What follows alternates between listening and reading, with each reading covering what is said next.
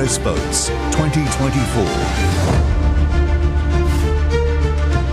It is 7 a.m. here in Singapore and 6 p.m. in Washington, D.C. The future of America being decided in polling booths across the country in what some view as the most consequential election in U.S. history. Voters are picking the leader who will govern the next 4 years, and the line between victory and defeat is razor thin.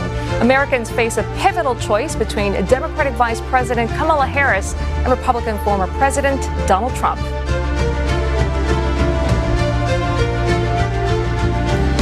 I'm Arnold Gay, and welcome to CNA's multi-platform coverage of the U.S. election for the next 9 hours. We'll be taking you across battleground states where this election will be won or ultimately lost. That's right. I'm Julie Yu, and we'll bring you live results and in-depth analysis as Americans choose their next president. This is U.S. Votes 2024. And coming to you live from Washington, D.C., I'm Simon Marks. This will undoubtedly be an unforgettable night in U.S. politics after an historic campaign. We'll be with you as the night unfolds here, hoping to answer the big question of whether we will have a final result, or could we see a repeat of the 2020 election and the ensuing chaos and violence that took place. To help us answer that, we have our team of reporters fanned out across the country to get you the results and the reactions as they come in. We are, of course, with the main candidates. Nick Harper is tracking Kamala Harris, who is right here in Washington, D.C., and Sally Patterson is keeping her eye on Donald Trump, who is in West Palm Beach, Florida. We're also across the key swing states where this election will be decided, none more so than Pennsylvania. With its 19 electoral college votes, Caroline Malone will be giving us updates from the Keystone State. And Tony Waterman is in another battleground, Arizona. President Biden flipped the state blue in 2020, marking its first Democratic victory since 1996. We'll be closely monitoring how border issues play out as both candidates compete for the 11 electoral college votes up for grabs. Mitch McCann is in Michigan, which has voted for the winning candidate in the past 4 elections. The former Blue Wall state will be key for both candidates if they are to win the White House. And in Washington, D.C., Benji Heyer is tracking key congressional races, including Senate showdowns, as the Democrats look to defend their tiny majority in the upper chamber. We also have correspondents here in Asia to help us answer what the election means for the region, from Tokyo to New Delhi and from Beijing to Manila. We'll have reaction as the results pour in. But first, let's turn to the 2 candidates vying to win the required 270 electoral college votes from a combination of the country's 50 states. The 47th president of the United States will either be the first woman to hold the post or the second commander-in-chief in history to serve non-consecutive terms.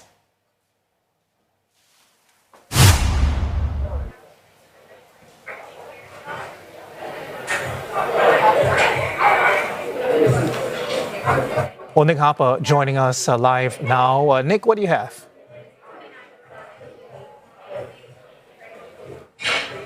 Well, Arnold, I'm at a watch party in Washington, D.C., just around the corner from where Kamala Harris will be later tonight for potentially her victory party at Howard University. It's her alma mater, where she went to university, the historically black institution here in the heart of the nation's capital. At this watch party this evening, there's plenty of Democrat voters, and there's already optimism for the people who are turning out. I'm just going to show you what's being handed out to people as they come in the door. A map of the United States with some crayons and the opportunity on the back to fill in who gets each state as we go through this evening, as all of those votes get tallied up. So there is that optimism here this evening from voters, and that optimism is also being reflected by the Harris campaign. Kamala Harris has remained here in Washington, D.C. during the course of the day. She gave radio interviews first thing this morning. She then went to the Democratic National Party's phone bank, where she spoke to some voters on the phone and G'd up support. She's back at her residence before she heads to Howard tonight. But the campaign is saying that they are feeling good. They also say that the momentum is on their side. They believe that the polls out in recent days suggest that Kamala Harris has made a late break, that she now has an edge on Donald Trump. Many of those polls, of course, are razor thin, but what they are seeing is that there are older voters, women, voters of color, who are all now breaking for the vice president. And they believe that will help her. They believe part of this has been rather erratic events by Donald Trump, some statements made at his rallies, including racist remarks in New York City at the Madison Square Garden Sunday before last. They feel those type of things have created an edge for Kamala Harris as she has remained much more tightly on message. That message, of course, about trying to lower grocery and housing costs, protecting abortion rights, and also warning about the threat to democracy that Donald Trump poses. Interestingly, in the last hour, exit polls looking at issues that are important to voters put the state of democracy at the very top. 1/3 of voters saying that that was the most important issue for them. And of course, that is an issue that Kamala Harris has been campaigning on, and she hopes it may give her an edge tonight as we begin to see those votes rolling in. All right, Nick, appreciate that update. Nick Harper there. Let's cross over now to West Palm Beach, Florida, where Donald Trump's campaign is. Sally Patterson is standing by right now. Sally, tell us what's at stake for the Republican Party.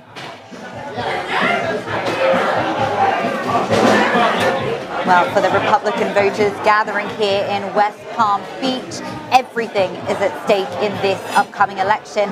Final touches are underway at this watch party just down the road from Mar-a-Lago, which is Donald Trump's favorite residence here in Florida. Now, people as they arrive are getting some merch of their own. This $20 bill with Donald Trump's face on it. In fact, his face is everywhere inside this golf court conference room. He is absolutely on every corner, and those here believe that he is absolutely going to win tonight. There is not quiet optimism, but very loud optimism.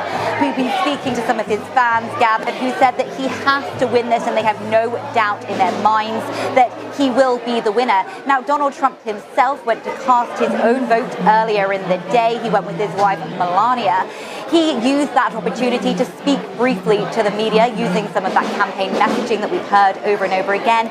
Some of his favorite topics have come up in recent days. He's talking about immigration, saying on day one, he will stop the steady flow of migrants coming into the United States from Mexico and many South and Central American countries. He's also promised to impose import tax, steep tariffs on goods coming into the country in order to help manufacturing here at home, although economists do question whether those will actually have the results that he hopes. Trump has been stressing that his messaging is not just going to resonate with his traditional base, but he's also trying to really branch out, for example, to black voters, to young voters, to Hispanic voters, and that's really resonating here in Florida. 20% of the demographic are Hispanic voters, and many of them are backing Donald Trump in this race, whereas across the country, most of them are turning to Kamala Harris instead. Now, Donald Trump also used his mini speech today to talk about one of his favorite issues as well, and that is voter fraud. Here's what he had to say.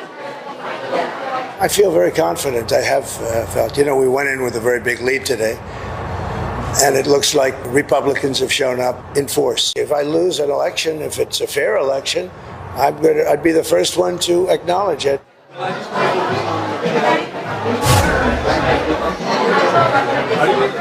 Now, he says it's been a fair election, but Donald Trump has been sowing the seeds of mistrust and doubt in his voters' minds for years now. Many of them question whether 2020 really went to President Joe Biden and think that Donald Trump was the rightful winner of that election. Now, this time round, there is certainly going to be questions from voters here if Donald Trump isn't announced winner in a few hours or few days' time. Sally, appreciate that. Thank you very much, Sally Patterson in Florida, and Nick Harper earlier in Washington, D.C. as well. Well, let's hone in on Pennsylvania now, a crucial battleground boasting 19 electoral college votes. President Biden won the state in 2020 after former President Trump turned it red 4 years earlier. for the first time since George Bush Sr. won the state for the Republicans. And some experts say the path to the White House runs right through the key swing state. Both candidates have put an enormous amount of focus on it. Caroline Malone is live for us in Philadelphia, a city that has been no stranger to both Donald Trump and Kamala Harris over the last several weeks. Caroline, still a couple of hours until polls close in Pennsylvania, but how tight is the race expected to be there?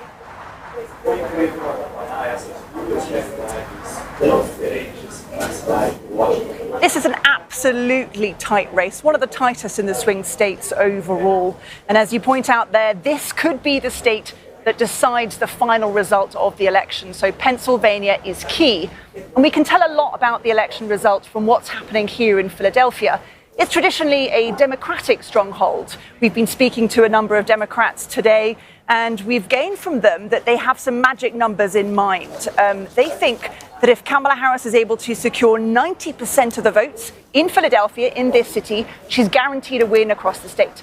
They think that if it's more like 70%, then Donald Trump is going to get a win across the rest of the state, because the size of the population in Philadelphia is so key to the final result across the rest of the state. Now, one representative we spoke to was Brendan Boyle. He's a congressman that represents the 2nd District of Pennsylvania. Is the guest and he was speaking about the Democratic campaign and how he thinks they were very successful with door knocking, with canvassing. In fact, one number that we've heard from the Harris campaign is that 100,000 homes were reached within the first 3 hours of Election Day, all before 11 a.m., to try and convince voters to come out and vote in support of Democrats.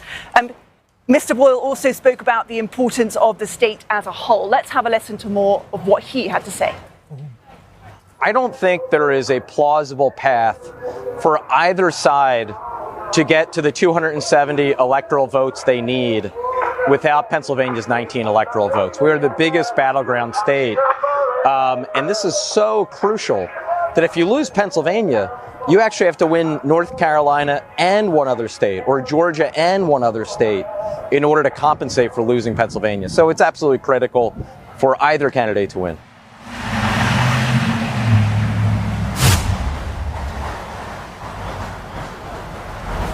So another thing that's interesting about Pennsylvania is the early voting and when that can be counted. Because of the laws here, they actually are not able to open the ballots until 7 a.m. on voting day this morning. So those votes are only starting to be counted on Tuesday on Election Day. And that means, unlike the other states, it might take a little longer for us to get the final result in Pennsylvania. So this key critical swing state, but they might keep us in suspense a bit longer. All right, Caroline, thank you very much. Caroline Malone in the Keystone State, Pennsylvania. So we've heard from our correspondents in the campaign team's HQs, if you like, and also what is viewed as the most crucial battleground state, that's Pennsylvania. So let's turn now to the biggest issues at play. Exit polls released in the past hour proving to be very interesting reading. That's right, the 4 key issues: economy, democracy, abortion, and immigration at stake this year.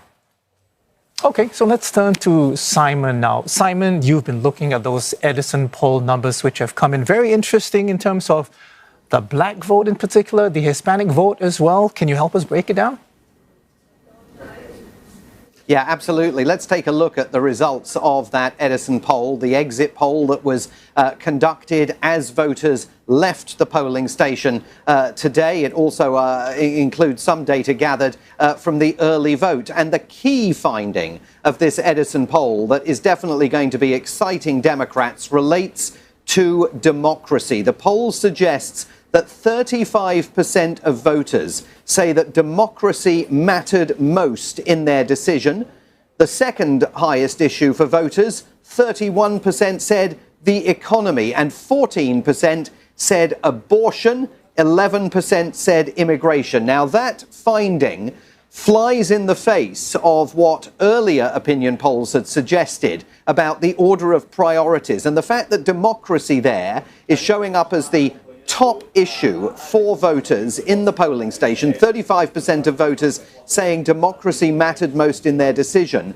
will absolutely, I think, imbue the Democrats with hope for the hours ahead, because Kamala Harris has, of course, hammered away at the notion that American democracy is on the line in this election. And remember that just a week ago, she was embracing the notion, fueled by the former White House Chief of Staff, General John Kelly, that Donald Trump has fascist tendencies. There were questions within the Democratic campaign about whether she was right to put so much focus on the future of American democracy. That exit poll finding would suggest that that gamble may have paid off. The exit poll also contains evidence about the relative popularity with Americans of the two candidates for the presidency. 48% of Americans told Edison Research they view Kamala Harris favorably, versus 52% for Joe Biden back in 2020.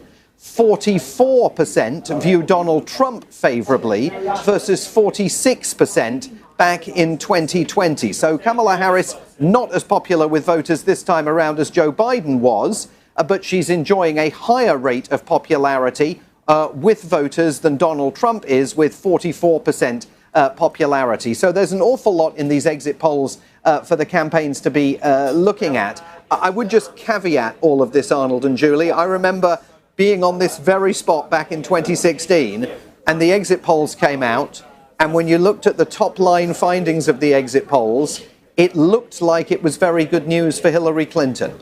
And then, of course, it turned out not to be. And one of the reasons why there is so much tension in the air here in Washington, D.C. tonight is because of that experience that everyone in this city lived through in 2016. What was viewed as an imminent victory by Hillary Clinton then ebbed away in the hours ahead. So I think it's important to put a health warning on the poll's findings, but they're certainly extremely interesting.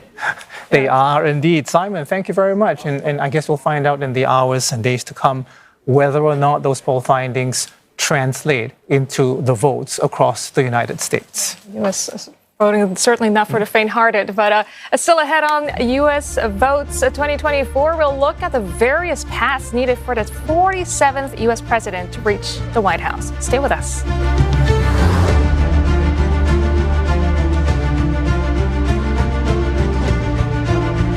Bringing you the results and analysis as states are declared across America. Polls are still open across the country, but in the next few hours, the direction of U.S. politics is set to be shaped. Yeah, a lot of discussion will hinge on 7 key swing states and the race to 270 electoral college votes. CNA's Rani Samtani has been tracking the most likely paths for both candidates to reach the White House. It will take 270 electoral votes to win the 2024 presidential election. And it is the various paths to get there that we will be tracking throughout the show today. Taking a look at the state of play, we've shaded in what the polls have projected so far. 225 votes likely Democrat versus 219 likely Republican. Now, this may change as the night goes on, but through the various polls, projections, and analysis, this is the most likely scenario when stripping away swing states and districts. U.S. media suggest only 7 states are in play, as well as a highly sought congressional district in Nebraska. And it is a combination of these battlegrounds and the 94 electoral college votes they possess that both candidates will be fighting for as they plot their path to the White House. So let's look at a possible scenario in the race to 270. We'll start by charting a potential path for Vice President Harris. Top of her list is Pennsylvania, with 19 electoral college votes, down 1 from 2020. It has voted Democrat in every election since 1992, except for 2016, when it went red for Trump. Staying in the Rust Belt, next up, Michigan. It has the same voting record as Pennsylvania since 1992 and offers up 15 electoral college votes. Wisconsin, the so-called Badger State, has 10 electoral college votes and is generally seen as another brick in the blue wall. All 3 states voted for Biden in 2020 after flipping from Trump in 2016. And if Harris were to hold on to all 3, as well as other states that are projected Democrat, then she would be on 269 votes, 1 shy of victory. Her most likely path would run through Greater Omaha in Nebraska's 2nd Congressional District to take her to 270. Now let's reset the map and check out Donald Trump's most likely path to the White House.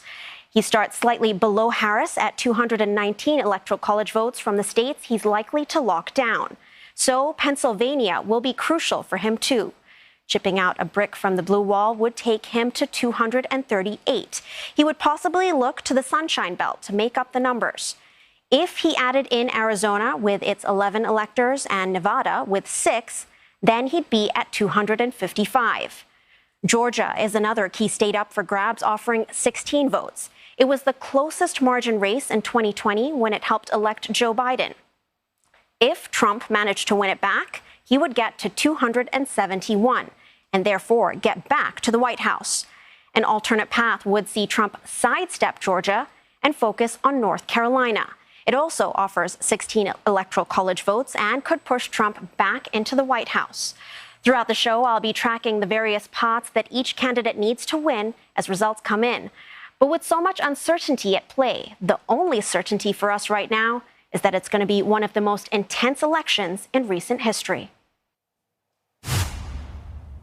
The rest of the world may have their preferred choice for the White House, but we don't get to choose, and we will have to live with the consequences of who Americans choose. Right, those consequences will reverberate across the globe, from Europe, across the Middle East, and here in Asia. Now, the biggest question in this region and the wider Indo-Pacific will undoubtedly be about the next president's China policy. So the questions are, will Trump dial up U.S.-China tensions with more tariffs and more restrictions, or will a Harris administration cool things down?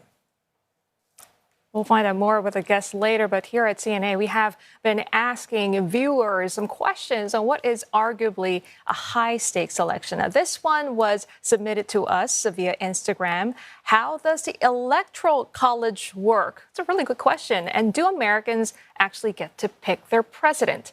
Our Lokwe Sue can answer that question, and she's been looking at the Electoral College and how U.S. presidents are elected. In U.S. elections, even if a candidate wins the popular vote, they might still not win the presidency. That has happened 4 times in history, twice this century. In the 2000 presidential poll, Democratic Party flag bearer Al Gore got 500,000 more votes than his Republican rival, George W. Bush. But Mr. Gore ended up losing. In 2016, Hillary Clinton won 3 million more votes than Donald Trump. She lost as well. The reason? The U.S. Electoral College. America's so-called founding fathers set it up in 1787, a compromise between those who wanted Congress to elect the president and those who backed the full power of a popular vote. It was also a balancing act between the more populous North and the more slave-reliant South. The founding fathers assigned a certain number of electoral votes to each state, and this has remained largely unchanged. So when Americans cast their ballots, they are not, in fact, choosing a candidate, but are instead voting for the way in which their state electors will vote. And in most states, that's 48 of them, the winner of the popular vote takes all of that state's electors. Maine and Nebraska allocate 2 electoral college votes to their popular vote winner, and then 1 electoral vote to the popular vote winner in each congressional district. That's 2 for Maine and 3 for Nebraska. Countrywide, the Electoral College consists of 538 electors. It adds up to 1 for each member of Congress, plus 3 for the District of Columbia.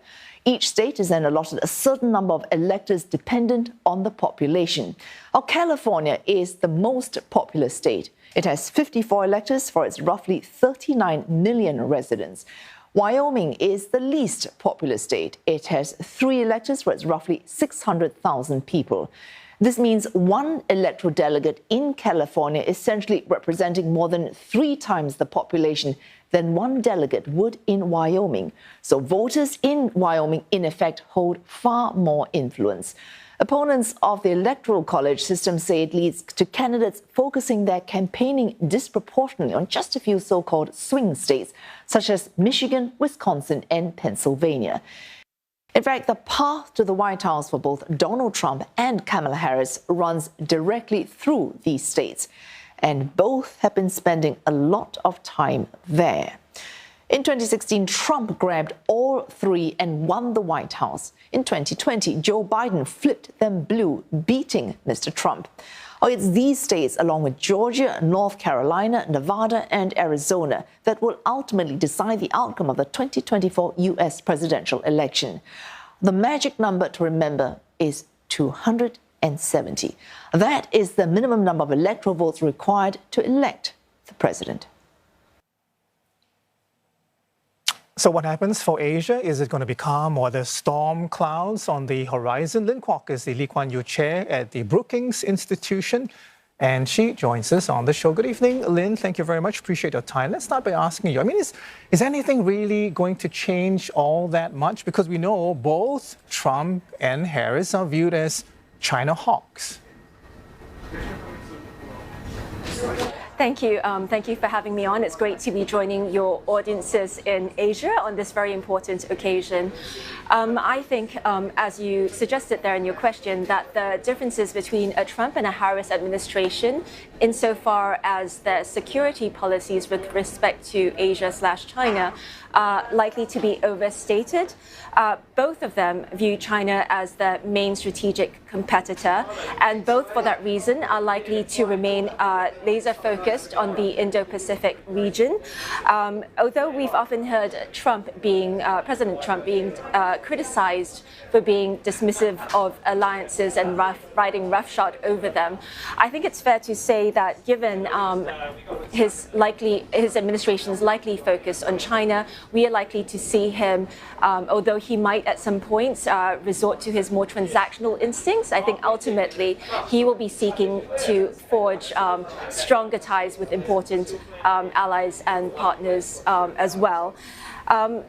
There are going to be some key differences between a Trump administration and a Harris administration. However, I think a Harris administration will rely more compared to a Trump administration on diplomatic engagement with China, whereas a Trump administration is likely to certainly be more heavily reliant on a military deterrence, although I think it too would maintain diplomatic channels, or would keep diplomatic channels with China open. I think where we are likely to see the most pronounced differences between the two candidates or the two administrations is likely going to be in the realm of economic policy.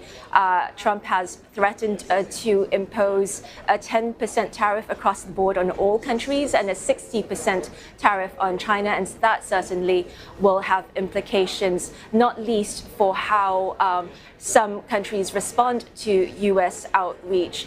The second way as well in which a Trump administration might differ from a Harris administration is the extent to which Chinese investment in Southeast Asia is scrutinized. And of course, Southeast Asian countries might come under the U.S. lens greater under Trump administration insofar as its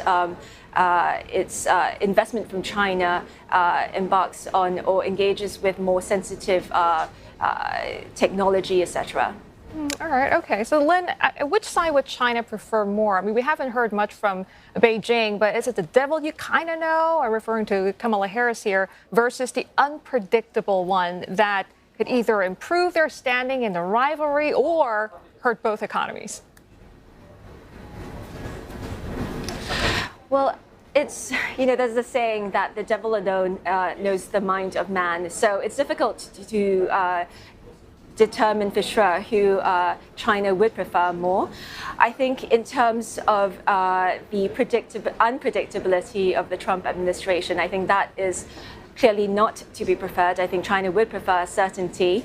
That said, I don't think China is under any illusions that either Trump or a Harris administration would mean fundamentally better ties between the two countries. Yes, we might have rhetoric lessening up under a Harris administration, but ultimately I think the course of the US-China relationship, the trajectory of it is set, and that, in my view, is downhill.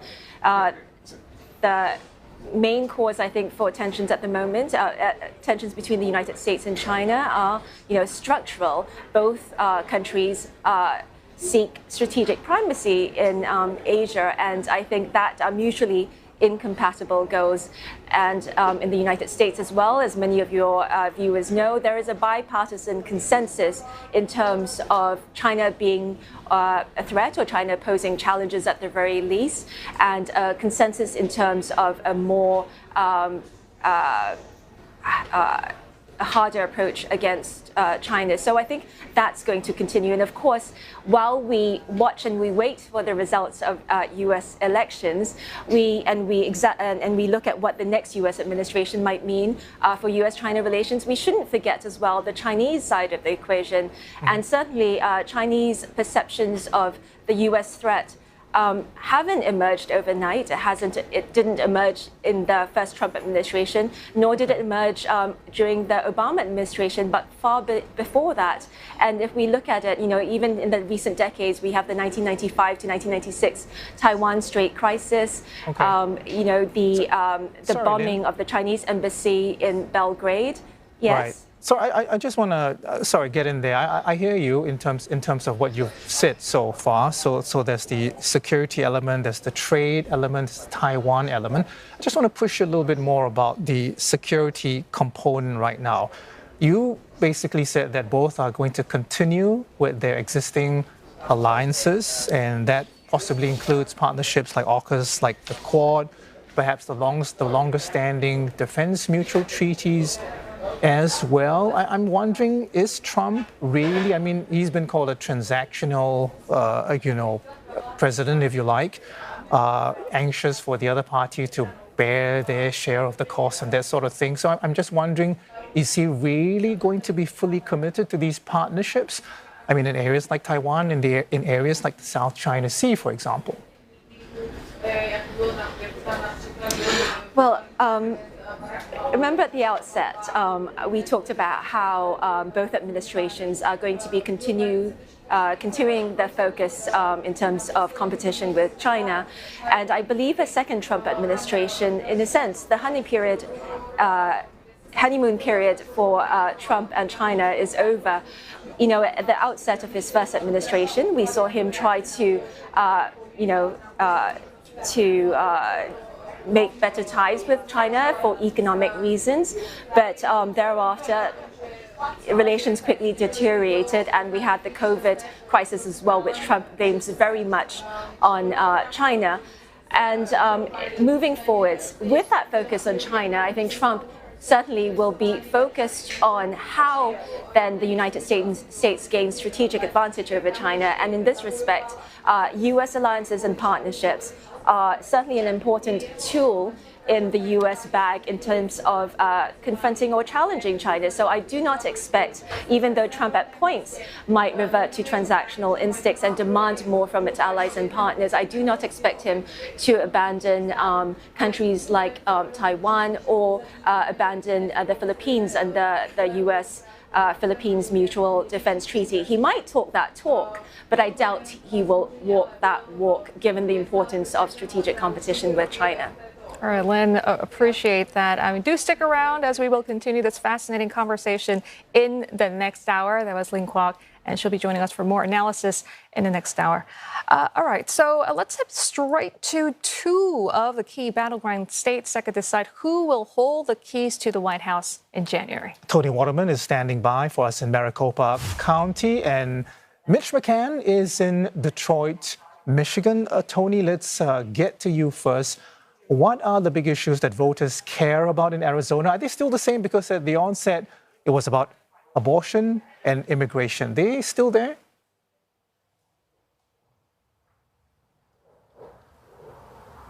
Yeah, those are certainly some big issues for voters here, not just in Maricopa County, which is the largest county in Arizona, but really across the state. Another thing that is really top of mind for a lot of people here is the economy, something that we have known for voters in the United States in this election cycle for months now. Talking to people on the ground, they're saying, listen, I'm paying a lot more when I go to gas my car up at the petrol station. When I go to the grocery store, things are more expensive than they were a year ago, than they were 2 years ago. Housing prices have also gone up. This is a really critical issue for young voters in particular, which are target demographics for both the Harris campaign and also the Trump campaign. You talked about immigration. You have to remember that Arizona is a border state. It is on the front lines of the immigration crisis here in the United States, and it is the only swing state, the only battleground state that is on the border. And this was really in the Tucson area of Arizona was ground zero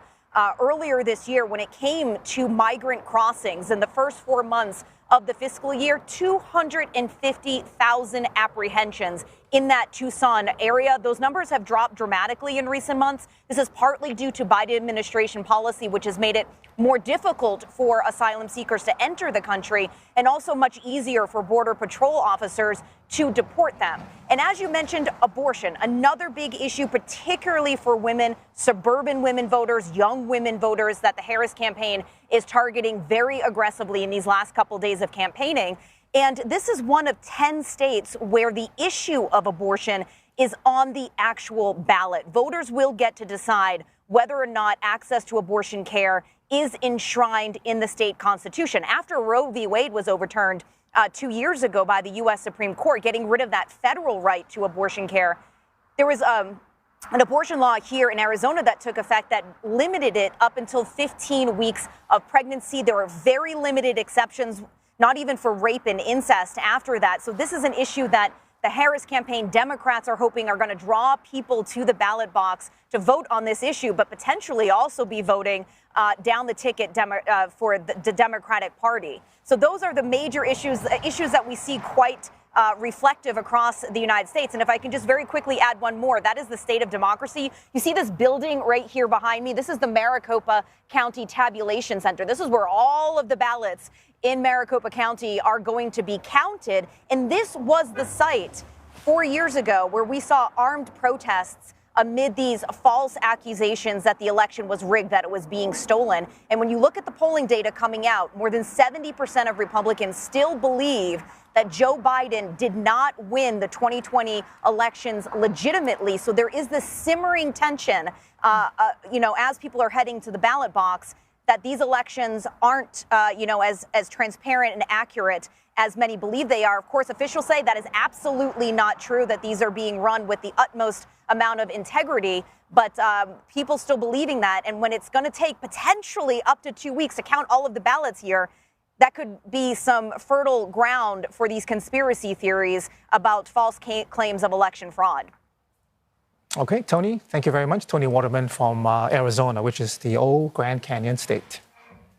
Now from the Sun Belt to the Rust Belt and to another battleground, this time Michigan. Mitch McCann is standing by on the ground for us. Mitch, Michigan has sided with the winner in the past 4 presidential elections. How key is this state for Harris and Trump this year?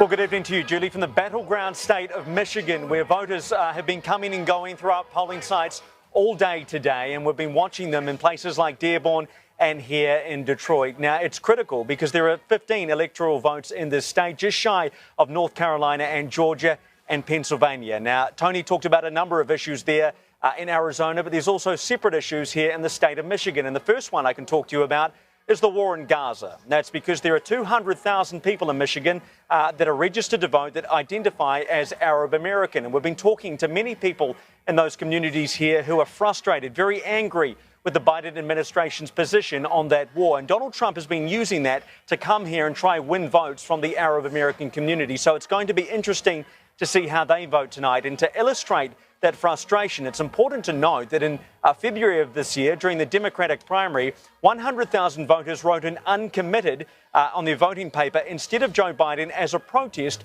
over the war in Gaza. So one key issue to keep an eye on as the vote rolls in tonight. Another key issue is the automotive industry here in Michigan. They say Michigan is known for a number of things: Motown, Madonna, and the Mustang. Cars really put the state on the map more than 100 years ago.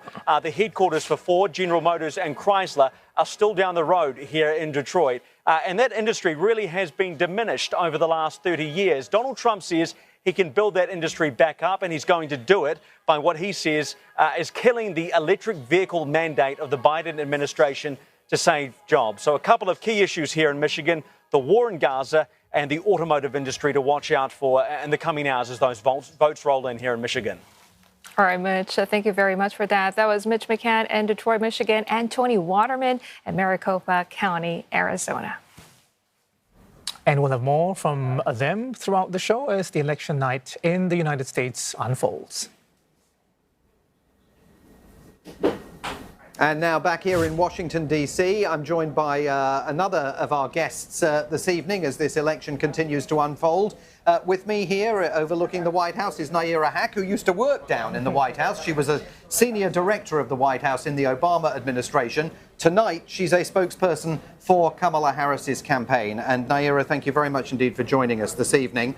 Let's talk first of all about the exit poll that we were referring to on the program earlier. This news that in the Edison Research poll, the exit poll of voters, democracy is the #1 issue for them.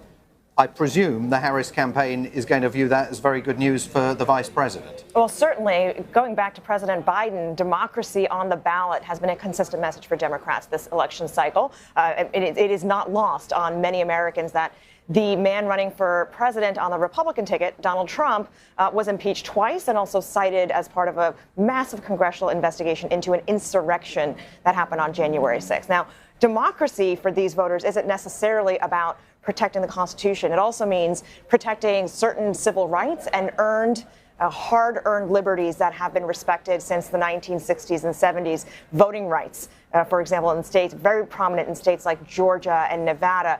But we're seeing abortion as being a driving force for women and men who have essentially been shocked by the implementation of anti-abortion laws at the state level. Abortion is also on the ballot in 10 states in the country, and that is a driving force for Democratic voters. So upholding those values and those protections that were fought for by the various civil rights movements, that's part of what is the democracy protection underlining this election. But if the future of American democracy is at stake, and given everything that the American public knows about Donald Trump, including January the 6th, 2021, it has to be confounding to Democrats like yourself that this election is even close. Why is the vice president not 10, 12, 15 points clear of Donald Trump? How can this be coming down to the wire?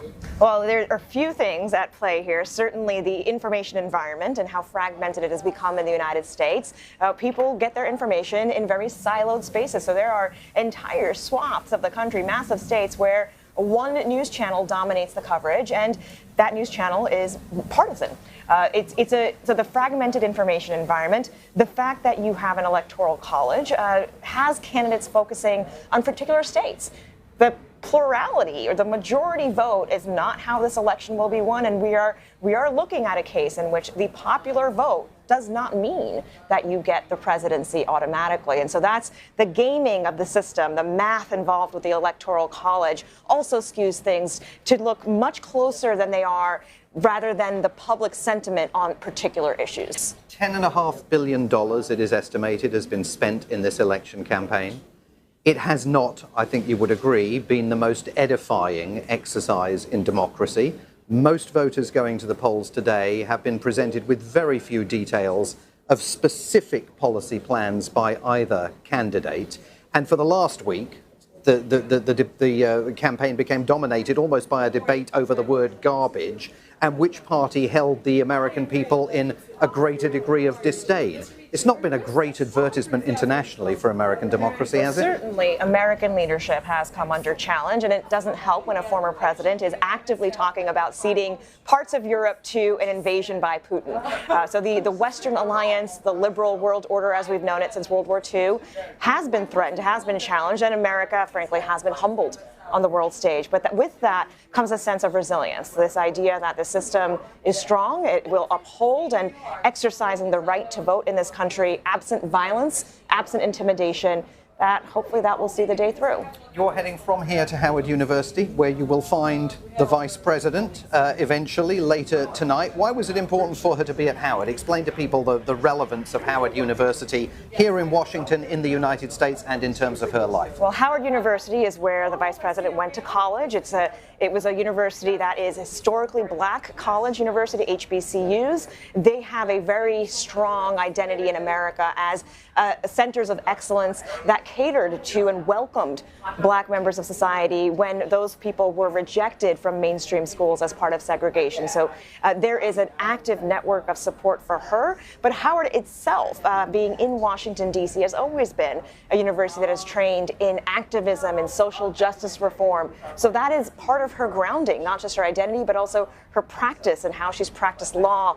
So to returning there to that center is going to really ground her message tonight, hopefully her acceptance speech, in the realities of what it means to be a young person in America today, a hopeful person in America, and someone whose future is ahead of them. That's been a big campaign theme, is looking ahead and not looking back. So the big question, are we going to get a result tonight? Is she going to get to make an acceptance speech tonight?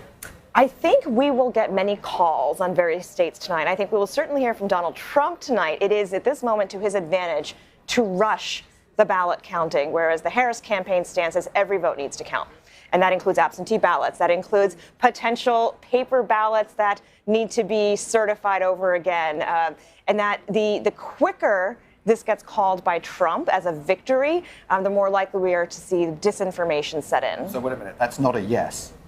Oh, I think we should absolutely prepare for several days of wondering who the next president of the United States is, despite the math actually showing us that Kamala Harris has won. Nayyera Haque, former senior director at the White House under President Barack Obama, speaking tonight on behalf of the Harris campaign. Thank you very much for being with us. And she's basically telling us we're going to be on this roof for many days to come. Stay with CNA as our special coverage of the American election continues.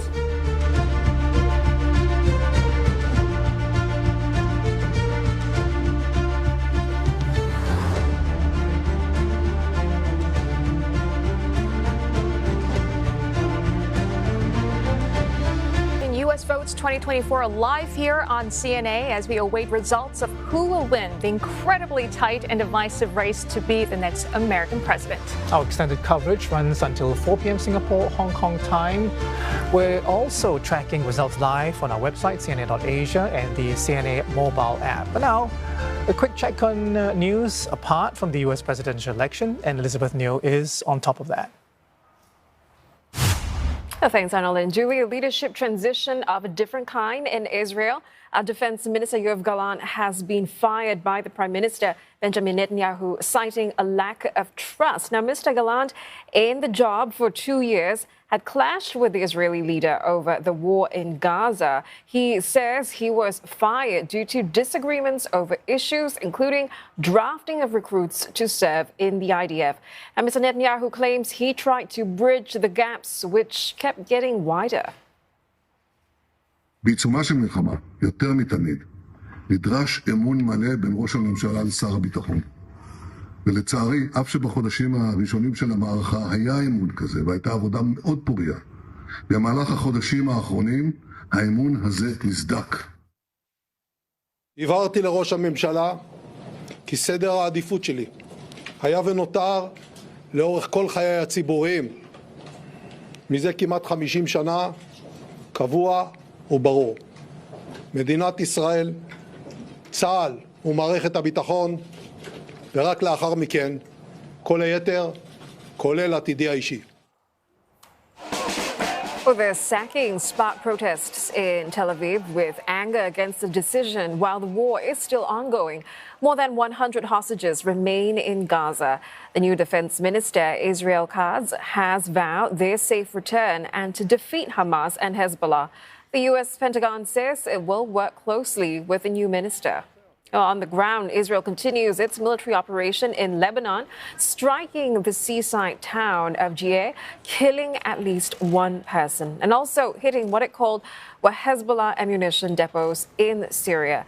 The death toll in Lebanon is now more than 3,000. China is urging all parties to de-escalate the situation.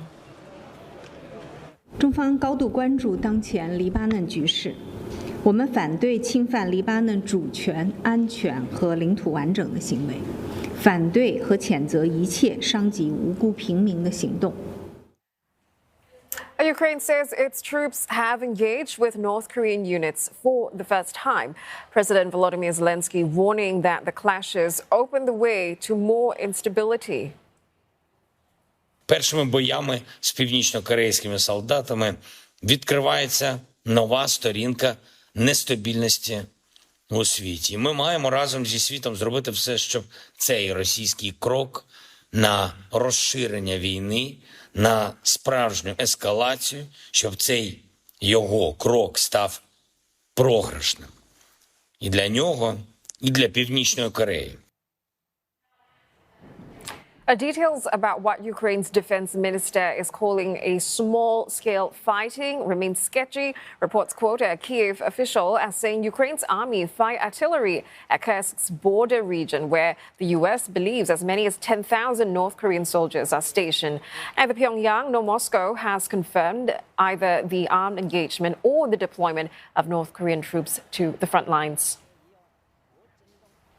Business update for you now. U.S. stocks staged a rally on Election Day as investors weighed the potential outcome of the tightly contested presidential election. All major indices advanced by more than 1%. At Wall Street's gauge of market volatility and stress, that is the VIX index, that's eased to about 20.49, well below levels seen during the 2020 election day. But one stock was especially volatile overnight.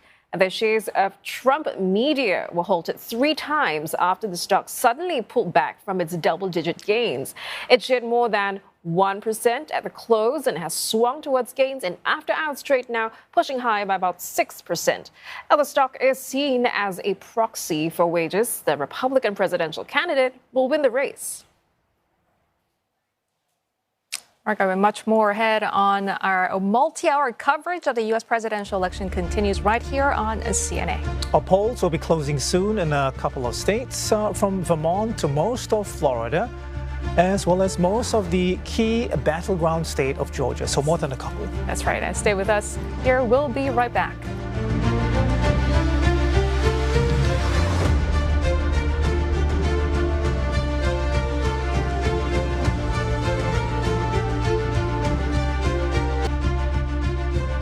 It's 7 p.m. in Washington, D.C., 8 a.m. in Singapore. Welcome to the second hour of our CNA special. I'm Arnold Gay. And I'm Julie Yu. This is U.S. Votes 2024. The counting is underway in some states. Now, today, Americans are making the choice between Democratic Vice President Kamala Harris and a Republican rival, Donald Trump. Already some results coming in, and Donald Trump wins Kentucky State, where the Kentucky Amendment 1 citizenship voting has also passed. Kamala Harris takes the state of Vermont. And coming to you live from the U.S. Capitol, I'm Simon Marks. Many major issues coming to the fore this election: immigration, reproductive rights, democracy, and the economy, the rising cost of living. This hour, we're watching a handful of states where polls have now closed. Voting has ended in Indiana, Kentucky, and South Carolina, all considered safe bets for Donald Trump. We're watching Florida as well. The majority of the Sunshine State is in the Eastern time zone, so most polls there have just shut. Ballot counting is also underway in Democratic strongholds Virginia and Vermont. And top of the list, we are tracking Georgia, one of the 7 all-important swing states. Historically, a red state, until Democratic incumbent Joe Biden flipped it by a slim margin of fewer than 12,000 ballots in 2020. And 2 polling stations there were forced to temporarily evacuate and suspend operations after officials received fake bomb threats linked to Russia. Both sides in Fulton County have since been reopened. Authorities have sought to extend voting hours past the statewide deadline. A similar incidents also in 2 other swing states, Michigan and Wisconsin. We are across some of the other key battleground states where the election will be decided. Caroline Malone is in Pennsylvania. The Keystone State has 19 electoral college votes. Tony Waterman tracking Arizona, which flipped blue only twice since 1952. Mitch McCann with updates from Michigan, the former blue wall state that was crucial to President Biden's victory back in 2020. But first, let's go to Caroline Malone in Philadelphia. Caroline, good to see you again. Why is Pennsylvania considered such a must-win state for both Donald Trump and Kamala Harris?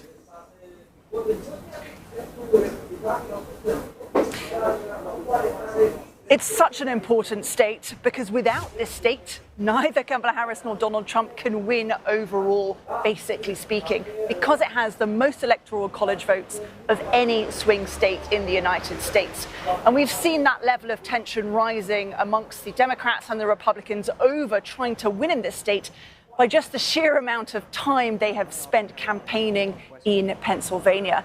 Now, just a few hours ago, Donald Trump has actually posted on Truth Social claiming that there's been massive cheating in this city in Philadelphia.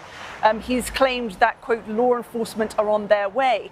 And in the last few moments, city officials have absolutely flatly denied that, saying that this is misinformation. This really is just gives us a sense of just how tense things are and how close a call it could be in Pennsylvania and the city of Philadelphia itself. This off the back of reports that there's been very high turnout, particularly for the Democrats in this city. So all eyes are on Philadelphia as a kind of sense of how things will look in the state overall. Now, I visited 5 polling stations today, and at one of them, I spoke to Congressman Brendan Boyle. He's the representative for the Pennsylvania 2nd District. He's a Democrat.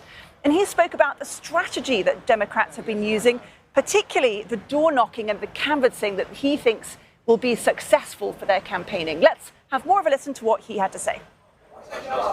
Both campaigns have showered us with a lot of attention, a lot of money spent on campaign ads. I think one key difference, though, between the Kamala Harris approach and Donald Trump's is when it comes to the old traditional door-to-door campaigning. You have seen a tremendous field operation here in Philadelphia, but throughout the Commonwealth of Pennsylvania. And on the other side, there's been no evidence of that whatsoever.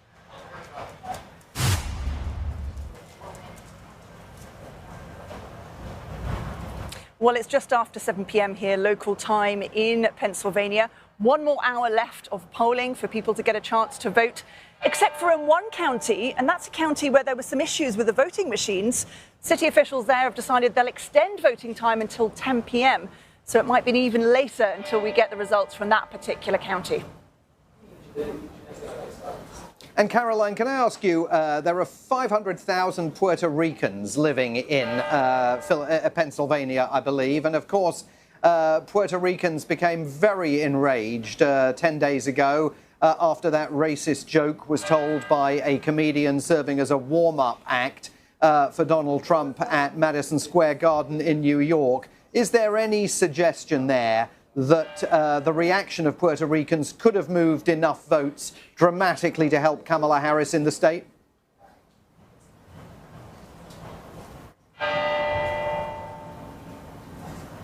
Well, certainly from the people I've been speaking to, there is, a sense of outrage, really, by these comments. And not just among the Puerto Rican community, among a lot of Americans that have Hispanic heritage, that have some connection to Latin America and Central America. One person I spoke to in particular said, we can relate to those comments about Puerto Rico, even though we're not Puerto Rican ourselves, and we are insulted on behalf of Puerto Ricans because of hearing those comments about Puerto Rico being garbage. Now, whether this translates into, a change of voting overall, whether this means more people turn out for Kamala Harris, I think is the big question mark. But certainly it has gained a reaction from people in Philadelphia, and we've seen it also across social media. A lot of people sharing videos and messages to much the same idea that they should garner attention, get out people to vote because they want to make sure that Kamala Harris gets in and Donald Trump doesn't because of this concern over what has been said at that rally in New York. I will say that, the minority votes, the demographics that represent Latin Americans, the demographics that represent Asian Americans and black voters are particularly important here in Philadelphia. Black voters, for instance, make up 40% of the population. That's far higher than you'll see across the state as a whole, and in fact, far higher than you see across the country. So these types of voters, black voters, Puerto Ricans, Latin Americans, Asian Americans, really have a big say here in Philadelphia, and there's every chance they'll turn out to vote in favor of Kamala Harris if they are indeed offended by those comments. All right, Caroline, thank you very much. Right, we have some results which are just coming in. We talked about this earlier. Some states have finished counting, if you like. Kamala Harris right now has Vermont, which is worth 3 electoral college votes. And we have Trump winning the state of Kentucky, which is worth 8 electoral votes. So as it stands, these are very early results. Once again, the number that both candidates are looking for is 270. As it stands, 3 for Kamala Harris and 8 for Donald Trump. Let's move on to another swing state now, which is Arizona. Joe Biden was the first Democratic candidate to win the traditionally red state besides Bill Clinton. Kamala Harris looking to keep it blue. Tony Waterman now live at Maricopa County with the updates. Tony, good to see you again. Arizona is a border state. You talked about this earlier in the previous hour, making it key in the debate over immigration policy. Now, how has that played out in this election so far?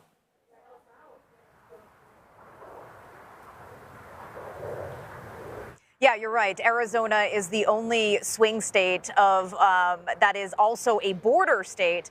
And, you know, immigration was this cornerstone of Donald Trump's campaign ever since he came down that golden escalator back in 2015.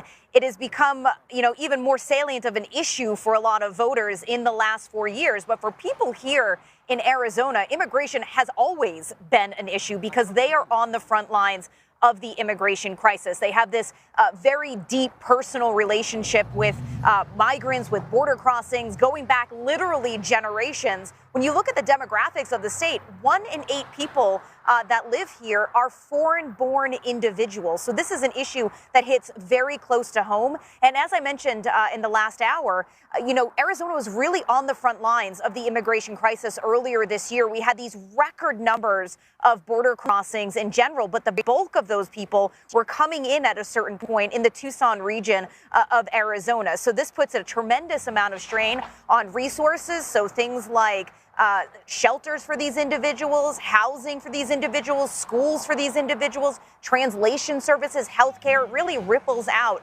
quite a bit. So this has been an issue here. It is continuing to be an issue here. So much, in fact, that another issue that is on the ballot in the state of Arizona has to do with immigration. Asking voters whether or not law enforcement officials should have the power to stop, question, arrest, detain, prosecute people that they suspect of crossing over illegally from Mexico into Arizona, into the United States. There's a similar law that was passed in Texas, another border state, of course, just a couple of months ago. That has gotten caught up in the court system right now, because when it comes to immigration, when it comes to the borders, that's really something that's meant to be done at the federal level. But the fact that this issue is on the ballot here in Arizona just really speaks to the fact that this is a really, really important issue for people here. And you'd think perhaps because there is such a large immigrant population that people would be, you know, welcoming of migrants. But we have really seen in the last 4 to 8 years a shift in that, particularly among Hispanic voters. Fascinating stuff. Tony, thank you very much for that. And now to another state that could be the key to the White House is Michigan, and the former blue wall flipped red in 2016 for Trump, then back to blue for Joe Biden. Mitch McCann is standing by for us in Detroit to tell us more. Mitch, walk us through some of the key issues that voters in Michigan are looking at.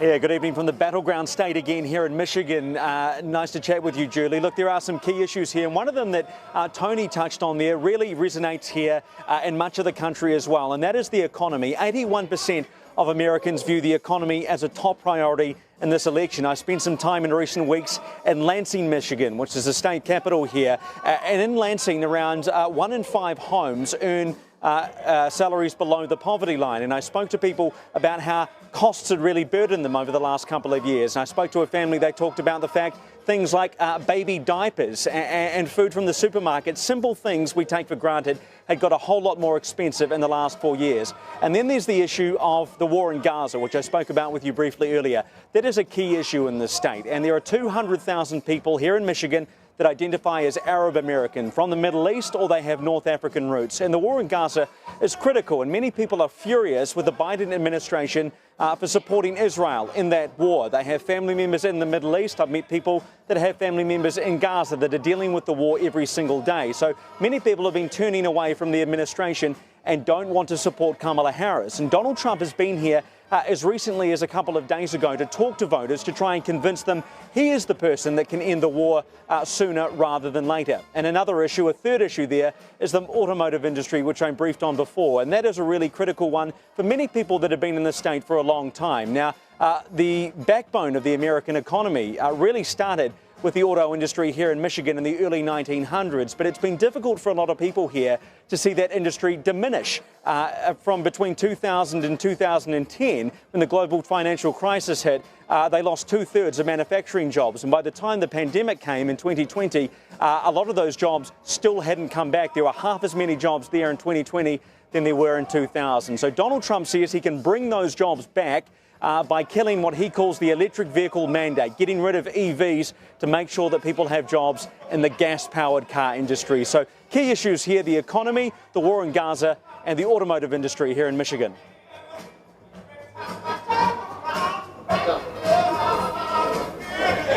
Thanks, Mitch. Mitch McCann for us in Detroit, Michigan. He's going to be there all night, tracking the outcome of this election in that all-important battleground state. One more result that we can report now. South Carolina has gone to Donald Trump, very much as expected, following his wins in Kentucky and Indiana. So South Carolina now in Donald Trump's corner. The Trump camp observing these very early results down in Florida with the former president at Mar-a-Lago at the moment. Will certainly welcome the outcome of that. So South Carolina, Kentucky and Indiana all being called for Donald Trump, as was very much expected by the Republican Party and by all the observers to this election. Now, this US election, the power of social media was very much on display.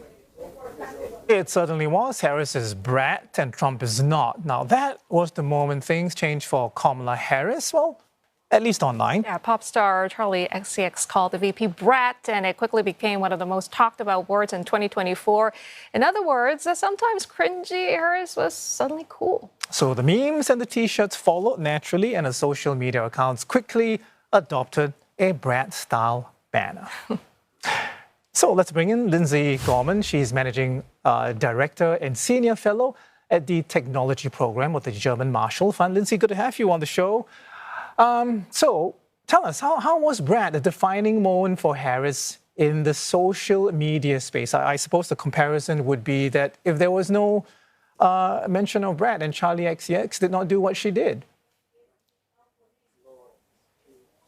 Yeah, this election has really seen the social media side take off, particularly on a new platform for political campaigns in the United States, the platform TikTok, owned by the Chinese company ByteDance.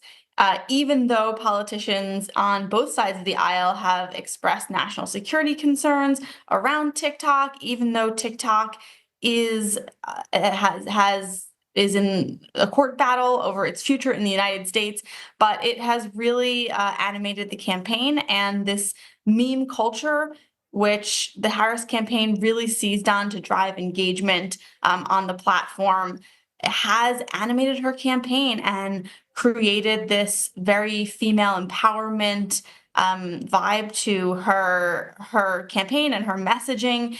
And we've seen that since that moment that you mentioned, that Kamala is brat, we've seen other candidates adopt similar tactics using these trending sounds and memified campaign messaging to reach especially America's youth demographic.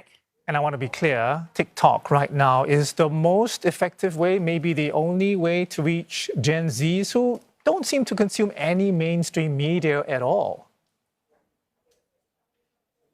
Yeah, about a third of Americans now are getting their news from TikTok, which is quite the change from just a few years ago when this was a platform for viral lip syncs and dance videos. And So I think there has been kind of a watershed moment this summer when the President Biden joined TikTok, and then when he handed over his campaign and his TikTok account to Vice President Harris, that more and more candidates have flooded to the platform because they're really trying to reach these young voters who are heavily on TikTok and who are more increasingly talking about political issues, about social issues on the platform. This is a platform that started out as something that no one could imagine would be a platform for political speech.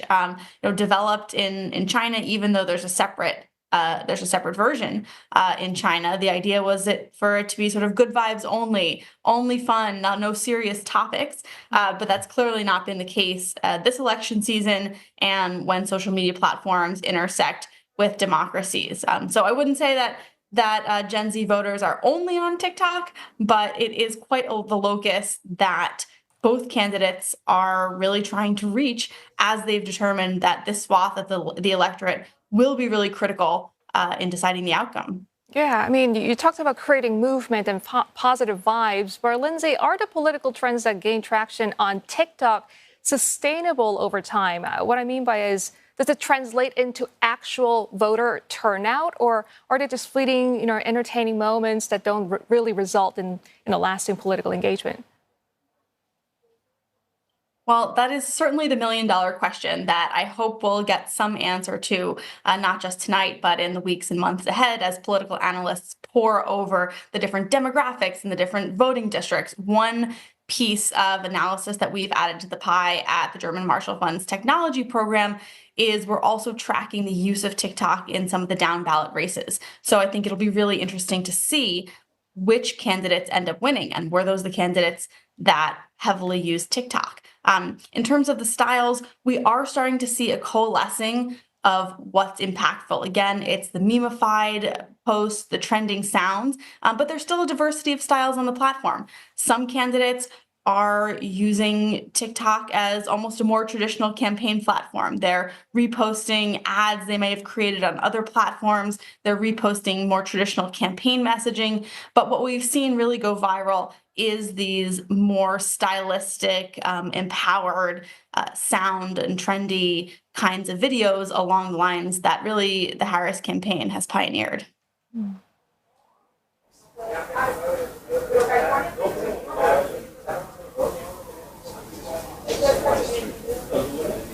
Lindsay, a question from Simon Marks in Washington, D.C. One of the things that has struck me about this campaign is that you've heard absolutely nothing from either candidate about AI and about the impact that it's going to have on the American economy and society, both positive and negative.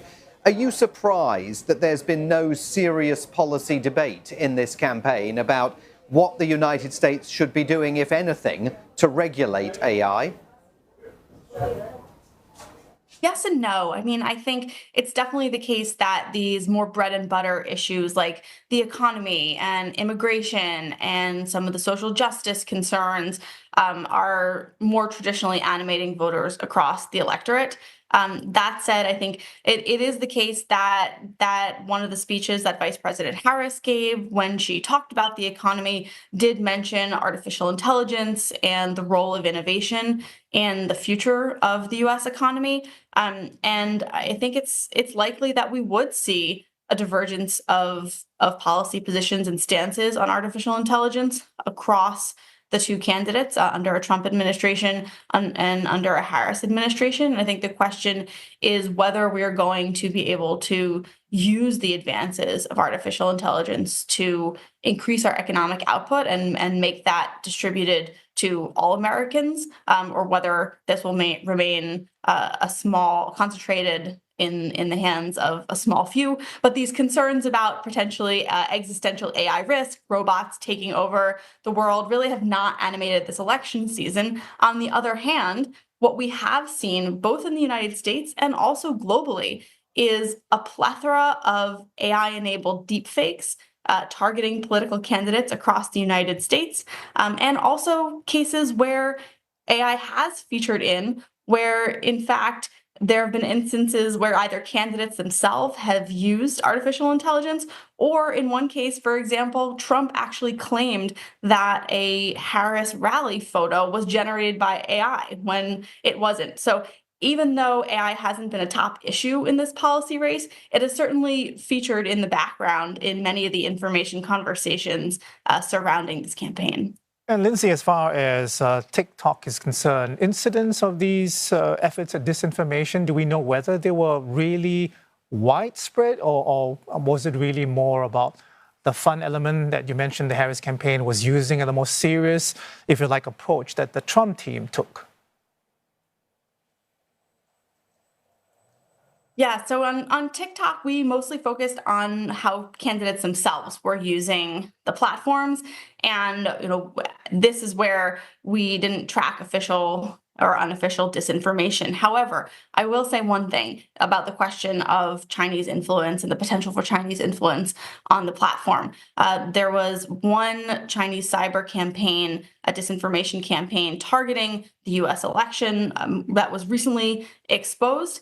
And it was a cross-platform campaign, so it included AI-generated personas, people pretending to be Americans across social media platforms, and it, by and large, wasn't entirely successful.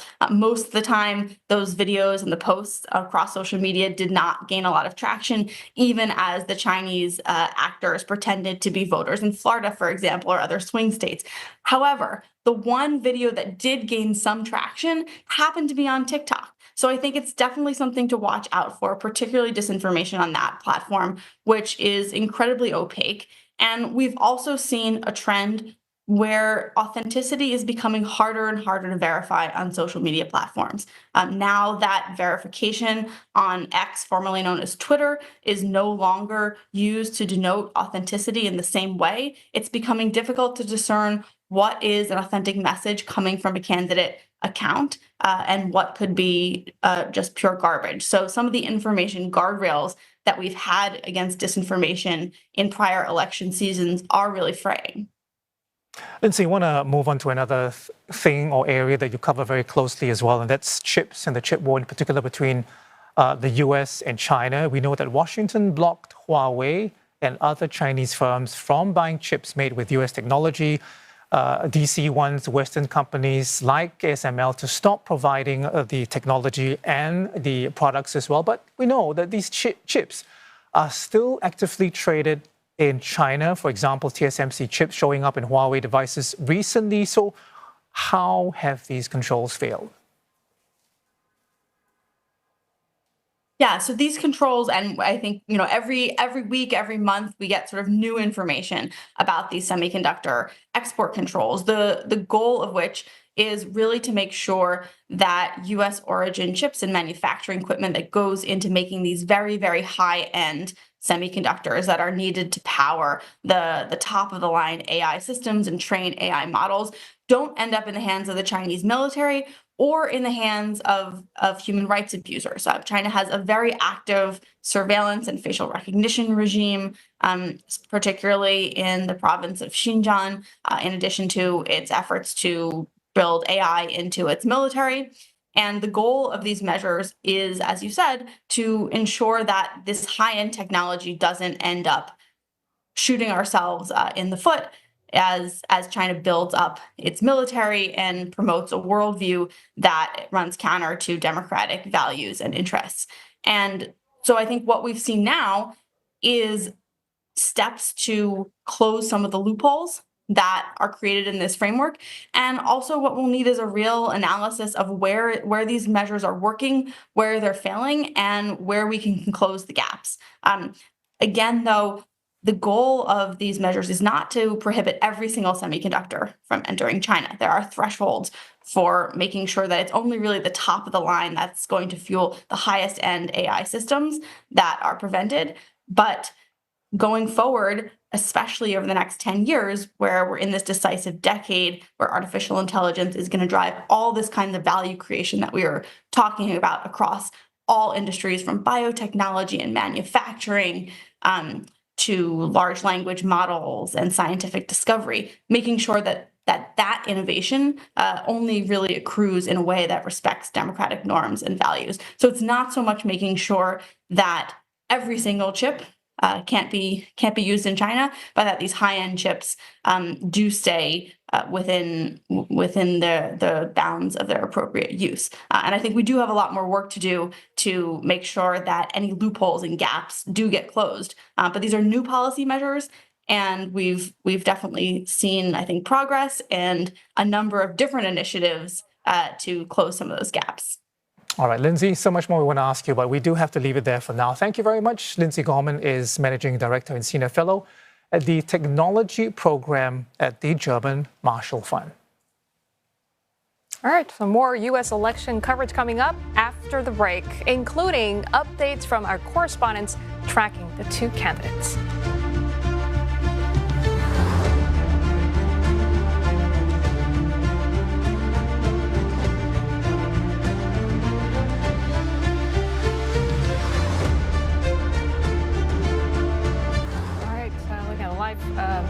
Washington, D.C., as we continue our coverage here on CNA. All right, this is U.S. Votes 2024. Welcome. We are tracking the race to the White House. I'm Julie Yu. And I'm Arnold Gate.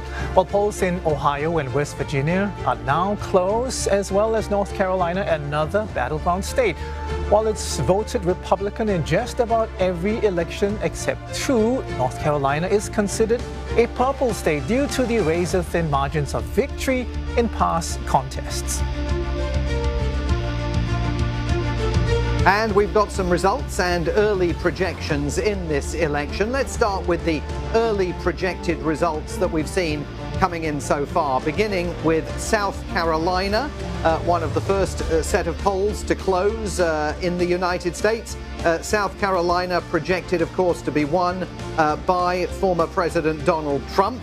Also, Kentucky, another win for Donald Trump in Kentucky, as well as Indiana. And Kentucky there with 8 electoral votes in the Electoral College for Donald Trump. He racks those up relatively easily. Let's take a look at the situation in Indiana. In Indiana, Donald Trump again the projected winner with 11 Electoral College votes. And Vermont, let's see what we've got in for Vermont. Kamala Harris, the projected winner in Vermont, no great surprise there. 3 Electoral College votes for for Kamala Harris there. And let's also have a look at West Virginia.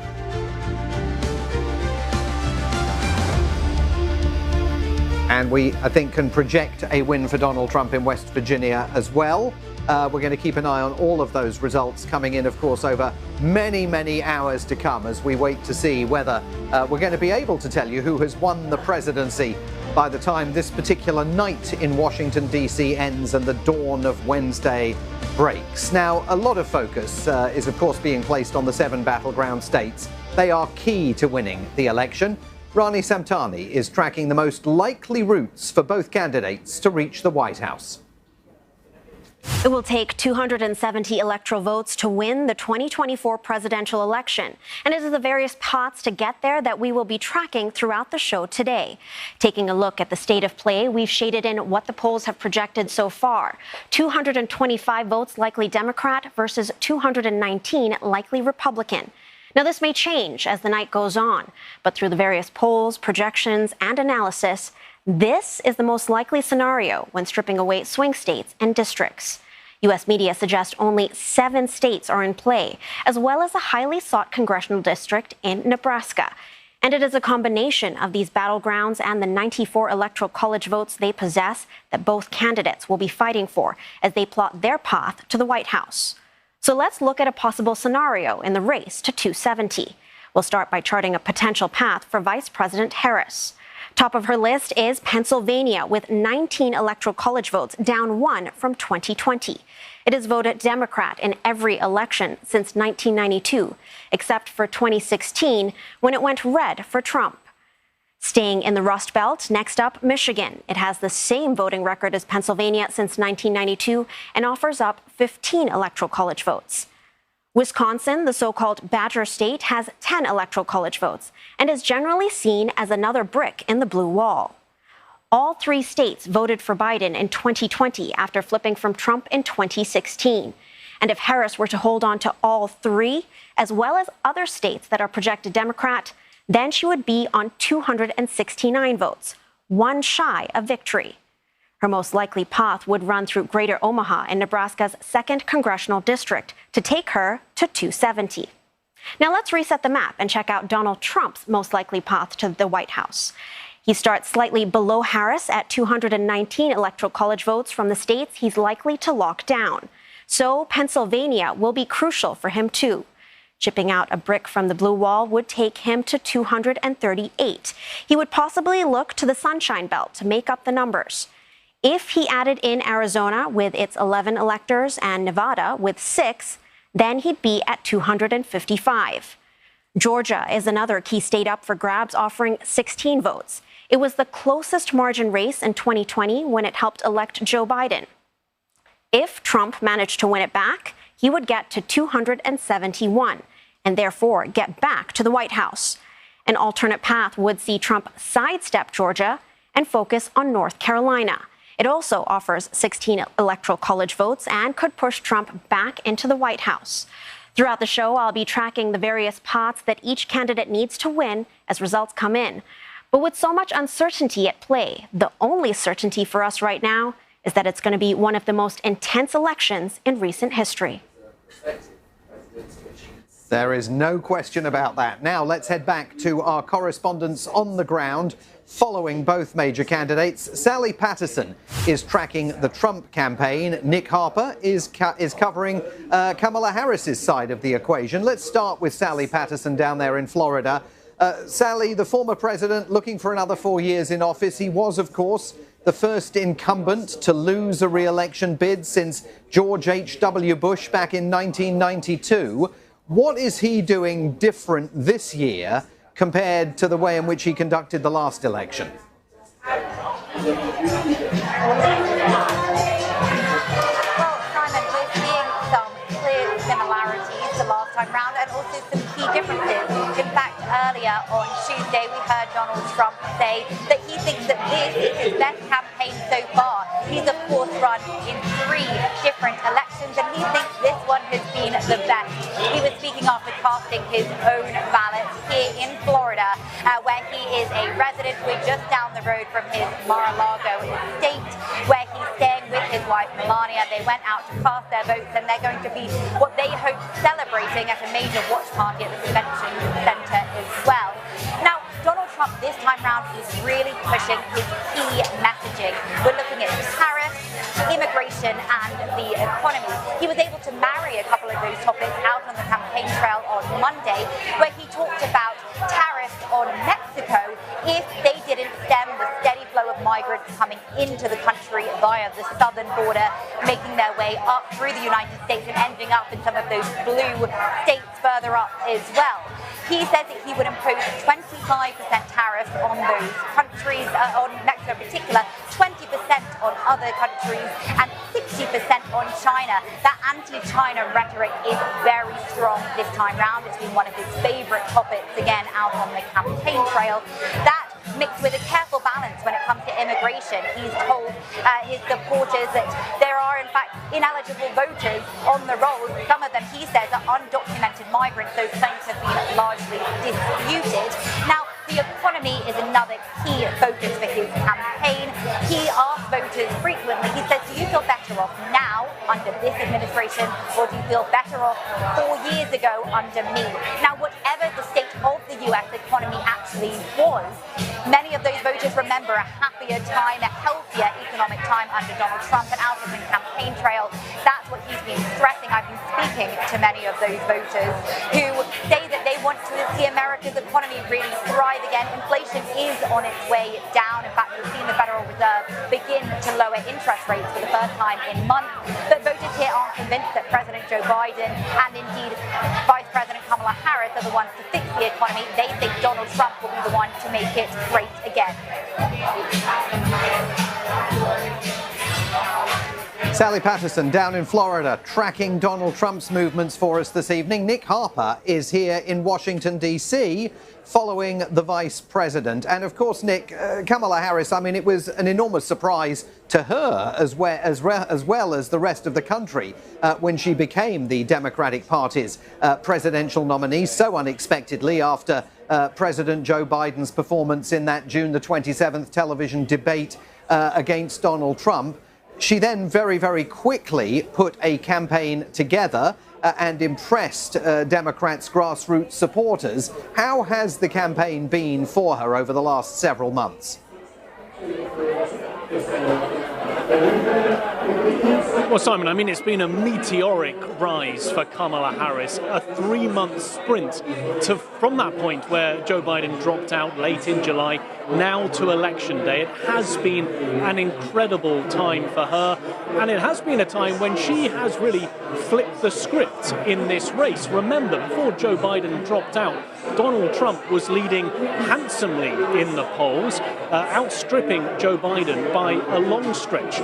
Suddenly, Kamala Harris was thrust into the spotlight as the Democratic candidate, and she completely turned the tables on Trump. The polls then suggested, in the middle of the summer, that she was leading Donald Trump by a good margin. And then she went into the DNC, the Democratic National Convention in Chicago in August. We saw just huge enthusiasm in the party rallying behind her. Many of the Democrats quite simply feeling relief that they no longer had to try and prop up Joe Biden, who they had serious concerns about running again for president. But then we began to see some of that momentum that she had during the summer wane as we went into September, October. Really, we saw a plateauing in her campaign. She began to lose ground to Donald Trump. And yet her campaign says in the last 8 days or so, they feel they now have the edge on Donald Trump. Some of those opinion polls have suggested there have been some late-breaking voters moving to her side of the aisle in some of those important swing states, and they believe that that has given her the momentum heading into Election Day and Election Night. And of course, if we think back to her career, it has also been a meteoric rise. Initially working as a prosecutor in San Francisco, becoming the Attorney General for the whole of the state of California before representing California as a senator from 2016 and then being chosen as the vice president in 2020 by Joe Biden. And I think let's also not forget what she is potentially on the cusp of here, making history. It's been a monumental last 3 months. But if she were to win, she would become the first female president, the first female of color in the White House, but also the first Indian American leading the nation. And all of those things combined, I mean, could give her a monumental night if she were to manage to clinch the deal and seal of this against Donald Trump. Indeed, and she will be keeping a very close eye on what's taking place now in Georgia and North Carolina, where vote counting has began. My thanks to Nick Harper and Sally Patterson in Washington, D.C. and Florida, respectively. All right, we've just heard updates from the two main camps there, Kamala Harris and Donald Trump. And as we wait for more states to close their polls and start vote counting, let's get back to how the U.S. election will impact the world, especially here in Asia, with Lynn Kwok, who's Lee Kuan Yew Chair in Southeast Asia Studies at the Brookings Institution. Lynn, thank you very much for staying with us. Let's continue where we left off. You were talking about, security alliances and how they might be affected in Southeast Asia. So here's the thing. We know that ASEAN member states, many of them, have good relations with China. They also have close relations with the United States. And the Biden administration was, I guess, pretty much okay with that, as long as U.S. interests weren't impacted in a negative way. So the question is whether or not whether a Trump administration or Harris administration is going to continue with that sort of approach where I guess everyone wins, everyone's happy, and ASEAN nations don't have to choose. I think it's quite clear that at least in terms of stating it up front. Neither the United States nor China is going to seek that Southeast Asian countries choose between them. That said, it might be more difficult in certain circumstances. We saw that in the 5G case for countries not to choose. So in theory, at least, the United States and China are going to maintain their stance about not asking Southeast Asian countries to choose. And it's understandable, of course, that Southeast Asian countries would want to continue to hedge between the United States and China. That said, I think the position of not taking a stance when there is a clear flouting of international law, that probably needs to go, given that international law might be the only guardrail moving forwards in terms of preventing tensions or conflicts between the United States and China from breaking out into open conflict. So I would distinguish between not choosing and failing to take a strong stance on international law. I found this very interesting, a regional poll by a Singapore think tank that was done recently that showed a majority of ASEAN countries preferring to align more with China than the U.S. And of course, they were citing concerns with not only the U.S. Asia policy, but also displeasure or dissatisfaction with its handling of the Gaza situation. If Trump were to return to power, could this shift further tilt regional sort of support towards Beijing? What are your thoughts on that? Thank you, Julie. I think the first thing to point out is that that poll actually talked about if respondents had to choose. So they would still continue, they would prefer not to choose, but if they had to choose, this is the first year in which the majority of respondents selected China of the United States. I think if we look at the poll as well, the poll didn't directly ask them why it was that they were choosing China over the United States. But what's clear, if we look at other questions, is that the Israel-Hamas issue had was a big factor in all of this, given that in Muslim-majority countries, the drop in those choosing the United States over China declined by 20 percentage points. So 20 percentage points fewer chose the United States over China. Now, if Trump were to come into power, I think it's possible that, or quite likely, that perceptions of the United States, at least in these Muslim-majority countries, might fall further, given his rhetoric in the past that was taken to be very anti-Muslim.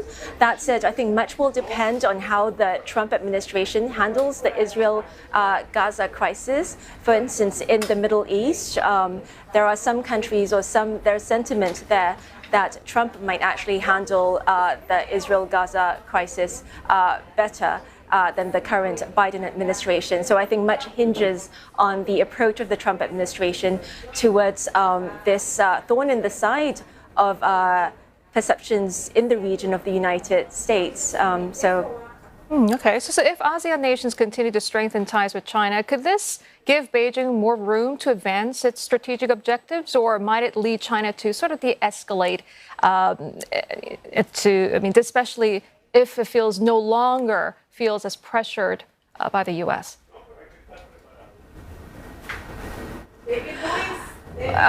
Well, I think we are going to see, I think the first thing to point out would be China's advantage vis-a-vis the United States isn't just, it's the United States handling of Israel-Gaza, but also in terms of how China has been quite sustained in its economic as well as diplomatic engagement with Southeast Asia.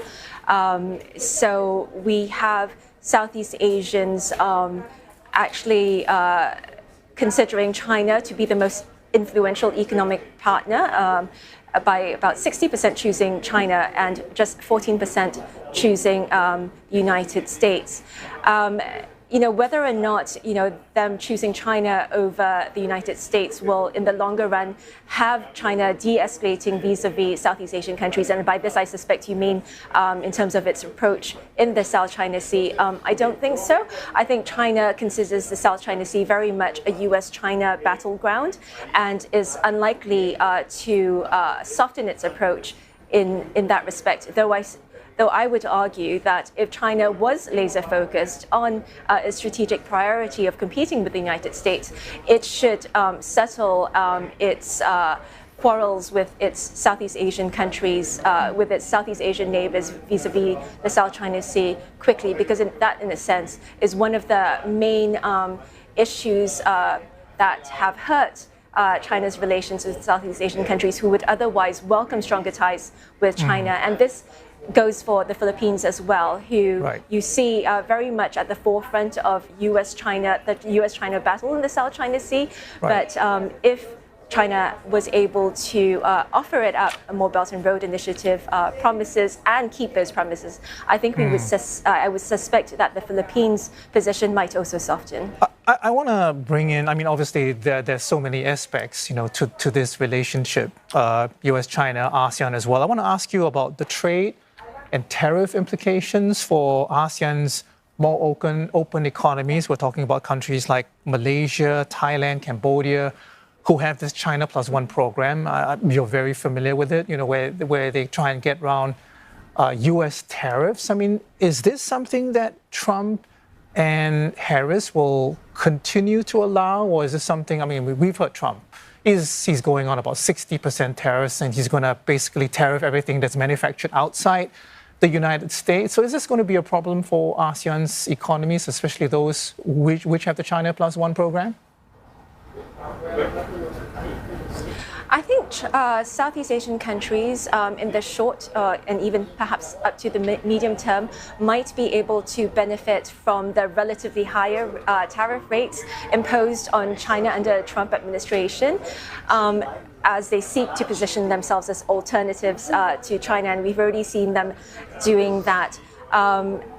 However, in the longer run, at least under the Trump administration, we might well see the countries in the region, Indonesia, Malaysia, Thailand, etc., Vietnam, with trade surpluses, with significant or major trade surpluses with the United States, suffer as a Trump administration seeks that they better balance the trade imbalance or face further tariffs. So I think there might be short-term benefits, but in the longer run, I would be quite wary of a Trump administration's approach in seeking to circumvent that. And of course, I think whether under a Trump or a Harris administration, we are likely to see greater scrutiny in terms of Chinese investments in Southeast Asia and China trying to circumvent some of these tariffs on China. So I would say that there should and there is likely to be some concern in Southeast Asian countries. All right, Lynn, thank you so much. We do have to go. We appreciate your time and your insights on the show here in Asia First. Lynn Kwok is Lee Kuan Yew Chair in Southeast Asia Studies, I beg your pardon, at the Brookings Institution. All right, we do have some results coming in as well. We are looking at numbers from North Carolina. Actually, we're looking at poll results conducted by Edison Research coming in. Okay, can you make out those numbers? It says that Harris leading with voters younger than 45, Trump leading with voters age 45 and over and older than 45, that is, and Harris leading Trump at 51% to 48% with voters age 18 to 29. Trump leading Harris by 52% to 47% with voters age 65 and older. So it's all about the numbers, right? They are about the numbers. And as we wait for more results to come in, thank you for taking over, by the way. Couldn't see those numbers. Let's get to Liz Neo for a quick update on news and business. Yeah, and I've got some numbers for you as well. Japanese markets, a particular focus in Asian trade as votes are being counted in the U.S. Let's take a look at the yen and Nikkei this hour. That is going to be in focus there as size and liquidity of Japan's stock market and the country's exposure to overseas investors, opening it to immediate risks from the outcome of the U.S. election. We just take a look at some reaction here. We've got the yen there losing ground 152. 2.37 there to the greenback. Nikkei pushing higher by about 1% at the start of this trading day. Of course, we're going to continue monitoring that.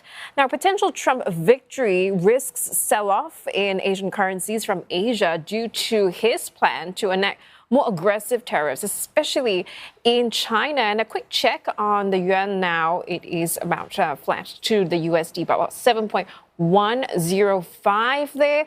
Sing dollar and Malaysian ringgit that may also be under pressure given their high trade exposure to both Chinese and U.S. markets. Sing dollar is weakening some against the greenback 1.318. And Malaysia is about flat, the ringgit there.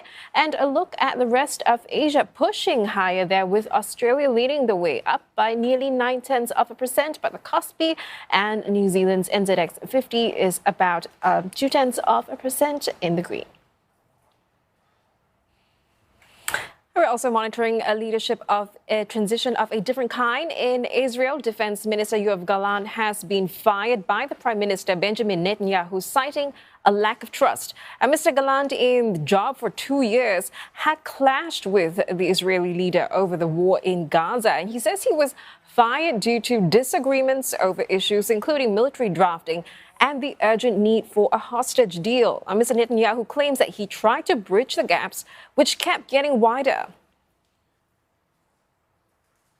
בעיצומה של מלחמה, יותר מתמיד, נדרש אמון מלא בין ראש הממשלה לשר הביטחון.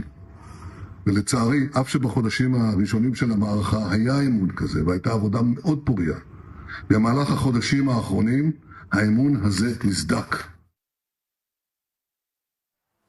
Julian, I'll have some breaking news for you. It's back to them. All right, thank you very much, Liz. Much more ahead as our multi-hour coverage of the U.S. presidential election continues right here on CNA. Polls will be closing soon in multiple states, including most of Pennsylvania and Michigan, both key states we are watching very closely. Stay with us. We'll be right back.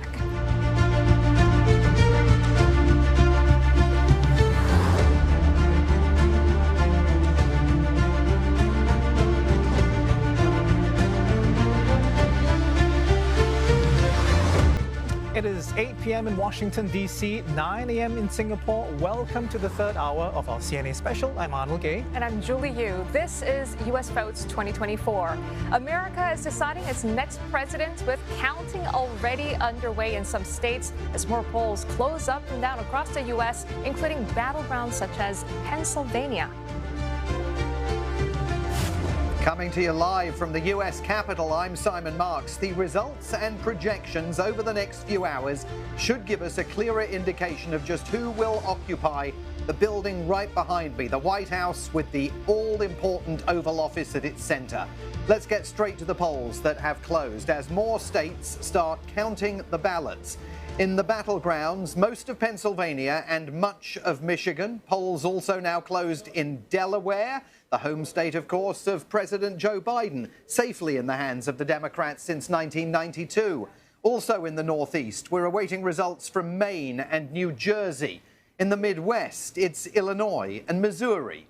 And in the South, Alabama, Mississippi, and Tennessee. They are all on our radar. Safe Republican seats, of course, taking a closer look at the biggest prize that Harris and Trump are both eyeing, Pennsylvania. It has sided with the winning candidate in the past 4 elections and has been solidly Democrat in every election since 1992, except for 2016, when Trump flipped it red. Biden carried the state by just over 1 percentage point in 2020, a margin of roughly 80,000 votes in a state that cast almost 7 million ballots for the president. So let's go to Pennsylvania. Caroline Malone is in Pennsylvania, in Philadelphia, for us tonight. And Caroline, as you know, polls there have now closed in the Keystone State. It is too early to call. No surprise there, given the closeness of the race and the fact that both candidates have been trolling for every single vote they can find there. But is there any indication of when we might expect at least a picture of where the results are heading?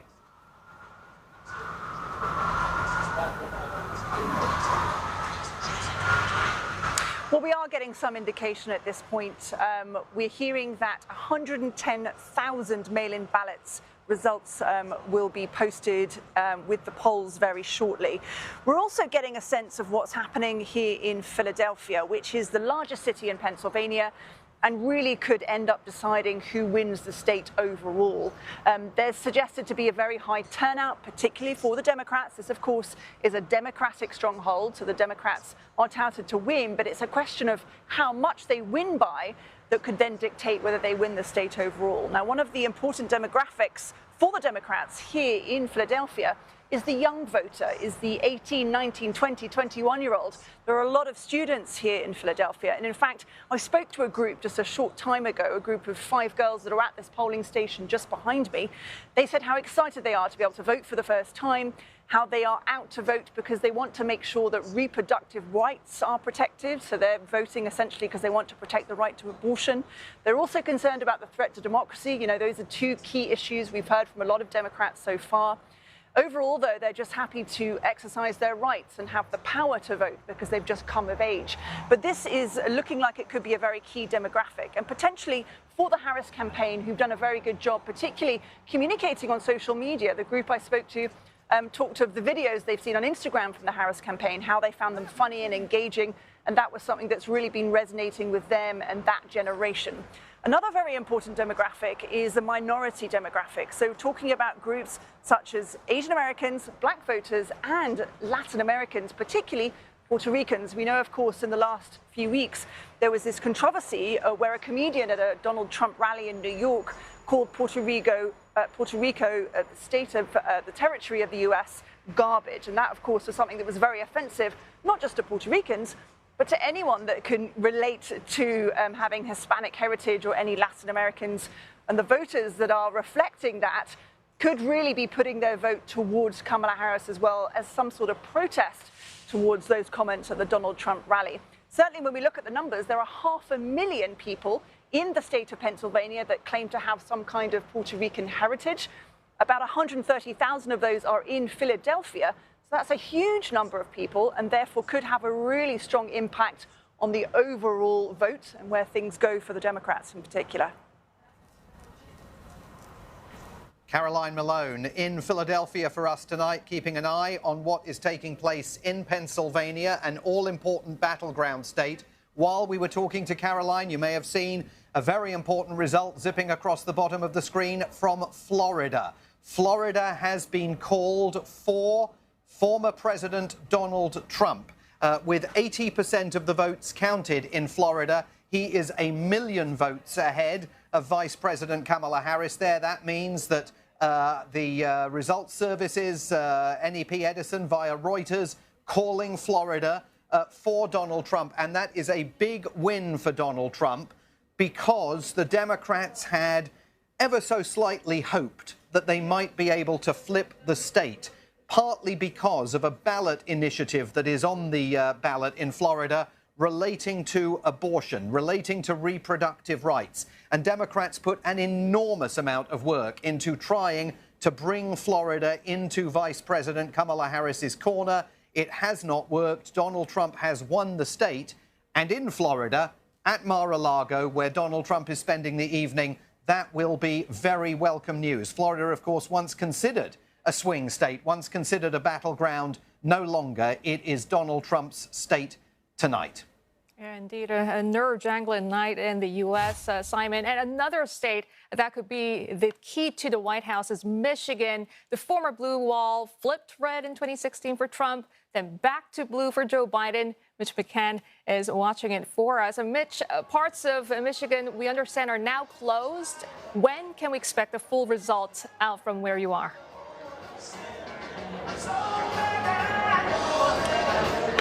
Well, it's not too far away from now. Good evening again, Julie. From the battleground state of Michigan, we were at the Democratic headquarters, their party tonight here in central Detroit. The party hasn't started yet, even though you can hear the music, but there is a good vibe about the room, even though it's very close. Now, to answer your question, most polls closed at 8 o'clock Eastern, but there are 2 different time zones here in Michigan, so all polls will close at 9 o'clock Eastern, which is about 50 minutes from now. And look, they changed a couple of rules here around voting and counting counting the votes 2 years ago that could make a big difference tonight. Now, if you live in a town or a city where there are more than 5,000 people and you early vote, those early votes can be counted 8 days before Election Day. So many of those votes have already been counted and they'll start to flow out at 9 o'clock Eastern time, so not too far away. And because so many people early voted, it might give us a good indication of which way the race is going to go here. And just on that, some of those numbers, 3.3 million people here in the state of Michigan early voted. That includes absentee ballots, and that is almost half of all the registered voters here in Michigan. So people got out the vote early, and we're going to see some of those results very soon. But as I say, the polls are very close here. The New York Times, as soon as this morning, had Kamala Harris ahead by less than 1%. So we do expect it to be very, very close when we start to learn those results shortly. All right, looking forward to that, Mitch. Thank you very much for that update. That was Mitch McCann in Michigan. Let's cross over now to Arnold for the latest projected results. Arnold, what do you have for us? Very interesting, Julie. Thanks very much. So let's take a look at the big picture of how the race is shaping up, with polls progressively closing across the United States. The Democrat Kamala Harris is projected to take the state of Vermont, the District of Columbia, Massachusetts, as well as Maryland, while her rival, Republican Donald Trump, is projected to have won in Kentucky, Indiana, West Virginia, Alabama, Florida, Missouri, Oklahoma, and Tennessee. So a big gap apparently building up, but I do want to remind you that these are all not surprises. So the voting has gone pretty much according to estimates, if you like. The red states have gone red, or have stayed red, I should say, and the blue states have stayed blue. So these early projections we are getting is data from the National Election Pool as well as Edison, though other U.S. media may be making their own projections. So regardless, it's still too early, with many more hours to go before a definitive picture forms. Exit polls suggesting that voters view Harris more favorably than Trump by 48% to 44%.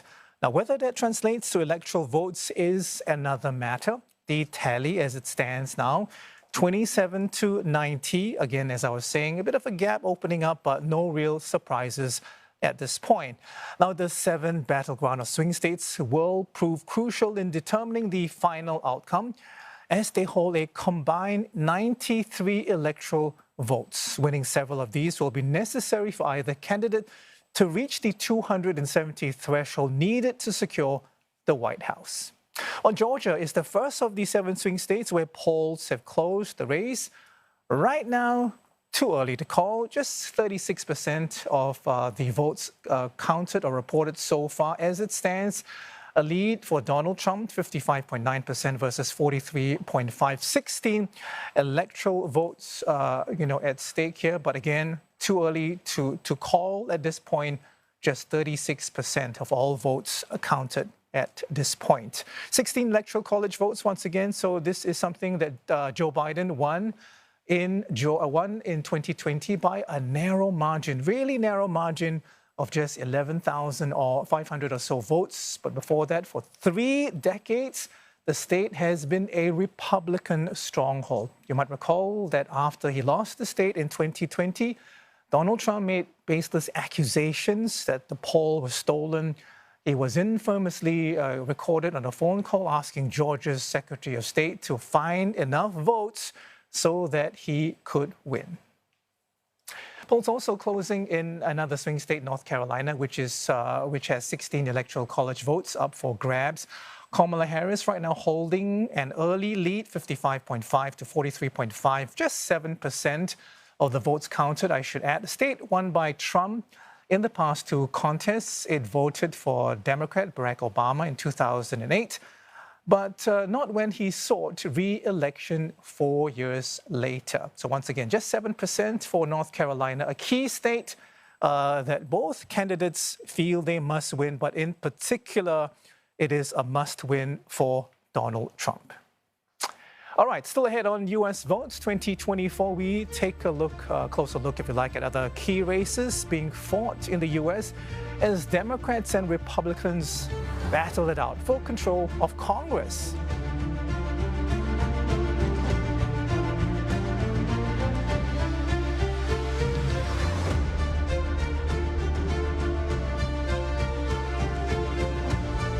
Joe Biden finally said what he and Kamala really think of our supporters. He called them garbage. I strongly disagree with any criticism of people based on who they vote for. How do you like my garbage truck? This truck is in honor of Kamala and Joe Biden. Welcome back to US Votes 2024 here on CNA. I'm Simon Marks, live from Washington, D.C., alongside Arnold Gay and Julie Yu in Singapore. Now, this election season isn't just about who picks up the keys to the White House. Down ballot races could decide just how powerful the next president is, at least over the first 2 years of their term in office. And joining me now here in Washington, my colleague Benji Haya, who is here to talk about the key congressional races that we need to be paying attention to, because you can only get as much done in the White House there as you can get done up on Capitol Hill with Congress. And Benji, do we have any indication yet, it's very early in the night, as to who is going to win control of Congress? Simon, it is early days, but we do have some results which give a sense of how things are shaping up on Capitol Hill. And the one main result to pay attention to is in West Virginia. Deeply red Republican West Virginia, but a Senate seat that was held by Democrat turned independent Joe Manchin. It has been won tonight by the Republican candidate, Jim Justice, and that makes it incredibly hard for the Democrats now to hold the Senate, which they did extremely narrowly over the past couple of years. They're now relying, for example, on Democratic Governor John Tester to try to hold Montana, again, another deeply red state, or for Sherrod Brown to be successful in Ohio. No Democrat has ever won a Senate seat in a state that Donald Trump previously carried in the sense of Ohio. And the hopes of trying to pick up a seat elsewhere, for example, in Florida, those have been dashed pretty early in the night, with Rick Scott, the Republican senator, holding on there. There are some results, you know, that are good news for the Democrats. Senator Bernie Sanders, Elizabeth Warren, these are veterans in progressive politics that have held on to their seats. As for the House, still very, very tight, and results are still trickling in. But the House of Representatives, the lower chamber of Congress, very marginally held by the Republicans. The Democrats are hoping to flip it in the opposite direction, but that remains a toss-up and still too close to call. One last thing on the House, Simon, which is that it is so important this time around, perhaps more than any other time, because it is lawmakers in the House of Representatives who on January 6th, 2025 will certify this election, and that was a process, you'll recall, that was marred by an insurrection last time. Absolutely. We should explain to viewers that we are both very, very excited here about the prospect of the double flip. It's never happened before in history. Do you want to explain to people what the double flip is? Well, it's what it says on the tin, really, ultimately, which is we were in a situation prior where very narrowly the Democrats were holding on to the Senate, and vice versa, the Republicans had the House. We might be in a situation, at least the numbers are indicating tonight, Simon, that it will go the other way in both chambers. Now, what does this mean ultimately for whoever presides as president over Congress? Really, they will want both chambers to be the same color as they are, for Harris to make sure that Congress is blue across the board. It is looking unlikely that that is going to be the case. It seems as if at least one of the chambers in Congress will be the opposite to the party that holds the other chamber. And in the Senate, one seat that could lead to the double flip were it to occur is down in Texas, the Ted Cruz seat, which we're very interested in keeping an eye on. It is remarkably close there.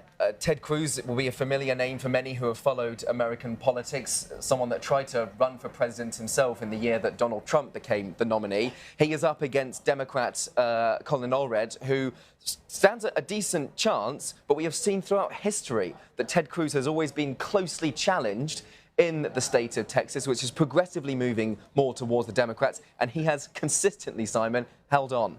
And we'll see if he does tonight. Benji Haya, thanks very much indeed. And Benji will be keeping a very close eye on all of those House and Senate races for us throughout the programme. But now, back to Arnold and Julie in Singapore.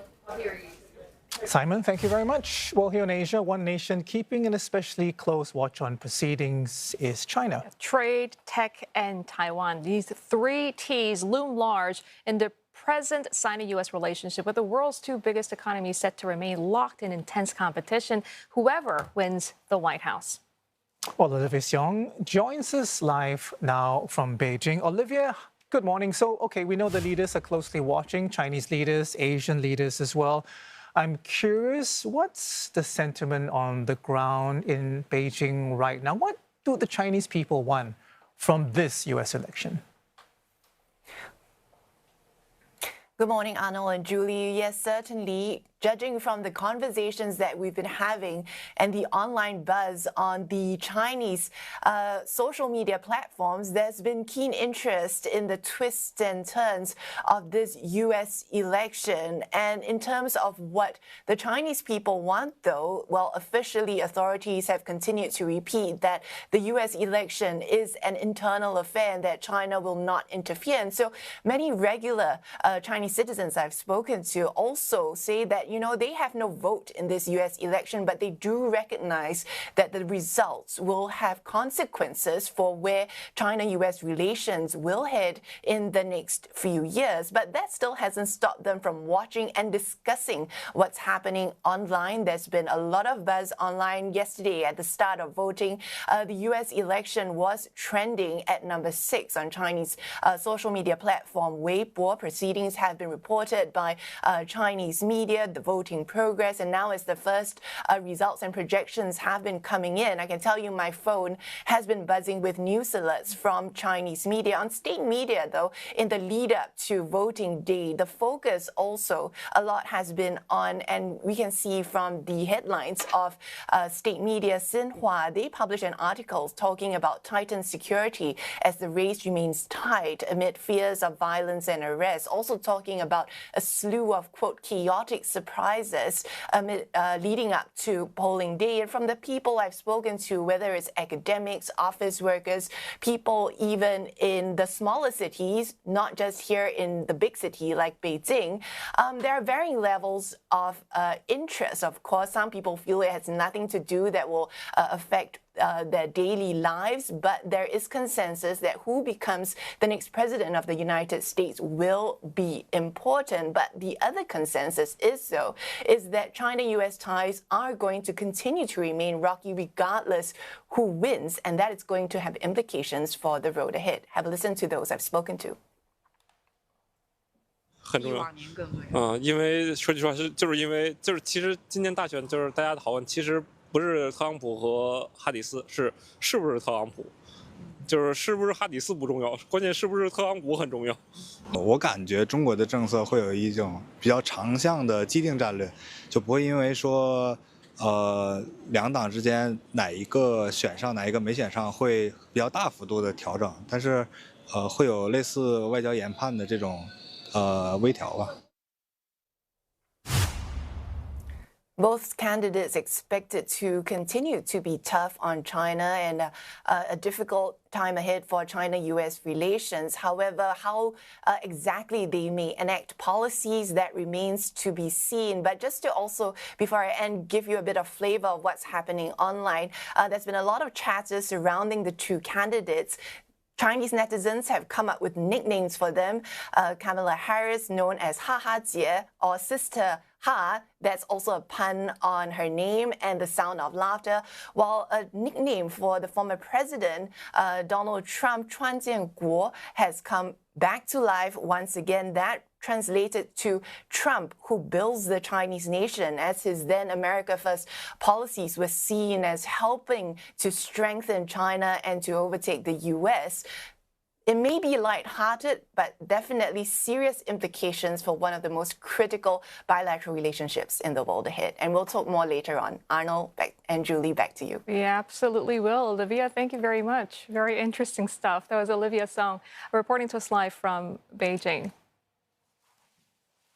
Okay, so apart from some high-profile billionaires, the most notable sound from many CEOs and businesses so far is silence. And you know what? The Trump team apparently sees that as a sign that corporate America is preparing for him to win. Reports suggest business leaders are privately discussing the possibility and find ways to protect their businesses if Mr. Trump does indeed win.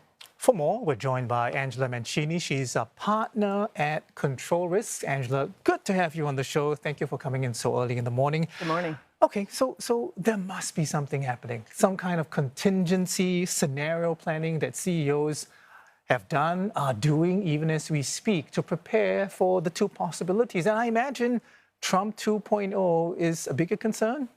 Well, it's a bigger change, that's for sure. So we've seen Trump 1.0 and we've seen Biden, which many think Harris would follow Biden, but actually it would be different in either case. So you're exactly right. Just as countries are preparing for both, companies have been doing the same. We've been helping organizations for months looking ahead at this. And I think the key things to note here are, number one, not every risk that you hear about applies to every company equally, right?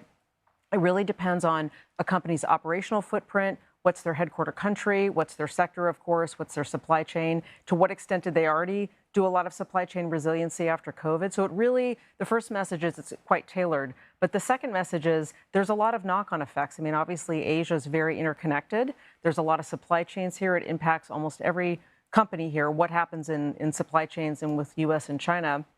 But it's also the knock-on effects, right? What happens with the U.S. domestic economy? What does that do for U.S. consumer confidence? What does that do for inflation in the U.S. if we had a Trump administration with tariffs? All right. There's a lot of impacts there. A lot of factors at play. I mean, which countries or sectors or industries in particular do you feel that it's more vulnerable to the impact of Trump 2.0? Well, certainly the ones we would think about, which are, of course, tech. But there's some other interesting ones around agriculture as well, big food.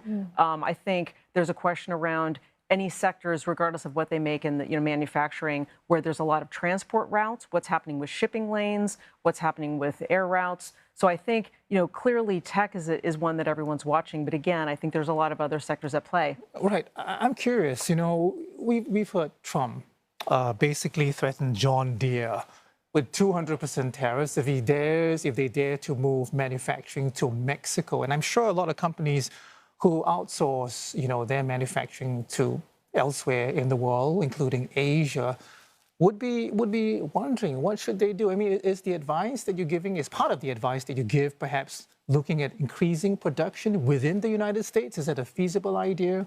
Idea that makes sense financially even? Yeah, again, it depends on the sector, but a lot of companies have been thinking about that. Of course, the challenge is of it's a higher cost production market than it would be, of course, in Asia, but also we have clients, we're a global company, so across, Canada and Mexico are also considering the same. So the question is, financially, could one produce to the same extent that you could do elsewhere? But the other thing to watch is the Inflation Reduction Act. So as we know, the Biden administration put that in. A lot of companies here in Asia, South Korean companies, Japanese companies have gotten some really good tax incentives to invest their own production in the States. Does Trump come in and rip that up? That calls that into question as well. Speaking of ripping it up, I mean, there are concerns that he will pull out, defund, or even rebrand these initiatives with Biden's stamp on it.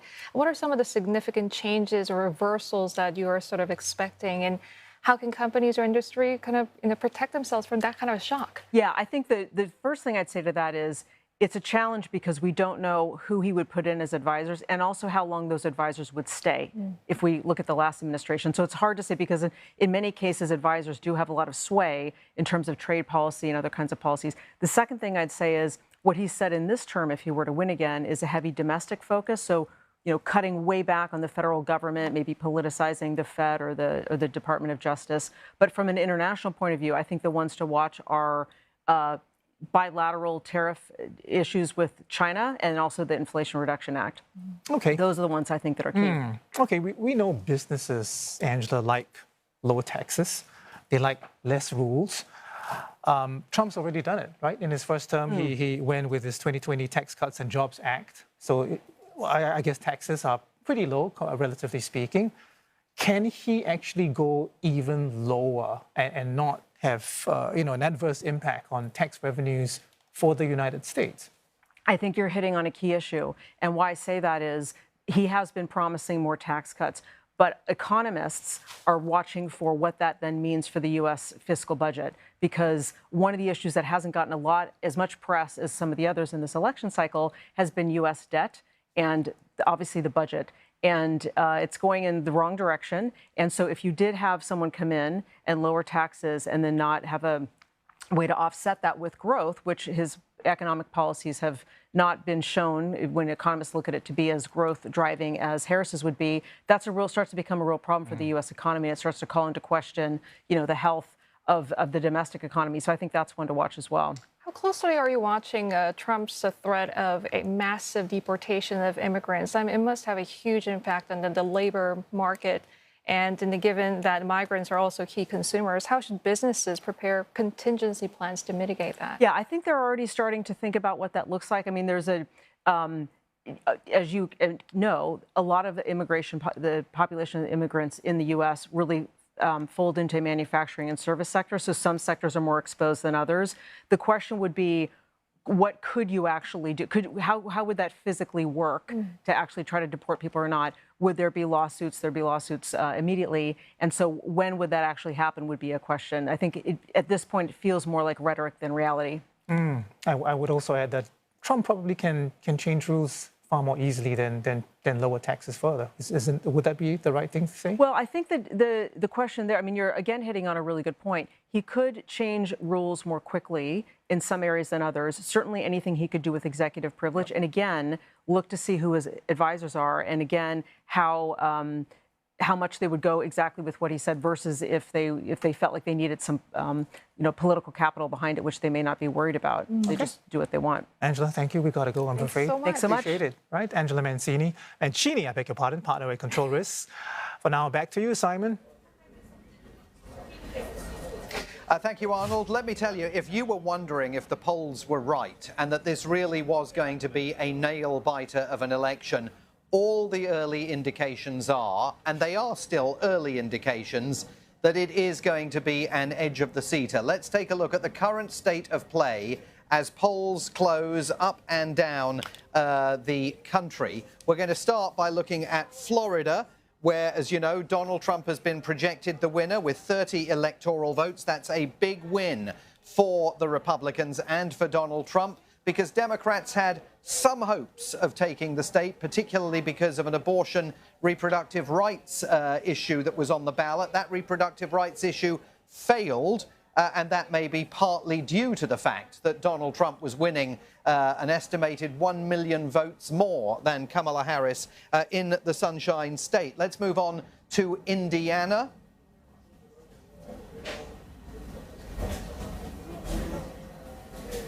South Carolina, again, a Donald Trump win there with 9 electoral college votes. That was an expected outcome for Donald Trump, but it'll be a very welcome one for him. Let's see where we're going to head next.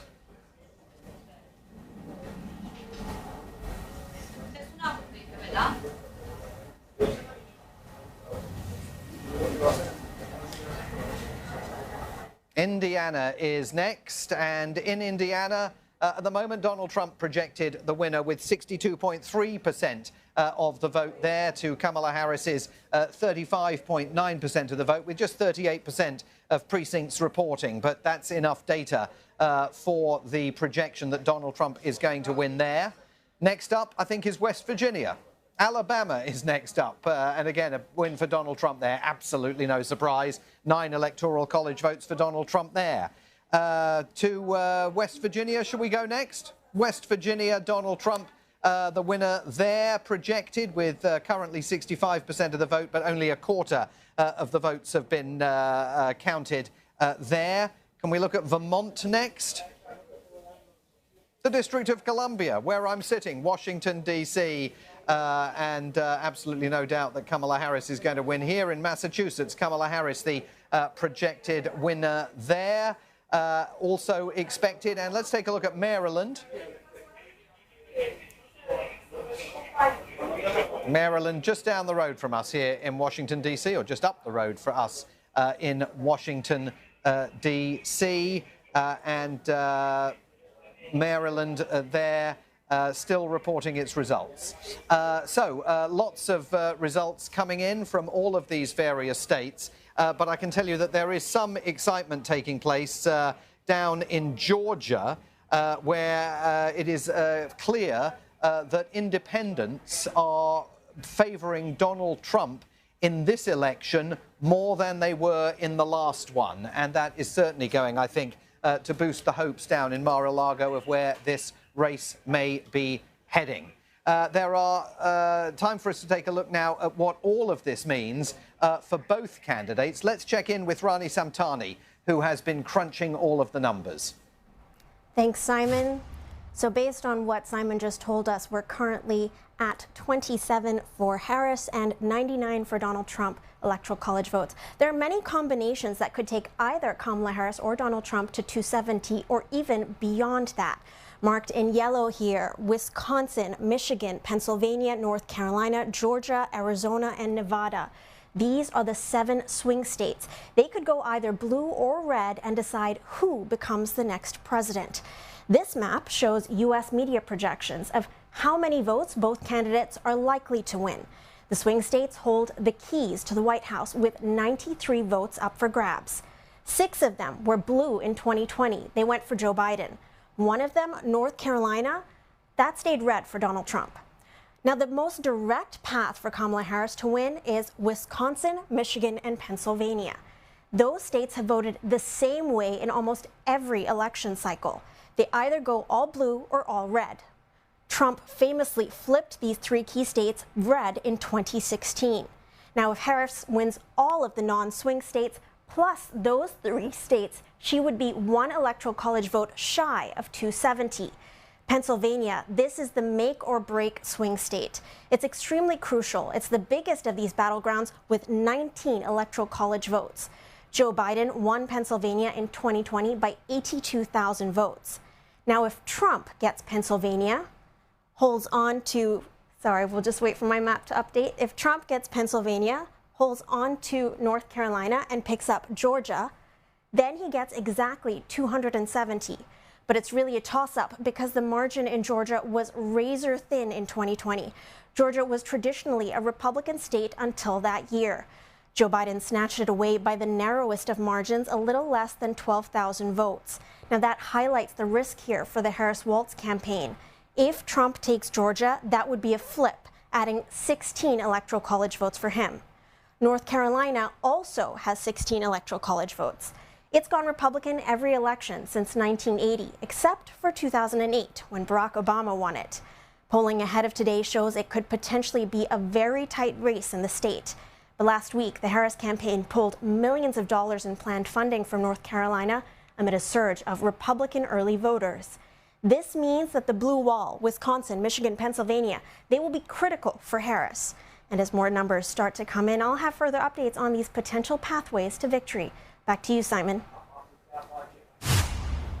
And Rani, let me tell you, there are more numbers coming in at the top of the hour because we understand that at least 100,000 ballots have been counted in Pennsylvania, and we're going to be getting those numbers shortly after the top of the hour, which may help give us a sense of where things are heading in that state. The Pennsylvania exit polls are fascinating. Carried out by Edison, they show that Kamala Harris is leading with voters younger than 45, but Trump is leading with voters aged more than 45. And Trump is leading Harris 50% to 48, with voters aged over 65. So all of that gives you an indication of just how closely fought that race is going to be in Pennsylvania. Kamala Harris leading Trump 53 to 44%, with voters younger than the age of 45. Trump leading Harris 52% to 47%, with voters aged over 45 in Pennsylvania. All of this showing not just a possible gender gap, but an age gap as well. Trump winning 58% of white male voters in Pennsylvania, Harris winning 40%, Harris winning 55% of women voters, Trump winning 43%, Trump winning 50% of white women voters, Harris winning 48%. That's some of the data contained in the exit poll from Pennsylvania, and many observers of this race believe that this election is going to be either won or lost in the Keystone State. Let's get some further analysis on the early results that we're seeing. We're joined now by Tricia Craig, the Executive Director at the Princeton Institute for International and Regional Studies. And Tricia Craig, thank you very much for being with us on the program tonight. I mean, it does look as though this election is absolutely deadlocked and on a knife edge. It absolutely does. Thank you, Simon, for having me. I'm really delighted to be here. You know, we have seen for the past couple of days how incredibly tight the polls got. I think over time, they've been. Harris was up for a while. We always expected Trump to narrow that gap. Then he pulled ahead. Then some of the polls more recently suggested really a dead heat. And what's interesting about this is, it's really hard to tell not only who's going to pull it out, but because of the sort of arithmetic of the Electoral College, you could have a very tight race still be, in Electoral College terms, a blowout. And so we really don't know what's going to happen. I think one of the things, when we think about the election today, we have to think about turnout. It's seemingly very high. You just talked about the exit polls from Pennsylvania. All reports from Pennsylvania today have been, people waiting a long time to vote, people very excited about voting. And when we think about turnout all over the country, we also have to think about early voting. This is really the first election where almost all Americans had an option, either mail-in vote or early voting at polling places, to cast their ballot. That's like 97% of Americans could do that.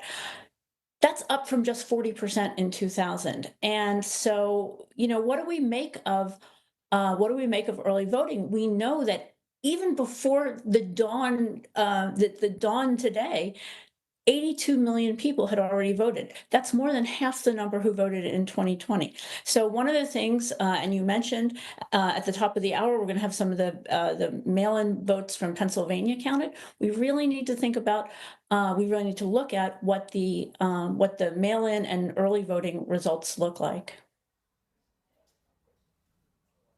And those are the 100,000 ballots that we should be hearing about at the top of the hour. I mean, one of the issues with early voting is it's obviously been an extraordinary phenomenon in this election, but it's hard to know, isn't it, what it tells you that most of the voters who are going to participate in this election chose to participate early. I mean, do you think that's mostly because people simply were fed up with the campaign and just wanted to get it over in their own personal lives and put it behind them? Or do you think it illustrates an absolute groundswell of determination by Democrats to get out for Kamala Harris and Republicans to get out for Donald Trump? I think it's both. I mean, look, there is no question that the length of time the election cycle lasts in the U.S. is exhausting to everybody. And so, just getting it over with. But I think it's also really interesting the way the sort of politics around early voting happened this year. If you remember from the last time, Donald Trump was, using mail-in ballots as a kind of proxy for voter fraud. There's certainly no evidence that there was anything close to fraud in mail-in ballots, but he really in the last election encouraged his voters not to mail in their ballots. This time, the campaign completely changed, and so I think both sides really encouraged their supporters to get out early and vote. I think in the past, a lot of early voting, which we've seen, would be some comfort and some optimism for Democrats. I think that's not necessarily the case this time. I think the Trump campaign has done a very good job of saying, look, the Democrats are out there casting their ballots early. You need to go out there too. And so particularly on the Republican side, the view of early voting has really shifted. And I think simply, some people's experience of long voting lines and things like that, it is certainly a much more convenient way to vote. And I think, despite the sort of questions about or the way that sometimes early voting or mail-in ballots are maligned, I think there's been so much evidence that it really is a fraud-free way to vote. I think makes people confident about casting their ballots that way. Tricia, while you've been speaking, we've got news that one of the most prominent election deniers in the Republican Party, Congresswoman Marjorie Taylor Greene, is projected to have won her seat, re-elected to her seat in the state of Georgia. What does the fact that the exit polls show that 35% of the people polled in that exit poll said that democracy was the top issue in their mind as they headed to the ballot? Is that enough, that 35%, do you think, really to help Kamala Harris? Or, given all of the talk about Donald Trump being a fascist and planning to end democracy in the United States, are you surprised that that number isn't higher? I'm only surprised it's not higher because I think the economy is so much the top issue of the top of mind issue for so many voters. But I also think that in the last election and in the 22 midterm elections, the issue of democracy was both on the ballot and one that the Democrats sort of owned. The sort of pointing to January 6th, for example, in the 22 midterms, the idea that people and particularly Democrats had to go out and vote to save American democracy. I think that Trump has made inroads in sort of regaining some of that narrative about democracy and sort of throwing it back to the Democrats and saying, we are not the threat to democracy. The Democrats are the threat to democracy. And so I think while it is still more of a key issue for Democrats, I think it has also become an issue for Republicans. So the fact that 35% of the electorate says that the issue of democracy is foremost in their minds and one on which they're voting, I don't think we can any longer assume that all those voters are Democrats. I think the Republican voters also see a threat to democracy. Both sides feel that the country is going in the wrong direction. The issue for the U.S., of course, is that the way that they see sort of righting the ship is so diametrically opposed to each other. That's why we're sort of in this position of extreme polarization and really lack of agreement on which is the right way forward. Absolutely. And of course, one of the key questions tonight for Kamala Harris will be how much support from disaffected Republicans has she succeeded in pulling away from Donald Trump. Dr. Tricia Craig, I'm enormously grateful to you for joining us tonight. Dr. Craig is the Executive Director at the Princeton Institute for International and Regional Studies. There is all sorts of drama that still lies ahead here as these election results begin to pour in, and currently it absolutely looks like a nail-biter. Stay with us here on CNA on US Votes 2024.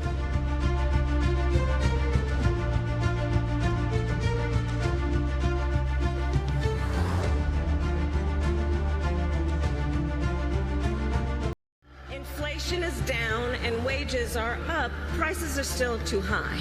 We will defeat inflation quickly and we will make America affordable again. We're getting your prices way down.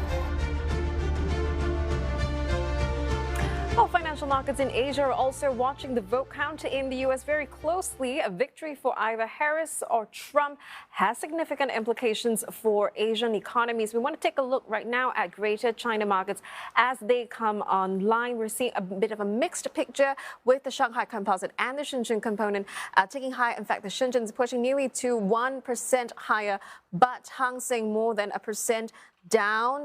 We're also taking a close look at the currency. China is seen on the front line of tariff risk. Its currency is definitely going to be in for a volatile time with the greenback moving around record highs. With that, we're seeing the currency about 7.105 there. And a look at rest of Asia. We are also paying close attention to Japanese markets given their size and liquidity and the heavy focus on the dollar-yen currency. Currently, the Nikkei continuing to extend its gains up by 1.3%. We've got the yen there weakening further against the greenback 152.93. Kospi is turning positive up by about 0.4%, and Singapore joins the trading day on the front foot as well. And for a closer look at the impact on Asia Pacific, I have William Ma, CIO at Grow Investment Group. William, good to have you on. Let's talk about the expected reaction from China and Asia markets. So we're seeing them trade pretty positive. there as we await results of the elections, of course. But looking beyond today, what does this mean for risk on trade? You know, there is expectation that we may not see a clear win so soon, and so is that volatility likely to continue?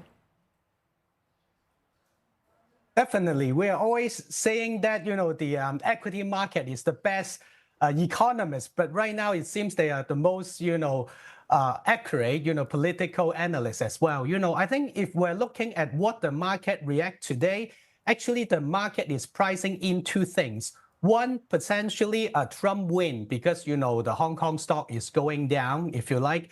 The second is actually it will be a clear win because as a portfolio manager, we have been taking down our exposure before the election. But looking at the market reaction today, it seems investors are, you know, happy to put on risk even before there is a clear win. The biggest risk to us is there is no clear win and it could drag, you know, for 2-3 weeks. That is the worst scenario. It seems the market is not pricing that right now. Yeah, and so how are Chinese investors positioning and how are investors in wider Asia, you know, how should they be looking at this uncertainty? Yes, if you look at the China-Asia market in the last, you know, 2-3 weeks, if you like, we are seeing that they are positioned, you know, for a potential Trump win, if you like, because we are seeing sell down of the export, you know, driven export sector in which people are worrying about the 60%, you know, tax, you know, tariff if Trump, you know, get into the White House. And second point, we are seeing the flow towards the more domestic consumption, high-end manufacturing, which is less vulnerable to global geopolitics. So I think the Chinese market is positioned, you know, for a Trump win. And from the entrepreneur we talked to, you know, I think they're also positioned that already because, you know, they're also front-loading, you know, some of the export order as well. So the point is, if there is a potential, you know, Trump lose, actually the equity market will get rotated. So people will ask, what if, you know, Harris win? What is the impact to the China-Asia market? I believe, you know, those export sector who being sold down will coming back. At the same time, you know, people will kind of like invest more in the equity market because, you know, the election risk is being, you know, taken off. All in all, we are very positive on the China-Asia market. We believe the biggest risk is the election itself. It's not whether, you know, Trump or Harris win. All we need is a clear win. Right. You know, here at CNA, we've been asking viewers questions to submit their questions to us. And one that came was what a Trump or a Harris win would mean for the US dollar. And I'd like to build on that and also ask you which Asian currencies could be more insulated, which could be more impacted by a stronger or weaker USD. Yes, actually, from our perspective, the dollar has been the very powerful center of currency, if you like, you know, together with gold. So it's less related to other count of the currency, if you like. But in terms of more vulnerable currency, you know, if there is a Trump win, for example, I believe it would be quite export-driven. For example, the Japanese yen, the Korean won, you know, they tends to be volatile.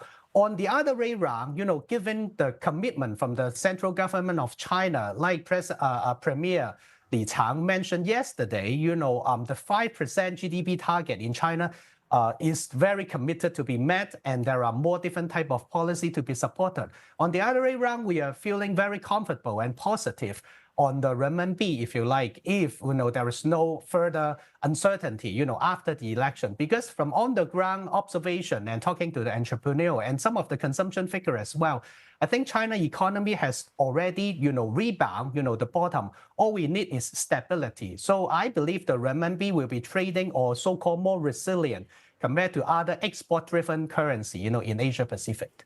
All right, William, appreciate your time and thanks for your insights. William Ma, the CIO at Grow Investment Group. And much more ahead as a multi-hour coverage of the U.S. presidential election continues right here on CNA. Polls will be closing soon in a couple of states with battlegrounds, Arizona and Wisconsin, and the rest of Michigan on our radar. Do stay with us.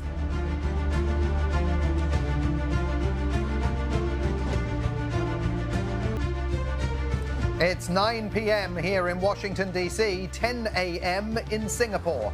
You're watching US Votes 2024 here on CNA. Results are starting to come in.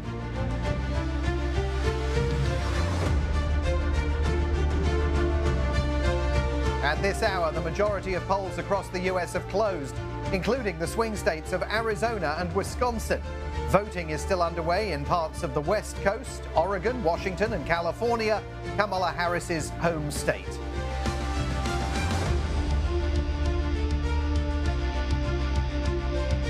And I'm Arnold Gay. More polls closing this hour across the United States, including the most watched battleground, Pennsylvania, where there's a haul of 19 electoral college votes. As counting progresses, let's quickly run through the projected results so far. Democrat Kamala Harris is seen taking the states of Vermont, Massachusetts, Maryland, and the District of Columbia, while a rival Republican Donald Trump projected to have won in South Carolina, Kentucky, Indiana, West Virginia, Alabama, Florida, Missouri, Oklahoma, and Tennessee. Now, these projections are based from data by the National Election Pool and also Edison, though the U.S. media may have their own forecast. So there you go. That's the gap right now. It looks big, 27 to 105, the magic number 270, but we do have to say at this point, all the results are coming in as expected. And as they come in, we'll get a better picture of the voting trends and likely outcomes, but it's still early hours yet. The tally as it stands, once again, 27 to 105, 270 is the mark we're looking at. And remember, it is the 7 battleground or swing states that will prove crucial in determining the final outcome, as they hold a combined 93 electoral votes. Winning several of these will be necessary for either candidate to reach the 270 threshold needed to secure the White House. Well, Georgia, one key state we're looking very closely at, with more than half of the votes counted. Trump is leading Harris with more than 50% of the vote. That's the breakdown right now. 65% of the votes so far counted. Still too early to call, but that lead for Donald Trump at about 53. Kamala Harris lagging by a few percentage points behind at 46.7. A total, as you can see there, of 1.6 million votes so far going to Kamala Harris and 1.8 or so going to Donald Trump. Now, Georgia will be important for both candidates, given the amount of electoral college votes that it holds.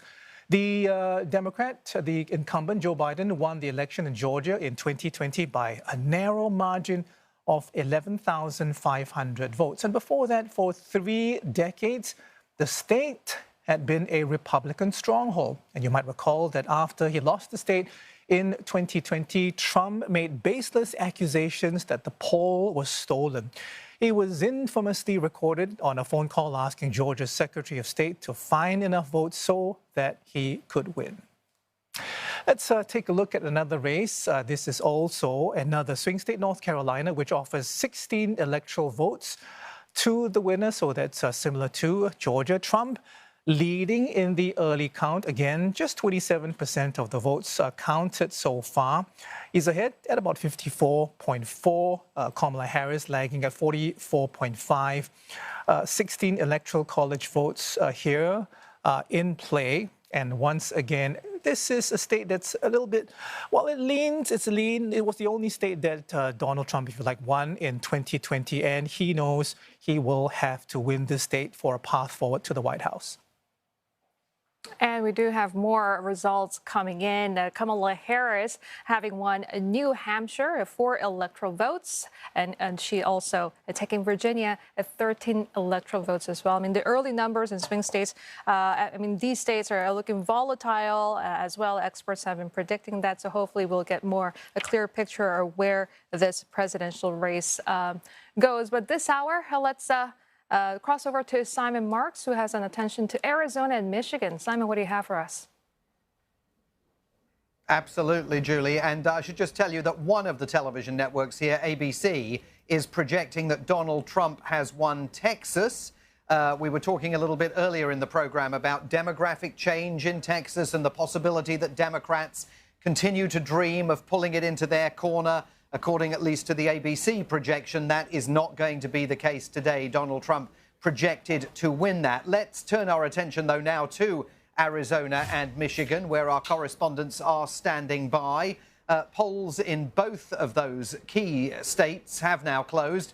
Let's start by crossing to Toni Waterman first. She is standing by in Maricopa County in Arizona. And Tony, I know vote counting is already underway there. What are you seeing? What are you hearing? And how is Arizona ensuring transparency in the process?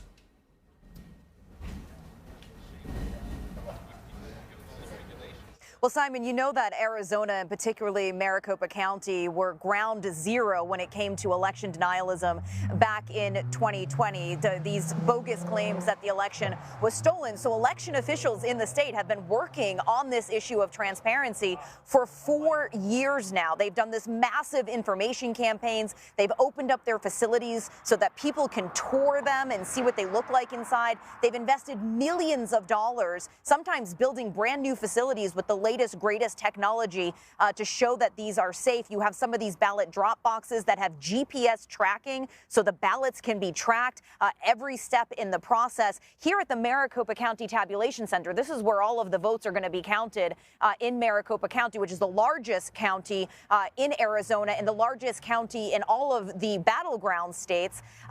And they have invested a lot of money to make sure that these the election accounting is secure and transparent. You go on their website, you can see a bunch of different camera angles streaming live all of the activity that is taking place inside. So the public has eyes on those ballots at all time. But really, when we talk about transparency, it is in the eyes of the beholder. And we saw that there was a recent CBS YouGov poll that showed that more than 70% of Republicans in the state still do not believe that Biden won Arizona in 2020 legitimately, and that just 9% of them believe that this election is going to be carried out fairly and accurately. So this is an issue that is very much bubbling at the surface still here in Arizona. And when we have some glitches at some of these voting polls during the day, like we saw in Apache County, where you had these glitches with the printing of some ballots. This feeds in sometimes to these conspiracy theories. Officials are trying to contain that. Also, it's going to take a long time for the votes to be tabulated here, to be counted here in Arizona. Officials say potentially up to 13 days. This is normal, they keep stressing. But they are concerned that any sort of delay is going to feed into these conspiracy theories that the election is being rigged. 13 days. Imagine that. Tony Waterman, live for us in Arizona, a border state where immigration has been a huge issue in this campaign. Thanks very much for that. Let's move to Michigan, where we find Mitch McCann with updates for us tonight from Detroit. Mitch, you've moved positions. Tell us where you are. All the polling stations in the state have now closed. From your vantage point, how are the results shaping up so far?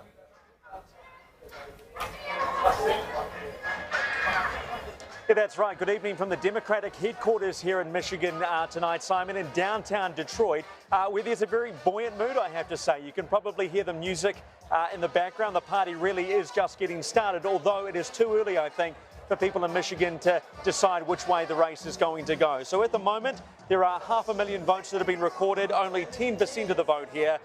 Kamala Harris is ahead, 52% to Donald Trump's 45%. So it's very early, and we have to remember the state is one of those battleground states where it is very close. Joe Biden won this state by 150,000 votes in the last election. Donald Trump won it by just 11,000 votes in 2016. So it is going to be close tonight. The networks here say it is way too early to call this state yet. But it's interesting what Tony had to say around adapting or changing the way they vote in different states. There have been some big changes here in Michigan.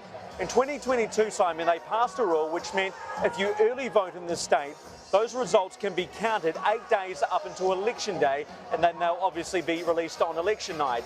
Now, so many people early voted here, more than 3.3 million. That's almost half of all registered voters here in Michigan.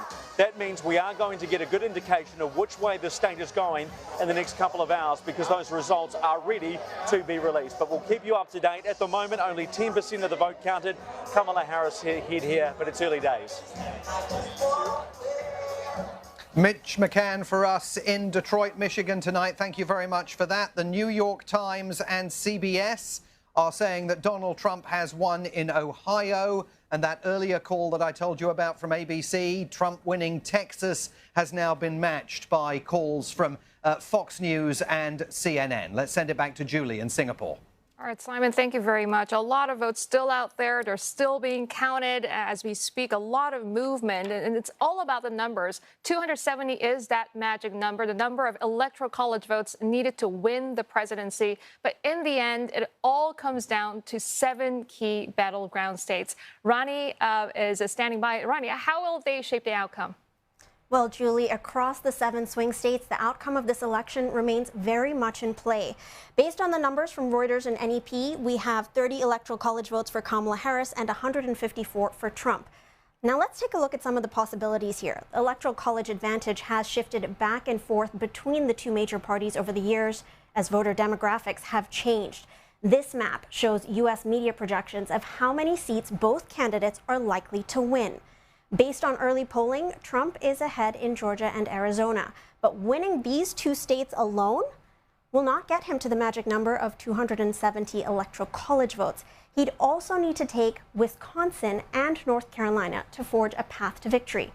North Carolina has generally been friendly territory for the Republicans, but Wisconsin is a little trickier for Trump. He's not been polling well there, so a win for him in Wisconsin hinges on Kamala Harris not gaining ground.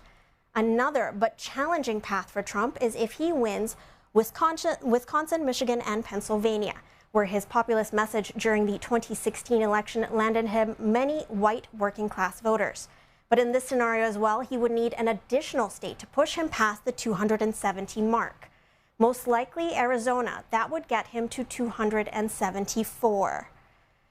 If we take a closer look at Arizona, Trump won this state in 2016, but lost it to Biden in 2020 by some 10,000 plus votes. However, it could be tough for Harris to retain it for the Democrats, as Republicans have seen voter registration increase substantially there.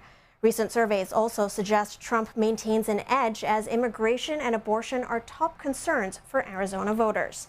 In the lead up to today's election, most analysts have been saying Pennsylvania is the most sought after battleground on the map.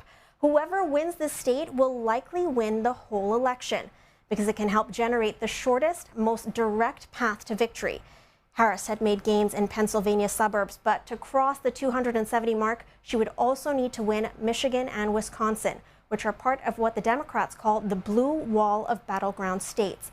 And she'd need an additional vote, possibly from Nebraska's 2nd Congressional District surrounding Omaha. Now, let's say she fails to win Pennsylvania. She still has a chance to get to more than 270 if she wins, say, North Carolina, Georgia, and Nevada. That takes her to 274. Now, these are just some of the potential scenarios that could play out. As the numbers come in, I'll have more updates for you later. Back to you, Arnold and Julie.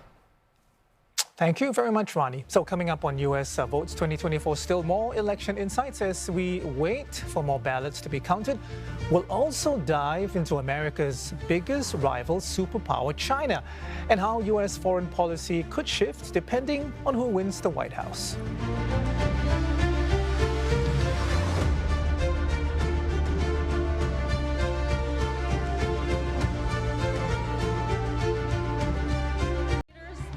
Donald Trump is an easy mark. Our enemies are laughing at her. If we win, America will be feared. Autocrats like Putin and Kim Jong-un are rooting for him in this election. Putin endorsed her, and he was endorsed. He actually endorsed her with a smile on his face. He's going like, no, I think her. You are watching our continuing live coverage of the U.S. election. One of the major foreign policy issues, of course, is America's rivalry with China. Yeah, from tech and electric vehicles to Taiwan and the South China Sea, the 2 sides have clashed repeatedly. So for more insights into how the outcome of this U.S. election could affect relations, we're joined by Bonnie Glaser, Managing Director of the Indo-Pacific Program at the German Marshall Fund. Bonnie, thank you very much for joining us on the show. So I guess we kind of know that both Trump and Harris, are going to be China hawks, and the general consensus at this point seems to be that it's going to be tougher for China if Trump assumes the White House. But I want to ask you about the possibility that Trump may actually try again. I mean, he did try And then when it all failed, that started the trade war, and he basically imposed all those tariffs. I mean, in a Trump version 2.0, is that at all possible?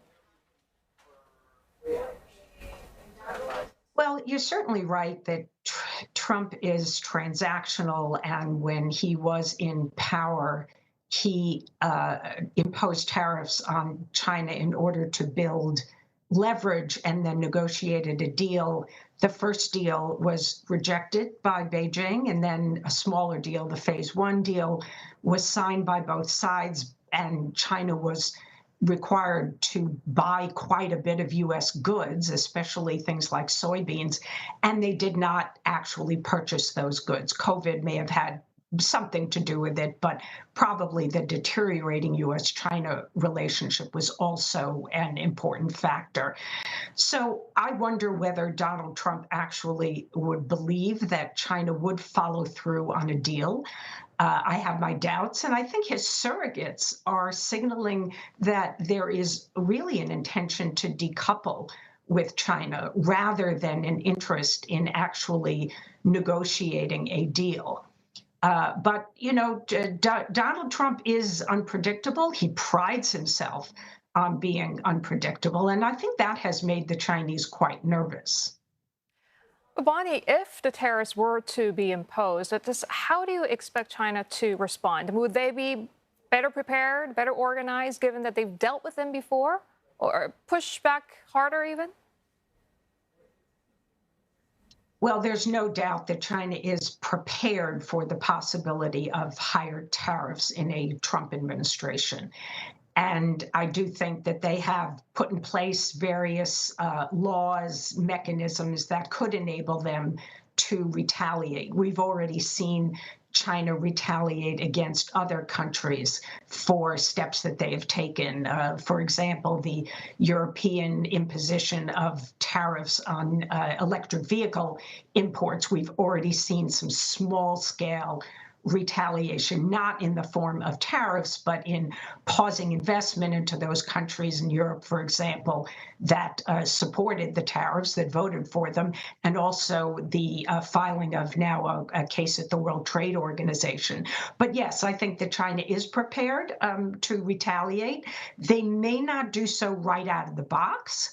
I think Beijing is concerned about its domestic economy, probably wants to avoid a spiraling round of friction with a new U.S. administration. So they may try to get to Trump through some contacts, businessmen. Elon Musk would be a good example where they might try to shape Trump's policy. But at the end of the day, yes, I think China is ready to play hardball if they have to. And if Kamala Harris does, win the race to the White House, I mean, are you expecting her to be pretty much continuing with Joe Biden's policies, which I guess can be summed up as targeted tariffs and those which, I guess, protect the national interests of the United States? I do think that a Harris-Walz administration would likely inherit Biden's policies and would build on them. The Biden administration has pursued what it called invest, align, and compete. That is the watchword of the China strategy. Invest in the United States, make it stronger, align and strengthen relationships with U.S. allies, and then use those two things to compete more effectively with China. And I think that Harris would, in fact, want to expand on that strategy. I think that her administration would maintain the dialogue mechanisms that have been created both at senior and working levels, and they would continue to try to restrict advanced technology from going to China in key areas that are closely related to national security. So we would see more export controls, restrictions on investment into China, expanding lists of Chinese entities that American companies should not do business with. But there would also be cooperation with China where interests overlap. Bonnie, one of the criticisms, of course, of Joe Biden is that with regard to China policy, he has been insufficiently strategically ambiguous. How much more strategically ambiguous do you think Kamala Harris would be in office than the president that she has been serving? Well, I think that actually Joe Biden has been clear on the things that he felt he needed to be clear on, and perhaps somewhat more ambiguous on others. But if you take Taiwan as an example, Joe Biden has already said 4 times during his presidency that he would come to Taiwan's aid if China were to attack. But we have seen Kamala Harris say something different. When asked the question in an interview on 60 Minutes, she said, that's a hypothetical. I'm not going to answer it. And then she said that she would pursue a one China policy, the long-standing one China policy that the United States has had since 1979. So I think that for the most part, you would see consistency.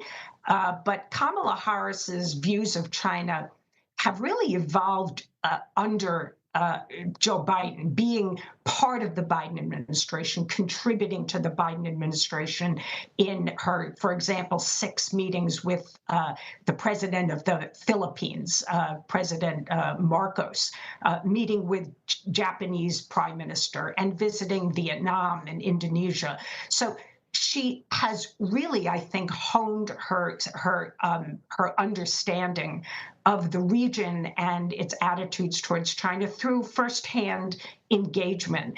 And I think that, therefore, she would want to be very clear about the things that she sees as important and not want to indicate that the United States would in any way be weak, because sometimes China takes advantage of weak presidents.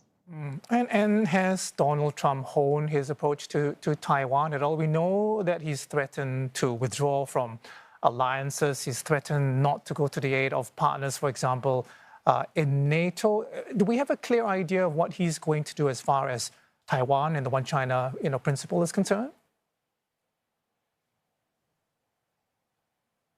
Well, I think that China's the approach that Trump would pursue toward Taiwan, he's been deliberately ambiguous and evasive. And Taiwan, in fact, is quite concerned about what the Trump administration would do. But in his term as president, I think that Donald Trump learned a lesson. He tried to use Taiwan as a card early in his presidency. He said that he wouldn't even reaffirm the America's one China policy, which is different than Beijing's one China principle. He said he wouldn't reaffirm that unless Beijing took actions to reduce the bilateral trade deficit. But at the end of the day, Beijing refused to deal with him based on those terms. And so what happened was Donald Trump had to make a phone call to Xi Jinping and probably somewhat sheepishly acknowledge that, yes, he would reaffirm the one China policy. So I doubt that he would do that again. But I do worry, and I think there are others than Taiwan that worry, that there could be circumstances in which maybe a President Trump could make some compromises about specific arms sales to Taiwan, or try to give Xi Jinping something that he wants in return. We know that Xi Jinping has asked Biden several times to do things on Taiwan. For example, he asked President Biden to prevent House Speaker Nancy Pelosi from going to Taiwan in August of 2022. And he more recently, it was reported, asked Joe Biden to say that he opposes Taiwan independence, whereas the U.S. policy is to not support Taiwan independence. So if Xi Jinping were to make a request of Donald Trump, then he might see the opportunity for a transactional kind of deal. Bonnie, the U.S.-China tech war, it looks like it's going to escalate and heat up whoever becomes president. I mean, the reality is that China has managed to make significant strides when it comes to key technological advancements, when it comes to AI, EVs, phones, solar panels. Can a Harris or Trump administration change that trajectory? If not, should they consider revising their China containment strategy? Well, first, I wouldn't describe it as a containment strategy, but it is an effort to slow China's development of technologies that the United States sees as closely linked to national security. And that, of course, includes things like advanced semiconductors, artificial intelligence, quantum computing. But I think you're right that the United States has struggled to really make these restrictions effective. And we just heard another report a few weeks ago that Huawei has come up with a new advanced chip, and that it acquired that chip somewhere from TSMC in Taiwan through some other companies that are based in China. So the issue clearly is, I think, not necessarily the lack of the right actions that the administration is taking, but rather there are loopholes that they are not closing. And secondly, they are not enforcing the actions that they have taken. And so a Harris administration, I think, needs to do a better job in both of those areas. I doubt that there would be a complete rethink of the approach to restricting technology, because I do think that this is a decision that has already been made by the Democrats. I think they'll stick with it. Okay, Bonnie, we thank you so much for your time and for your thoughts. Bonnie Glaser is Managing Director at the Indo-Pacific Program of the German Marshall Fund. All right, we've got more U.S. election coverage coming up after this break here on CNA, including analysis on how the results could potentially impact Washington's allies here in Asia.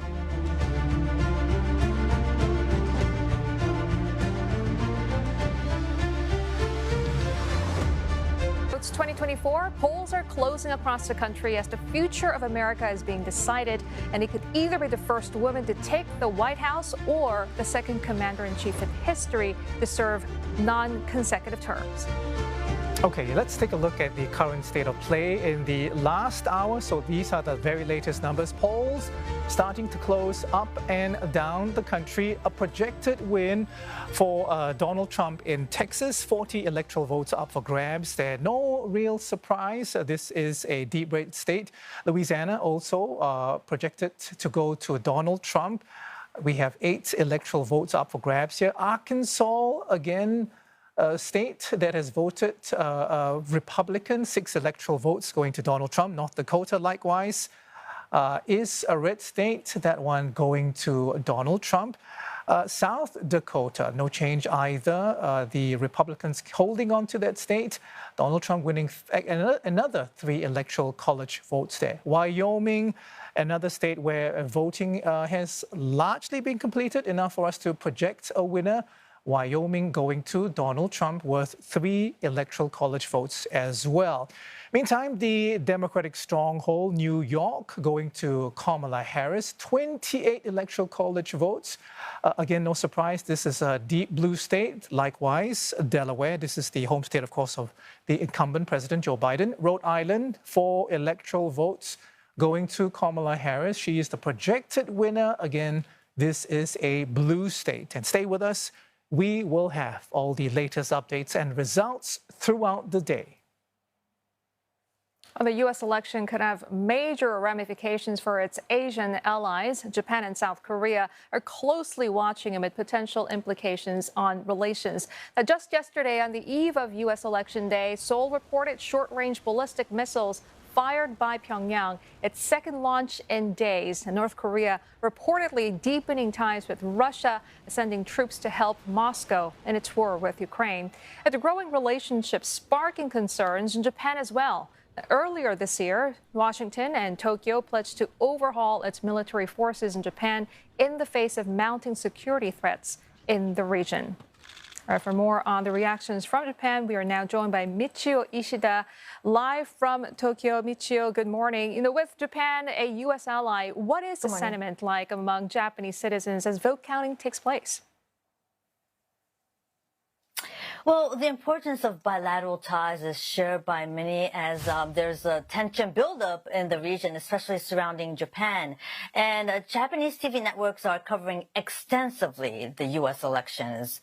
According to the Japanese government survey, 88% of the public poll thinks ties with the U.S. is good, and 87% feel a closeness with the U.S., and 93% think Japan-U.S. ties is important for the Asia-Pacific region.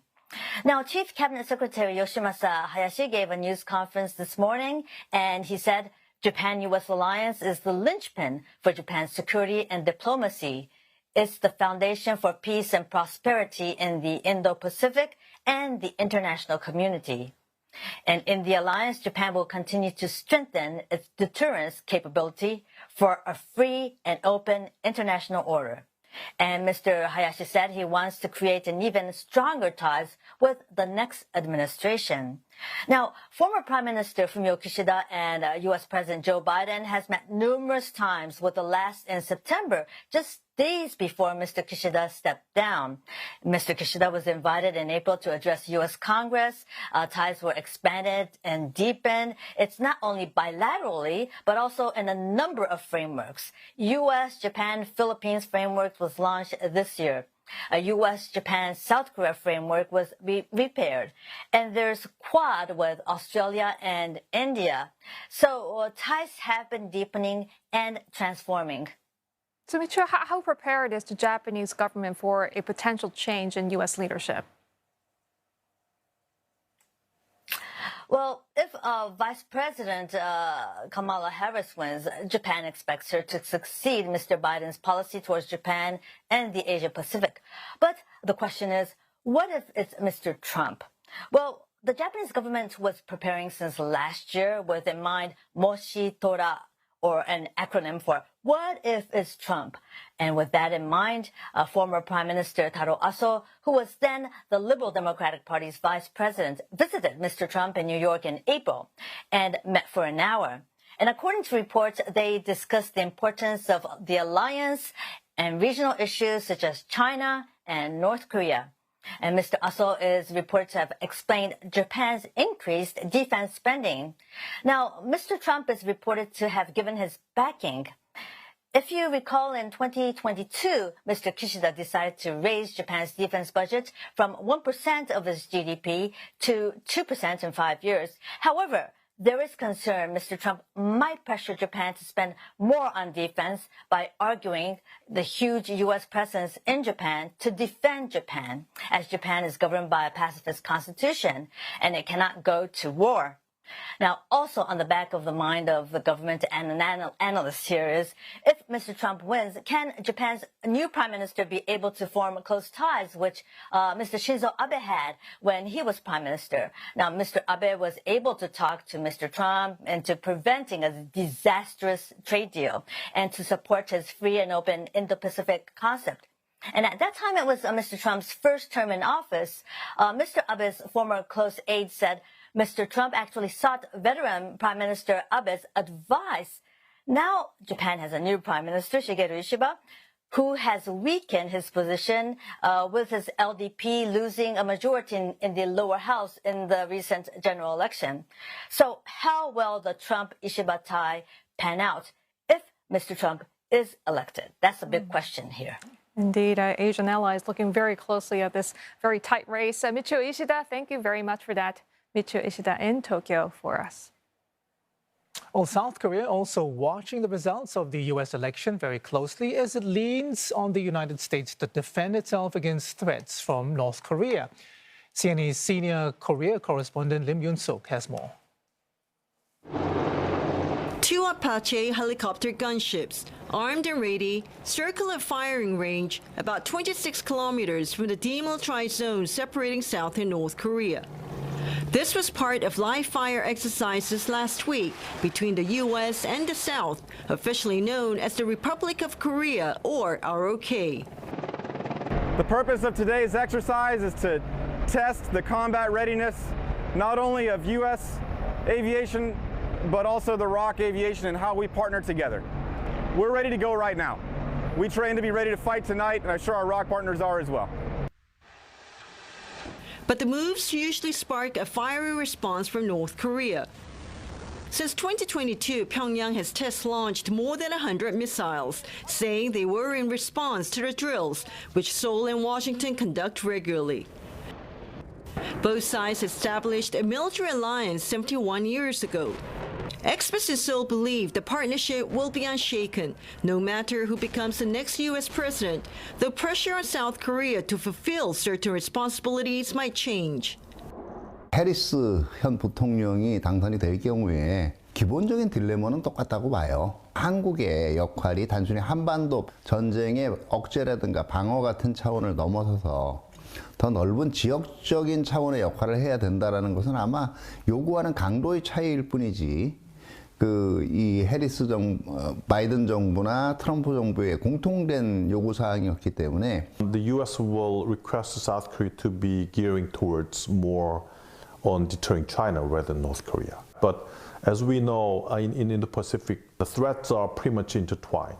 It doesn't mean that if something happens in Taiwan, it will be something that is only confined to Taiwan. It will have an impact on the Japanese island and Korean peninsula, and North Korea will jump in. And that could include expectations on South Korea to pay more to host some 28,500 American troops currently based here. The two sides have agreed that Seoul will pay $1.1 billion in 2026, when a new 5-year defense cost-sharing deal kicks in. And that's an increase of 8.3% from 2025. But analysts say it's very possible that if Donald Trump returns to office, he would scrap this deal and demand more. He has said he would seek as much as $10 billion. 재협상을 요구할 가능성도 있기 때문에 여기에 대한 고민이 깊어질 수밖에 없죠. 트럼프 전 대통령이 얘기한 수준까지는 아니겠지만 기존에 비해서 파격적인 증액을 약속을 하는 대신 우리가 비용을 댄 만큼 북한 핵기업에 대한 보장은 확실하게 해달라는 요구를 할 수가 있을 거고 그렇게 될 경우에 오히려 이 경제적 이익을 중요시하는 트럼프 행정부에서는 또 거꾸로 협상이 더 쉬울 수도 있지 않나는 생각도 분명히 할 수가 있는 거거든요. But no matter the outcome of negotiations, analysts believe it's unlikely Trump, if elected, will pull out troops from South Korea, which he had previously threatened to do so. They're also optimistic that trilateral cooperation among the U.S., South Korea, and Japan will continue. Even during the first Trump government, U.S.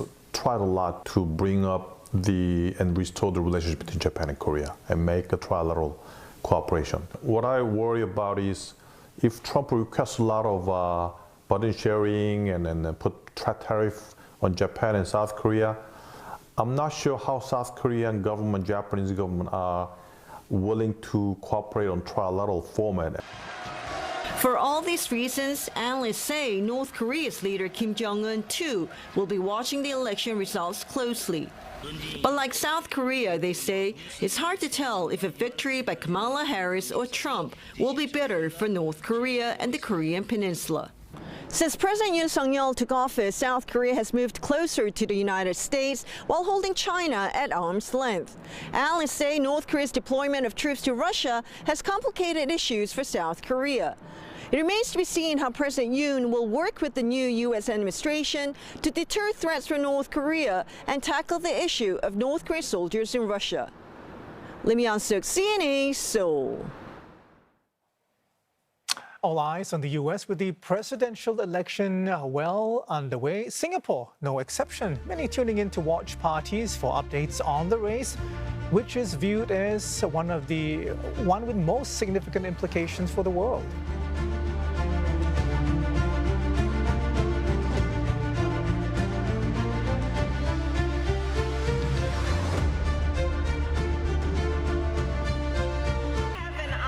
In this election to turn the page on a decade of Donald Trump. You have to stand up and you have to tell Kamala that you've had enough, you can't take it anymore, she's horrible, the worst there is.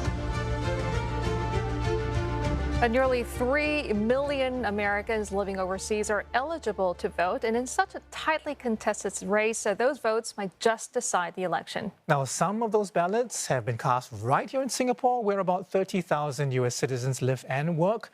Many are huddled right now at an election watch party where Aslam Shah is standing by. So Aslam, tell us about the atmosphere at the watch party. Well, Arnold, there are no donuts or hot dogs at this watch party, but plenty of kaya toast and kopi o, as about 350 people are enjoying the watch party right behind me, organized by the American Chamber of Commerce in Singapore. Now, this watch party was graced by both Singaporeans and Americans, regardless of which party they are from. And earlier, I spoke with the CEO of the American Chamber of Commerce in Singapore, and she told me about the importance of unity to this watch party, regardless of the results. Hear what she has to say. It is so important for us to gather as a community because we are a community that includes everyone. We are inclusive. We have all parties represented, all candidates represented. We are supportive of everyone. We want to make sure that the results of this U.S. election still reflects the unity of the American business community in Singapore. Yeah, so we can use some kopi and kaya toast here, but there is a lot riding on this election, not just for the U.S., but for other countries as well. Tell us how the results may impact Singapore. Yes, I mean, the past few hours has been plenty of merrymaking, plenty of performances, songs that people are enjoying from both sides, whether they are Democrat-leaning or Republican-leaning. But this elections has huge implications for Singapore. Just to give a context, Singapore might be small, but it definitely packs a punch. There are about 5,800 U.S. companies here in Singapore, and it's also one of the U.S. is also one of the largest foreign investors for Singapore as well. So many of the businesses who are here, business leaders who are here today will be closely watching, because the policies by which president, by either of the president, whoever wins, will have large implications. Now, Singapore and the U.S. also collaborate on many different areas, including in cybersecurity, new technologies, and climate change as well. And the two leaders have varying policies in these areas. So not just those who are here, not just American business, but also many Singapore business with ties in the U.S. are closely watching, as the policies of these leaders will have huge implications for their own businesses, their lives, and their livelihoods as well. All right, Aslam Shah, thank you very much for that report. Aslam Shah here in Singapore for us. And not just Singapore, much of Asia is keeping their eyes on this election. But despite some concern, most analysts don't expect the U.S. to reduce its commitment towards the Indo-Pacific. And that applies to Donald Trump as well, because there's too much at stake. I mean, there's trade, there are global supply chains, and there are investment flows. And to explain the stakes, we're joined by Eric Martinez-Kohonta. He's Associate Professor at the Department of Political Science at McGill University. Professor, thank you very much for joining us. I want to start by asking you, there is this, I guess, idea or perception that all roads to Asia run through China. I mean, is that necessarily true? Is it the case that all or Southeast Asian countries, as they look to enhance ties, or I suppose have bilateral ties with the United States, are constantly looking behind the shoulder, worried about, displeasure from Beijing, or perhaps a Chinese Coast Guard vessel showing up? Well, clearly China plays a major role in Asian politics and Asian international relations, and in American foreign policy vis-a-vis Southeast Asia and vis-a-vis ASEAN. So China is a major power, but ASEAN as an organization also has its own significance in the region, and ASEAN wants to, in the context of the U.S. elections and U.S. foreign policy, wants to have its own space vis-a-vis China. And ASEAN is a generally pragmatic organization that wants to play usually a middle road vis-a-vis, say, China and the United States. So yeah, China is a key player, and roads do go through China in Asia. But a lot of questions of security, of trade, of human rights also go through ASEAN, that hosts some of the most important meetings for global actors in the region. So let's look at the scenario where Trump wins another term. Now, how do you expect his tariff plans, his preference for bilateral deals impact ASEAN economies? And given their previous experience with Trump's policies, are ASEAN nations better prepared this time? Yeah, so Trump generally favors more bilateral relations rather than multilateralism. That's generally been his preference, his strategy, both in terms of economic issues and political security questions. So that is likely to continue rather than an effort to create a more regional institutional architecture within Asia and within Southeast Asia. So that puts more direct emphasis on particular countries being able to negotiate with the United States more directly, rather than sort of this kind of multilateral collective framework. This is very different from the tendency of the Biden administration, which has emphasized a traditional multilateral kind of liberal order structure when dealing with Asia and ASEAN. Professor Kohonta, we know that ASEAN is not homogenous. I mean, there are some which are, I guess, lean a bit more towards China. There's some which are middle nations, and there are some which are having problems right now with China. I'm wondering, what sort of a position will they find themselves in? With either a Trump administration or a Harris administration. I mean, is it going to be detrimental, for example, for the Philippines if Donald Trump actually wins and assumes the White House? Yeah, so exactly. I mean, ASEAN is the collective organization for Southeast Asia, but the countries within ASEAN some of them have different postures vis-a-vis China, vis-a-vis the United States. In general, countries in ASEAN try to stick to this kind of middle ground, but there are some that tend to lean more towards China, such as Cambodia, and others that lean significantly more towards the United States, such as the Philippines. Now, if it were depending on the administration that comes in this election, this could definitely have an impact on a number of countries in ASEAN. Let's look at the Philippines in particular. The Philippines is dealing right now with a real challenge from China in terms of what the Philippines calls the West Philippine Sea, what China calls the South China Sea, and relies very much on its security partnership, its treaty with the United States to be able to deal with aggressive posture by the Chinese Navy against the Philippines. Kamala Harris has come to the Philippines in 2022 and has stated very clearly support for the Philippine position. Trump is, of course, as we know, very antagonistic toward China, but also quite erratic in terms of that antagonism toward China. So hard to say how this will play out, but at the very least, Kamala Harris has indicated quite strongly by visiting the West Philippine Sea, by visiting Palawan, that there is a clear understanding that the Philippines has legitimate claims in that area vis-a-vis China. Well, Professor, I mean, that perhaps is an extreme example where the Philippines is concerned. I mean, we do have a viewer question here about the stakes as far as Asia is concerned and the implications of who becomes the next U.S. president. This one was sent to us via Instagram. And the question is, how might the outcome of the election affect the power balance in the South China Sea? Obviously, Professor, the Philippines is, again, involved heavily in ways it probably doesn't want to be. But there are other countries as well with competing claims. I mean, how is that going to play out? Well, I don't think the outcome of the election would really change the power balance in the South China Sea in any way or the other. I mean, we have to remember that whether it's a Republican administration or a Democratic administration, both in the Congress as well as the presidency, are quite negative toward China, toward Chinese penetration or more aggressive posture in Asia.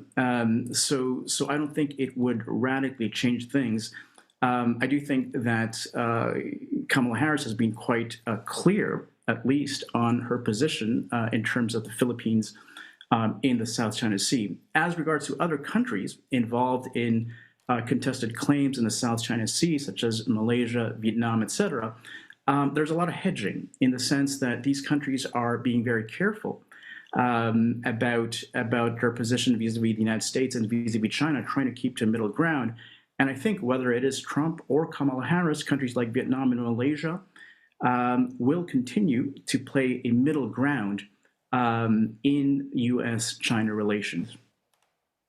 All right, Professor Kahunter, we have to leave it there. Thank you very much for joining us on the show this morning. Eric Martinez Kahunter is Associate Professor at the Department of Political Science at McGill University. All right, we got much more ahead as our multi-hour coverage of the U.S. presidential election continues right here on CNA. Polls will be closing soon in a couple of states, including key battleground Nevada. Stay with us.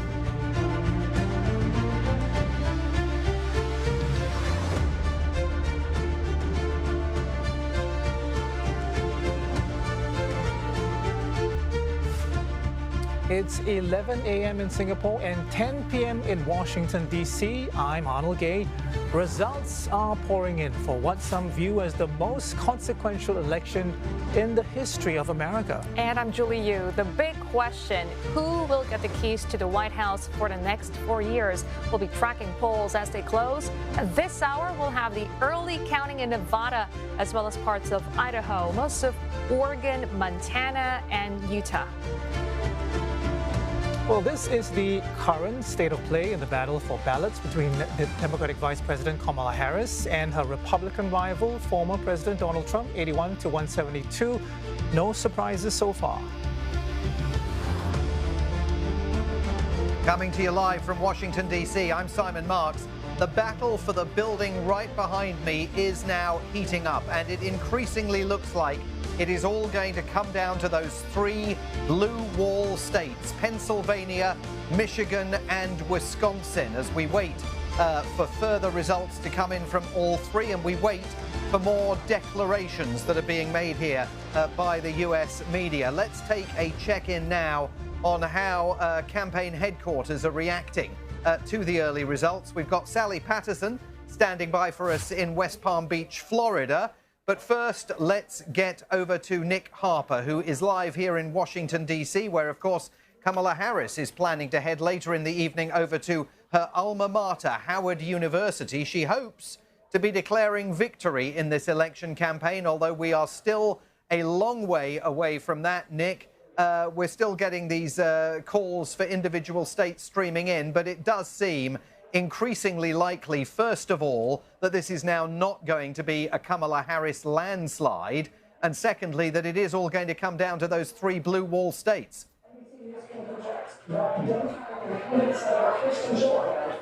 Yes, Simon, you're absolutely right. A Matter Watch party just around the corner from Howard University is packed full of Democratic voters. They've been queuing out the door during the course of this evening.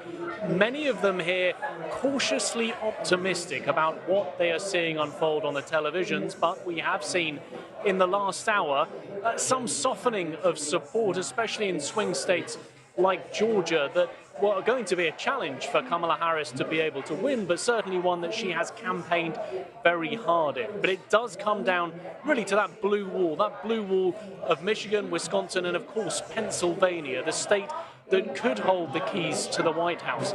We know that that was what Joe Biden was able to flip in 2020.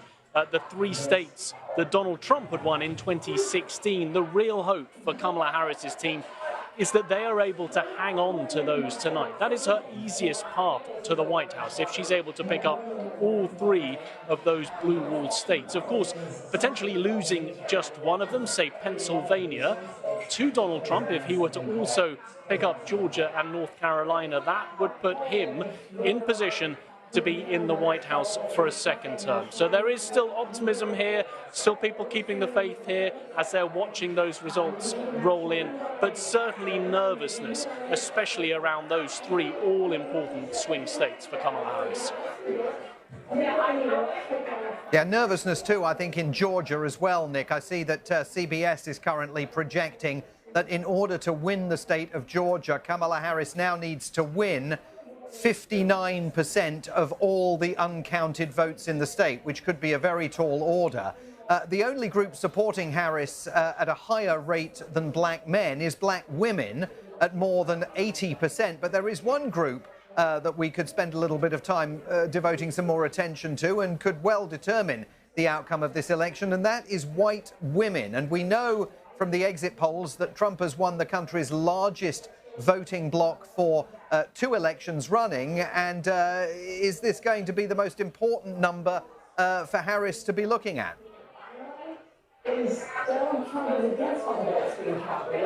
Well, it certainly could be. I mean, that, as you mentioned, is a bloc that Donald Trump has done fantastically well with over the last 2 election cycles. This time around, though, there has been some hope in the Democratic camp that with a female at the top of the ticket, they may be able to claw back some of those female voters from the Republicans, in particular the 65-plus age group. It is an age group that traditionally, more conservative, votes Republican, but is an age group that the Harris campaign has been going after during the course of this election. Just in the last week, the Democrats put out an advert across the country with the tagline, "What happens in the booth stays in the booth." And the entire premise of this advert was a husband and a wife going to the polling station, the husband clearly a Trump supporter, but then the wife going in and deciding instead to vote for Kamala Harris.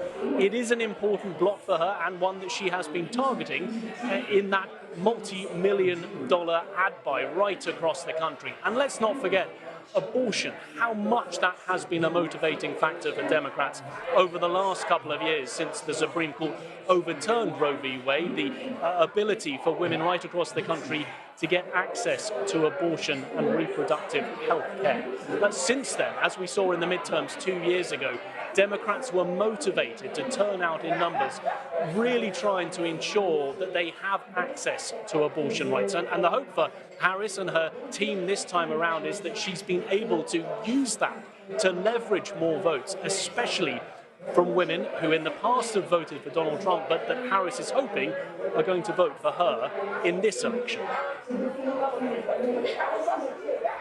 Nick Harper here in Washington, D.C., tracking Kamala Harris's movements. Thanks very much indeed for that. Let us check in now with Sally Patterson, who is following Donald Trump's campaign. She is in West Palm Beach in Florida. Sally, the Trump campaign will be celebrating massive wins for the former president in Florida, in Texas. We're waiting for a declaration about North Carolina and also the possibility still of a win in Georgia. How is the Trump campaign feeling tonight?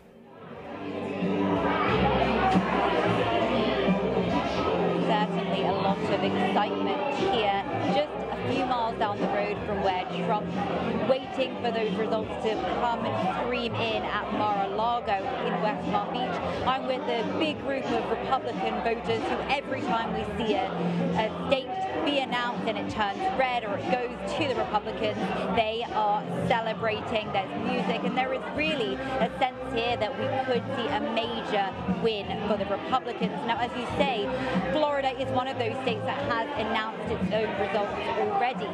Now, it was historically seen as a crucial swing state, but we've actually seen the Democrats really sort of give up on this state and spend their time and money elsewhere. This is 30 electoral votes up for grabs, so a pretty major piece of the pie, and it has gone to Donald Trump. But we've seen some of the changes in this state as well. Miami-Dade, for example, which is a majority Latino group and a majority Latino area there, has actually changed its demographics, and we've seen it switch to Republicans rather than the Democrats, where it has held out for several years, even going against the rest of the state. And that could give us a sense of the picture around the country as well. Hispanic voters are one of those key groups that both candidates have been trying hard to get on board. And we are seeing that there are changes, especially when it comes to Latino men. A CNN exit poll found that the majority are still voting for Kamala Harris, but perhaps with less of a majority than what we saw for Joe Biden last time round. He got around 65% of those voters. She's expected to get just over 50%, so a notable shift there indeed. Trump himself is continuing to put out messages on Truth Social. He's telling people to stay in line and make sure that they cast their votes. Earlier, he joked that the Democrats could leave the line if they wanted, but he needed the Republicans to actually go and cast their ballot. He's watching at Mar-a-Lago and then heading over to what he hopes will be a celebration party at Palm Beach Convention Center just down the road. He's got some of his favorite running companions with him, including his running mate, J.D. Vance, watching there as well. Supporters have gathered round the Mar-a-Lago estate with flags and banners, hoping to see Donald Trump back in the White House. Sally, while you were talking, multiple television networks here have projected that Kamala Harris has won Colorado. But it is absolutely clear that in the blue wall, Michigan, Wisconsin and Pennsylvania, the race remains too close to call. Donald Trump has raised questions about the integrity of the vote in Pennsylvania, which could end up being the key to the outcome of this race. What is the latest on that? That's right. We heard from Donald Trump in the past few hours alleging that there's a lot of talk, he says, about massive cheating in Philadelphia. That's what he put out on social media. And we've heard that type of rhetoric from him over and over again throughout this process. And indeed, we heard it back in 2020 as well. Now, state officials in Pennsylvania have been quick to put down any of those allegations. We heard the district attorney, for example, saying that the only person making those allegations is Donald Trump himself. And he says if Trump has any proof or evidence or facts to back up those claims, he needs to show them immediately, but otherwise then they're not going to take them seriously. We also heard from Josh Shapiro, that's the governor, a Democrat, and he said that this is the same playbook as back in 2020, and he says that Trump is just trying to stoke chaos. Now, analysts say that this is an early indication that Donald Trump could try and overturn or disregard the results of this election, no matter what happens, as we saw last time round. And that has consequences. Of course, we remember back in 2021 where many of Trump's supporters stormed the Capitol there in Washington, D.C., leading to the death of several police officers in the following days, as well as some of those involved in the crowd. This sense of distrust in the political system and in the voting system as well is something Trump has been become very accustomed to over the past 4 years, and is something that's likely to continue to play out in this election cycle as well. Sally Patterson, live for CNA tonight in West Palm Beach, Florida. Thanks very much for that. Lots of results coming in minute by minute now. And Arnold back in Singapore has the latest ones. Simon, thank you. And they are certainly coming in more out in the past hour, according to tallies in both camps. The Democrat Kamala Harris projected to take the states of Colorado. Now, this is a state that leans blue, so she'll be relieved that she's won that. New York, Illinois, Rhode Island, Delaware, Vermont, Massachusetts, Maryland, and the District of Columbia, all deep blue states. So no surprises. Her rival, Republican Donald Trump, projected to have won in Mississippi, Utah, Montana, Louisiana, North and South Dakota, Wyoming, Texas, Arkansas, South Carolina, Kentucky, Indiana, West Virginia, Alabama, Florida, Missouri, Oklahoma, and Tennessee. So these projections, we have to tell you, are based on data from the National Election Pool and Edison. And U.S. media and networks may make their own independent forecast. The tally as it stands right now, Donald Trump in the lead, 178 to 91. Again, that number that they both need to win the race to the White House. The keys to the White House is 270.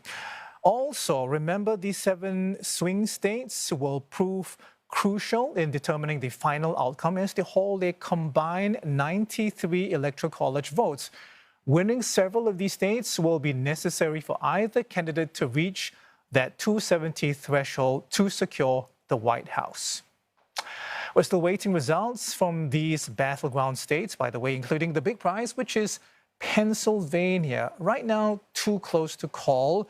19 electoral votes up for grabs here. 47% of the ballots counted so far, with Donald Trump just marginally ahead, 49.9, Kamala Harris 49.1, a total of about 3.3 million votes counted so far. Now, this is the state where both candidates have spent the most time campaigning, the most money as well, with Trump the target of an assassination attempt in Butler, Pennsylvania in July as well. It's worth noting that the candidate who won Pennsylvania also won Michigan and Wisconsin in the past 8 elections. Collectively, the 3 states known as the Blue Wall. Historically, no Democrat has won the White House without Pennsylvania since 1948, so that's how important it is.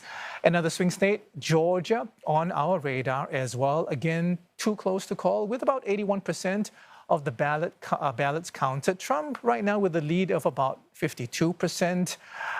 Kamala Harris is lagging at 47.1%. Georgia will be an important add to the tally for either candidate, given that it holds 16 electoral college votes. Now, Joe Biden won the election in Georgia in 2020 by a very narrow margin of some 11,500 votes. But before that, for 3 decades, the state has been a Republican stronghold. You may recall that after he lost the state in 2020, Trump made baseless accusations that the poll was stolen, and he infamously recorded on a phone call asking Georgia's Secretary of State to find enough votes so that he could win.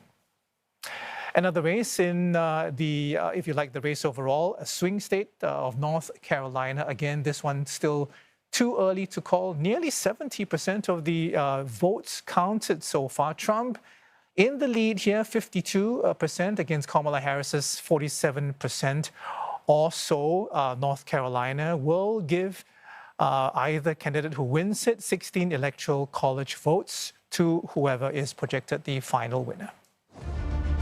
All right, we take a break, but still ahead on U.S. votes 2024 as votes pour in across America. We'll have analysis as the U.S. decides its next president.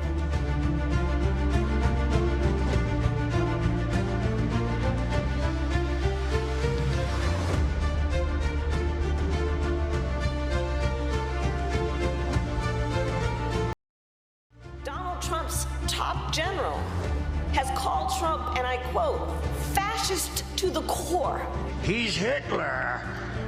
And then they say he's a Nazi. I'm not a Nazi. I'm the opposite of a Nazi.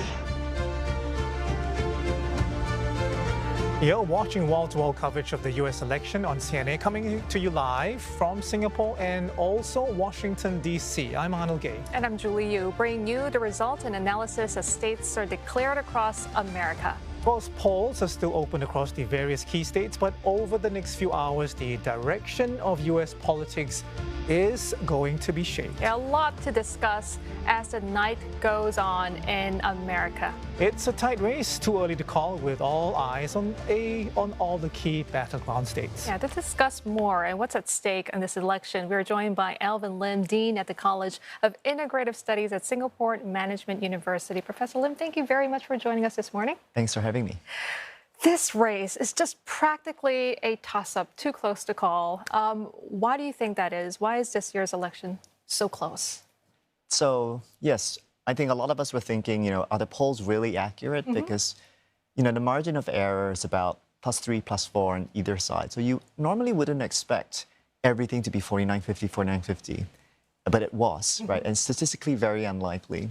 And it seems like the polls appear to be getting it right this time. And it really is so close. So to answer your question, I think the Americans that came out of the COVID pandemic realized that the nation is really forming up into 2 very, very distinct blocks. And it's almost as if it doesn't really matter which candidate it is so much as what they represent, 2 models of America. And I think that's hardened over the last 20, 30 years, but especially after COVID, when we had very, very strident, polarized politics, seemingly unpalatable candidates from one side to the other, but still voters going back reliably to their party. So it seems to me that this is the rise of the entrenched party identity, rather in spite of the candidates, rather than because of. Okay, more on that in a second. I just want to ask you about the results that have come in so far. These are actual numbers which are coming in. There was some talk about a landslide, a blowout for Kamala Harris. At this point, can we effectively rule it out? Probably. Yeah. Because at this point, Trump is ahead in North Carolina. And that was one of the places where they were looking. Obama won that state. And also Arizona is looking like it's leaning Trump. And Biden took that. So I think if you're on the Democratic side now, you're still waiting, as they had for the last couple of months, on the blue wall, firewall states.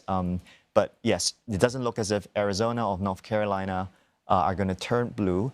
But we still don't know because the Raleigh and the big university towns haven't come in yet. So there's a declining chance. Okay. Yeah. But it's still there. I would say it's still there.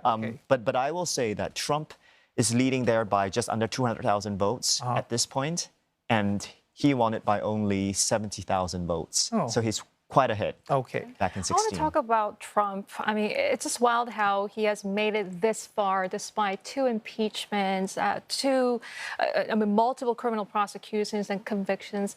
He still is here. Millions of people are voting for him. What do you see behind that loyalty? And would you agree that there's a different kind of standard and expectations when it comes to Trump versus Harris? Because there's one political commentator recently pointing out that Trump gets to be lawless, but Harris has to be flawless. So it's a double standard. Okay, yes. So that's a great question. And I would say that's right, but consistent with what I was saying earlier about partisanship, because there is a party that views a discussion of the issues, a more collective, unifying rhetoric as part of the identity of that party. Whereas there is another party that has a different view about this. And for them, they think that it's about, or at least a dominant side within the party right now, America first, making America great again. And that is part of the discourse. Now, you may say that the discourse is coded masculine on one side and coded feminine. You may say that, but I guess what I'm saying is this encoding is the partisan ideology. That is the ideology. Talk about gender then. It's played a huge role in this presidential election. Have the country reached a point where gender increasingly defines a political alignment? So there was hope of that happening, but you'll see that I haven't looked very, very closely at the referendum in Florida about the abortion referendum, but they needed a high bar and they needed 60% to pass it. And they were at 57 once last I looked. So still not there, suggesting that, the wave that the Democrats were hoping haven't happened, certainly in Florida. And I would also say that while Harris was trying to hope for a larger margin, gender gap between her and Trump, at this moment, it's still slightly lower than where Biden was. Okay, Prof. Lim, I want to take you a bit forward, assuming, we have a Donald Trump win or Kamala Harris win. I'm wondering what that means for U.S. politics, down the road. I was listening to a former Republican who is now endorsing Kamala Harris because he feels that the GOP, the Grand Old Party, has changed so much and is on a path to self-destruct. And he actually said, look, a centrist Kamala Harris, and she has shown signs of that. She says she'll include some Republicans on her cabinet, on her team as well. I mean, so paint us a picture of what might happen if Donald Trump actually wins in terms of what happens to U.S. politics, and what could it be, if you like, if Kamala Harris were to get the keys to the White House? Sure, that's a great question. And I would say, to almost not answer your question, it entirely depends on who wins. Because the people who are holding on to Donald Trump now are doing so in part because of power. The CEOs are calling him up. The LA Times is not making a call one way or the other, an endorsement, sorry. So if he wins, it seems to me that it strengthens the 30% of the electorate that have always been his base, the MAGA. If he loses, however, there are candidates already lined up, ready to take his place. People like Nikki Haley, who stood against him, etc. But there were also people that supported him, like Marco Rubio, who may want to come back into the game. So the fallout will depend a lot on the politics of people trying to claim the MAGA vote that would still be there, whether or not Trump is president. Right. And if Kamala Harris gets the keys? If Kamala Harris wins, and she absolutely needs to live up to her promise of including Republicans on her cabinet, and making sure that she's able to align both sides of her base with the Republican Party. That's a tall order because it's easier said than done, reconciling differences in American politics. We were talking about how a tiny number of Americans can actually determine where this election is going to go. And it comes down to the question of electoral college voting system in the U.S. I understand that there's been growing criticism of why can't we get rid of this? I mean, could there be a revision? But it still is intact. Why do you think that is? So you're absolutely right. Democrats have actually won the popular vote since 1992, Bill Clinton. It's always been Democrats except for George Bush in 2004. Remember, he didn't win the popular vote in 2000, and Trump also didn't win the popular vote. So it's been 30 years or so where Democrats constantly win. But the Electoral College stays. Why is that? Well, quite simply, you need a constitutional amendment to change the Electoral College, and that requires 2/3 of both houses of Congress, Senate and the House, as well as 3/4 of the states. That is just not, that I'm sure I can say, that is statistically very unlikely, nearly impossible to amend the Constitution. All right, I will have to leave it there for now. Two very starkly different pictures, futures for the United States. Prof. Lim. Absolutely. Yeah. It's very stark, and that's why the candidates went all out yesterday. All right. All right, we have to leave it there, unfortunately. Professor Lim, appreciate you coming and talking to us on the show this morning. Thanks for having me. All right, we've been speaking to Elvin Lim, Dean at the College of Integrative Studies at Singapore Management University. And it's time to cross over now to Simon. Simon, what do you have for us? Well, I have slightly dipping temperatures here in Washington, D.C., so I've donned the coat now, but I am holding out against the scarf. Meanwhile, we've got results and early projections for you in the election. Let's take a look, first of all, at the state of Ohio, which, of course, was once considered a swing state, but Donald Trump now projected the winner in the state of Ohio, securing its 17 electoral votes in the Electoral College. Let's go from Ohio to Mississippi. And Donald Trump also projected the victor there, picking up Mississippi's 6 electors in the Electoral College. Very similar picture in Utah. It also has 6 electors in the Electoral College, and they will go to Donald Trump. And Montana has 4 electors in the Electoral College, and as expected, they will go to Donald Trump. Donald Trump performing well in the western states, but not in Colorado, where Kamala Harris is the projected winner of that state's 10 electoral votes in the Electoral College, and a big bundle of delegates for Kamala Harris in Illinois, 19 of them there. She wins in Illinois. Of course, the campaign that Kamala Harris has been leading had absolutely counted on that. I can tell you that here in the United States, NBC is projecting that Donald Trump has won in Iowa. And that is a big deal for Donald Trump, because it was only last Saturday that a highly respected opinion pollster in Iowa came up with a shock poll that suggested that Kamala Harris had eradicated Donald Trump's lead in the state and was 3 points ahead of Donald Trump, fueled by the sudden move of women voters into Kamala Harris's corner. Well, that turns out not to have been the case. The Trump campaign insisted that that poll was an outlier, and so it turns out to be, at least as far as NBC's decision desk is concerned. They are projecting that Donald Trump has indeed won the state, and that will be delighting people down in Mar-a-Lago, where Donald Trump is watching all of this unfold. So let's cross to Sally Patterson, who is also in Florida, not far from Donald Trump. She's in West Palm Beach. And Sally, they must be feeling cautiously optimistic, although we still don't know what's going to happen in those 3 blue wall states, Pennsylvania, Wisconsin and Michigan, all of them too close to call. But what are you hearing from the folks that you've been talking to down there? Certainly in Trump world, they must at least be aware now that this does not look like a Kamala Harris landslide. Well, I was speaking, Simon, to some of the organisers here at this Republican Watch Party just down the road from Mar-a-Lago itself.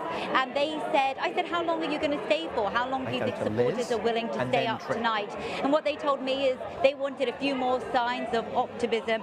They wanted a few more signs that Donald Trump was definitely going to win this election. And what we're starting to hear in the last few minutes, perhaps, is some of those green lights that they're looking for. Some very promising signs for those gathered here. We've heard whoops of excitement each time round as a new vote is declared, a new state is declared here in Florida. Now, you talked there, Simon, about the battle over the sexes that we saw unfolding on the campaign trail.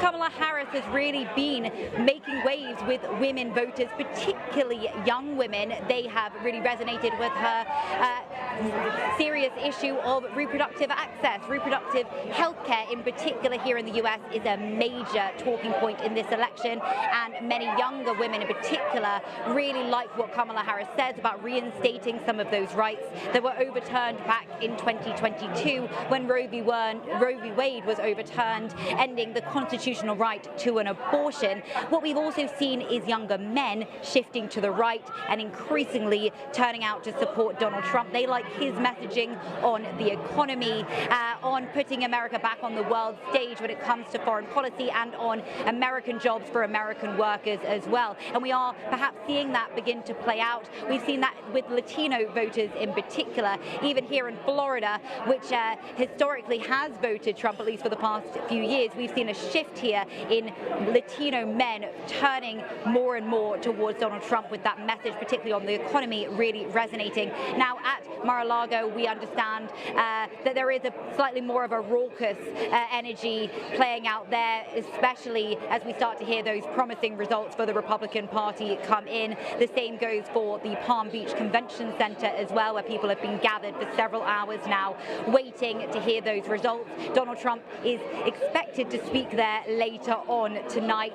We'll have to wait and see what he says and whether that's going to be a victory speech. He's, of course, continued to sow the seeds of doubt over some of the election processes that have been taking place, particularly in those key swing states that you mentioned. Pennsylvania, for example, where he says that has been several cases of electoral fraud, which have been completely dismissed by officials in that state. But it certainly will help him to keep his supporters on side, whether or not he wins in the coming hours and days. We'll keep watching as the votes continue to come out here, but certainly optimism that Donald Trump could be back in the White House next year. Sally Patterson live in West Palm Beach for CNA tonight. And while Sally was speaking, ABC matched the decision projection by NBC that Donald Trump has indeed won Iowa. Obviously, what is taking place here in the United States has massive implications for the world's financial markets. Let's check in with Liz Neo and find out how they're performing at the moment. Liz? Thanks for that, Simon. And we're tracking stock futures, those moving higher as investors speculate that former President Donald Trump may have an edge in the presidential race. Let's get you the numbers this hour with the Dow futures, S&P 500, NASDAQ futures all up by more than 1%. Dow leading the way at 1.3% in the green. And we'll see the so-called Trump trade reflected on the dollar and Bitcoin as well. The U.S. dollar index that is pushing higher by nearly 1%, currently 104.42. Now, that is seen as directly tied to Trump's tariff plan. The policy is seen as inflationary, which may lead to higher interest rates and a stronger dollar. Bitcoin, meantime, approaching its all-time high, currently above $73,415 there. Trump seen as more supportive of cryptocurrencies than Kamala Harris, who has been more measured in her response to the risk asset.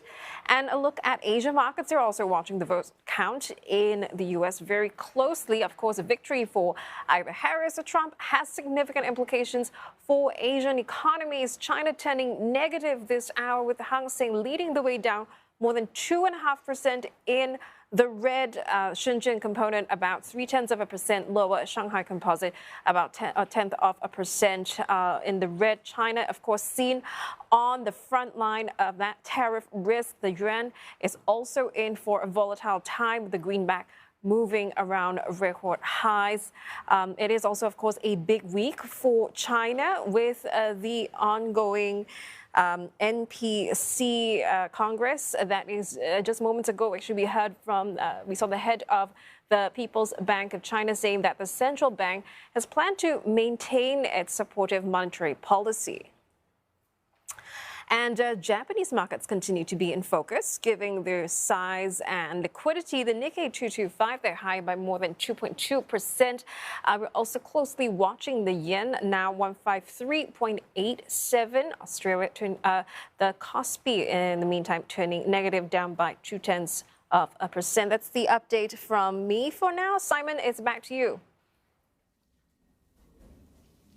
Thank you very much indeed, Liz. And let's get more analysis now on the results as they come in. And we are joined once again by Dr. Tricia Craig, the Executive Director at Princeton Institute for International and Regional Studies. Dr. Craig, thanks for being back with us again.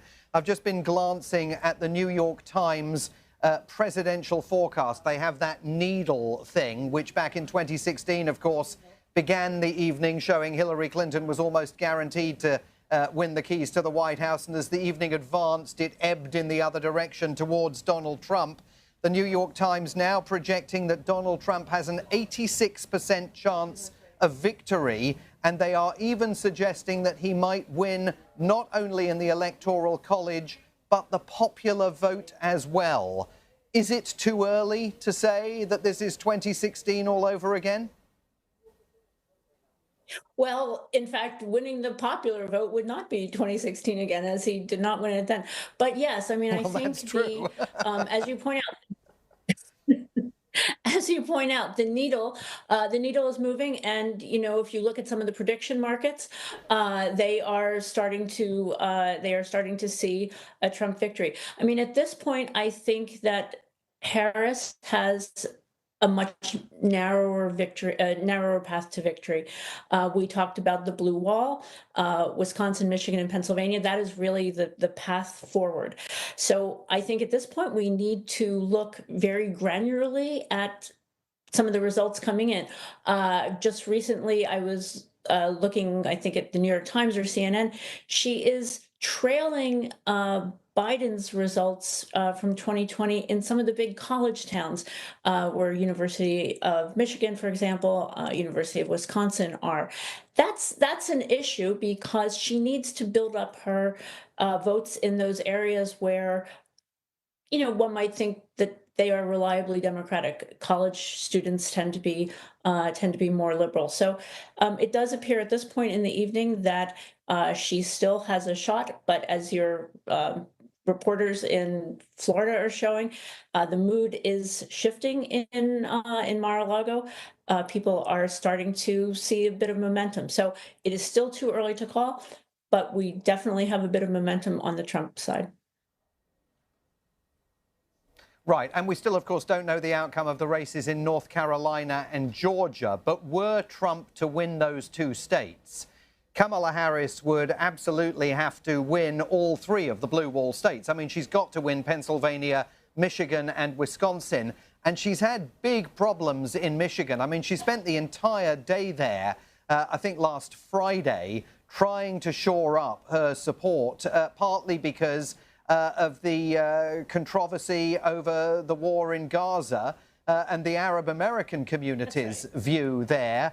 Very critical of the Biden-Harris administration's handling of events there. It's not clear that she sealed the deal. I think that's right. Michigan in particular, as you point out, it has one of the oldest Arab American communities in the country. They vote, and there is still a great deal of anger about the war in Gaza, about the U.S. Handling of it. This is perhaps not an issue in every state, but certainly in Michigan, with its large Arab American community, it is. I think this issue may also be resonating or sort of redounding to not in her favor with college students. As we've seen, the issue of Gaza on college campuses has been huge this fall. It was huge last spring. We saw many college presidents lose their jobs. We saw the congressional hearings over this. So I think some of these issues, some of these very particular issues, are ones that might have been unexpected a year and a half ago, but it's something that the Harris campaign has had to contend with, and in some respects, I think probably, although she has sort of carved out a slightly different position than Biden, probably did not distance herself sufficiently from the Biden administration. Of course, when you're the vice president, it's very hard to distance yourself from the sitting president. And in terms of the misogyny issue, which is something that Barack Obama raised on the campaign trail within the last couple of weeks, the final weeks of the campaign, suggesting that there were some African-American male voters and possibly many other male voters who were hesitant to back Kamala Harris because they didn't want to see a black woman in power. How big a factor do you think that may have been in some of the results that we're witnessing here? I think it has always been an issue in this campaign that there are many Americans who are simply not ready for a woman president. One of the things that I think Harris did quite well during this campaign is she really did not push any of the issues of first female president, first female president of color.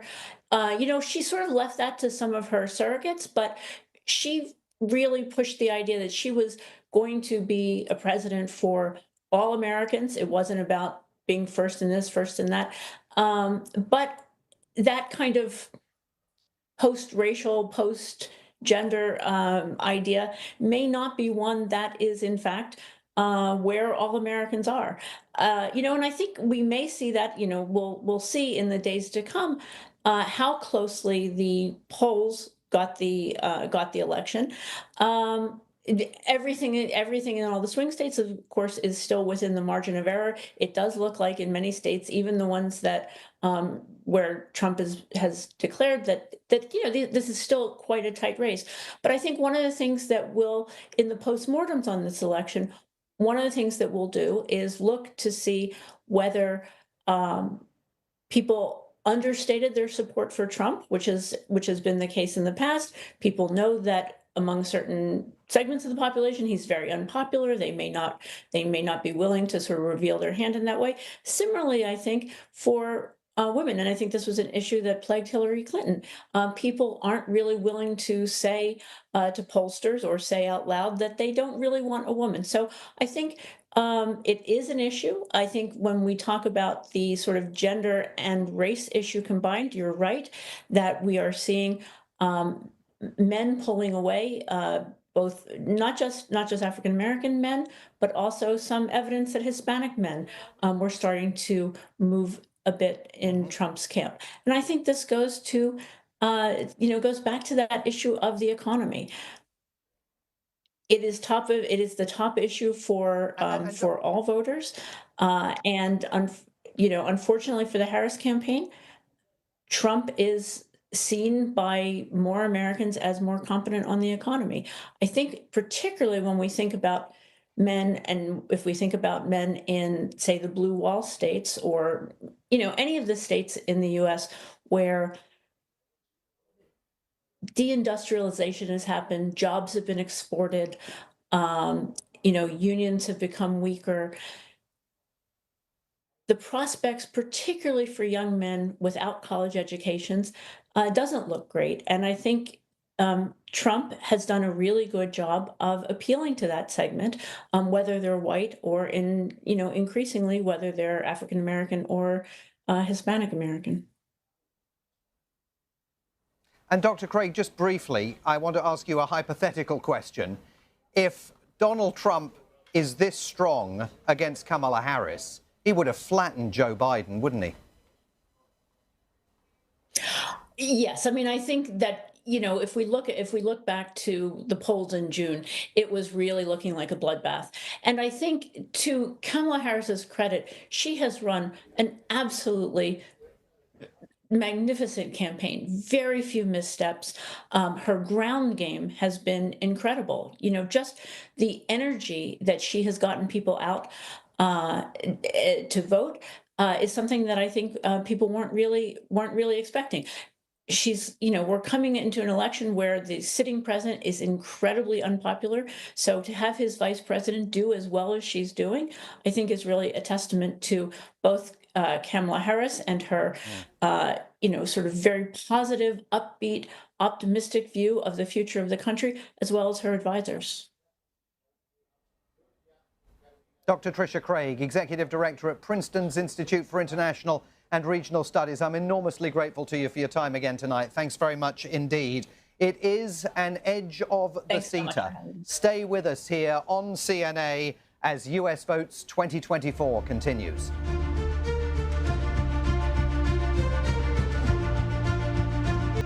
You're watching US Votes 2024 live here on CNA as we await results of who will win the incredibly tight and divisive race to be the next American president. Our extended coverage runs till 4 p.m. Singapore, Hong Kong time. We're also tracking results live on our website, cna.asia, and the CNA mobile app. But first, over to Rani Samtani, who's been, putting all the numbers together, crunching them and putting them into a form that we can understand. Rani. Arnold and Julie, based on the numbers that we have so far, Trump has crossed the 200 mark and is now at 207 Electoral College votes. Harris has 91. But as we know, the numbers are still trickling in. Let's take a closer look at the 7 battleground states in play. Wisconsin, Michigan, Pennsylvania. They are known as the so-called blue wall states. Nevada, Arizona, Georgia, North Carolina. These are the toss-up Sun Belt states known for the region's warm and sunny climate. All these states are pivotal to both campaigns. This map shows U.S. media projections of how many seats both candidates will likely win. If Harris loses any of these blue wall states, say she loses Wisconsin or Michigan to Trump, she still has a pathway to get to 270. She could replace those Electoral College votes if she wins Pennsylvania, Arizona, and either North Carolina or Georgia. North Carolina and Georgia both provide 16 Electoral College votes to take her to 271. If Harris sweeps the Sun Belt states, that would take her to 274 votes. She's been holding up in the polls in these states because of emerging Black, Latino, and Asian American voters. Based on the math, Trump has to chip a brick out of the blue wall in order to pave his way back to the White House. He needs either Michigan or Wisconsin. Say he wins Michigan and also secures Pennsylvania and North Carolina. That will take him to 269, shy of 1 vote to win. That's why the Republicans are eyeing Nebraska's 2nd congressional district surrounding Omaha. Nebraska's 2nd congressional district is another critical vote for both Trump and Harris to win the keys to the White House, even though it just counts for 1 vote. Like Maine, Nebraska doesn't award Electoral College votes on a winner-takes-all basis. It awards 2 Electoral College votes to the statewide winner and 1 to the winner in its 3 congressional districts. Nebraska's 2nd district is unique because its vote is prone to switching and could be decisive in getting Trump or Harris to 270. These are just some of the potential scenarios that could play out. The numbers are streaming in, and I'll have more updates for you later. Back to you, Arnold and Julie. Rani, thank you. So that's the big picture as far as how the U.S. election and vote counting is concerned. And here at CNA, we have been tracking how the U.S. presidential vote will impact Asia. That's right. The Philippines is keenly waiting to find out who the next president of the United States will be. Will Trump's protectionist stance hinder cooperation in the Indo-Pacific, or will a Harris victory promise continuity in Washington's policies? Buena Bernal joins us live now from Manila. Buena, good morning. So how is the Philippines viewing this election in light, of its very strong relations with the United States under Marcos Jr.? Well, experts have argued that there is likely to be little change in the U.S.-Philippines alliance regardless of who the next U.S. president is. And there are a couple reasons for this. Number one is the longevity of that relationship. There is a 1951 mutual defense treaty between these two countries, and that long-standing relationship, experts argue, cannot just be dismantled overnight because the forms of cooperation they have are already institutionalized, meaning that it exists at the mid-level and not just at the top leadership. In fact, I just spoke with a former Philippine Navy official during the administration of former President Rodrigo Duterte. He was in command then, and he said that's exactly what we did. We maintained those mid-level forms of cooperation with the United States, despite what has been seen as former President Duterte's pivot to China, establishing that warmer relationship with Beijing during his presidency, despite the competing claims of these two neighboring Asian countries in the South China Sea. The second reason that they cite is because there have been indications in the past that both candidates will honor the United States' commitment that the 1951 Mutual Defense Treaty covers Philippine public vessels and assets in the South China Sea. We heard this direct from the mouth of Vice President Kamala Harris during her 3-day visit to the Philippines in 2022, where she set foot on the island of Palawan, adjacent to Spratly Islands, claimed entirely by China, the northeast of which the Philippines labels as its Kalayaan or Freedom Municipality, where she again reaffirmed that commitment. And we also heard this a few years before her visit to the Philippines during the visit of then U.S. Secretary of State Mike Pompeo under a Trump administration, for the first time making that commitment. So both candidates have that commitment, but the difference is we've heard it directly from the mouth of Vice President Harris, but as to Mr. Trump, it was delivered by his cabinet official. Okay, Buena, thank you very much for that. That's Buena Bernal live from Manila. I've got much more ahead as our multi-hour coverage of the U.S. presidential election continues here on CNA. Polls will be closing soon in more states, including Kamala Harris's home state of California. You stay with us. We'll be right back.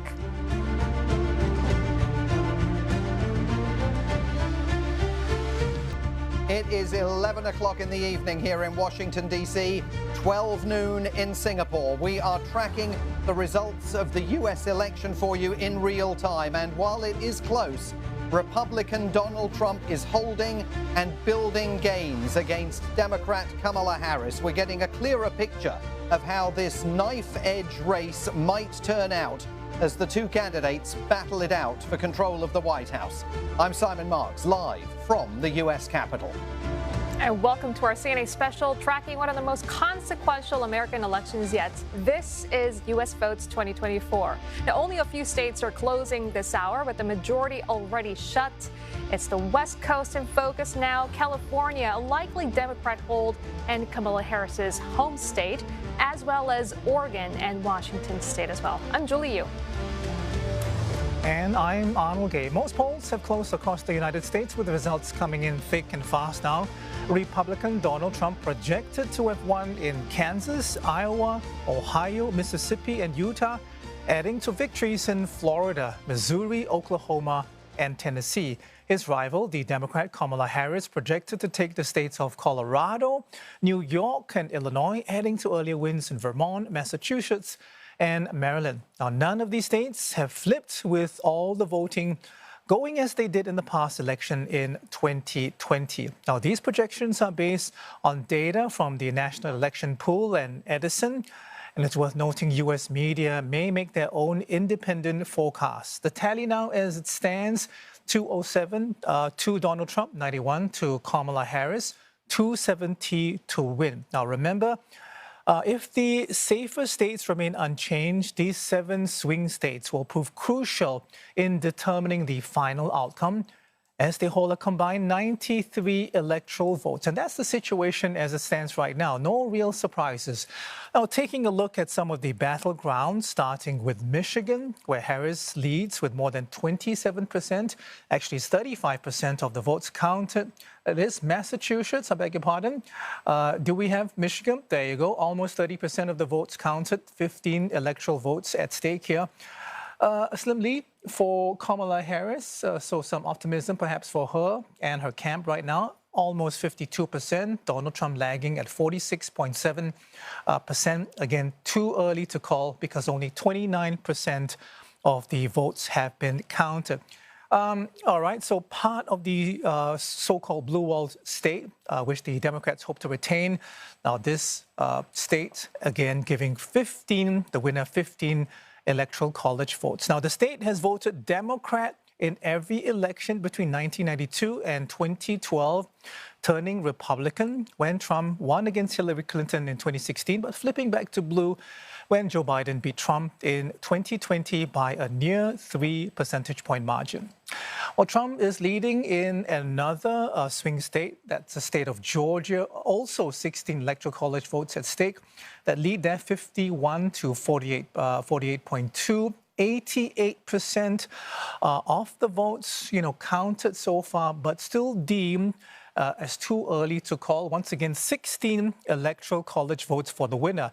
Democrat Joe Biden won the election there in 2020, but before that, for 3 decades, the state was a Republican stronghold. All right, let's get you to Pennsylvania, which is really the big prize among the swing states, as it will give the winner 19 electoral college votes. As it stands, nearly 70% of the votes counted, with Donald Trump leading 51 to 48. Now, both candidates have spent the most time and the most money campaigning here, with Trump also the target of an assassination attempt in Butler in July. It's worth noting that the candidate who won Pennsylvania also won Michigan and Wisconsin in the past 8 elections. And historically, no Democrat has won the White House without Pennsylvania since 1948. So, a quick recap. There's been an update, I should tell you now. 145 to 211 in favor of Donald Trump as it stands. And again, I have to stress that none of the swing states have come into play yet. Counting is going on. We've had a few results, but the early numbers are still too early to call. Oh, it is good to be back in Pennsylvania. If we win Pennsylvania, we win the whole thing. It's very simple. How you all vote in presidential elections often ends up predicting the national result. We win Pennsylvania. We win this great Commonwealth. We are going to win the whole ballgame. It's such an important place.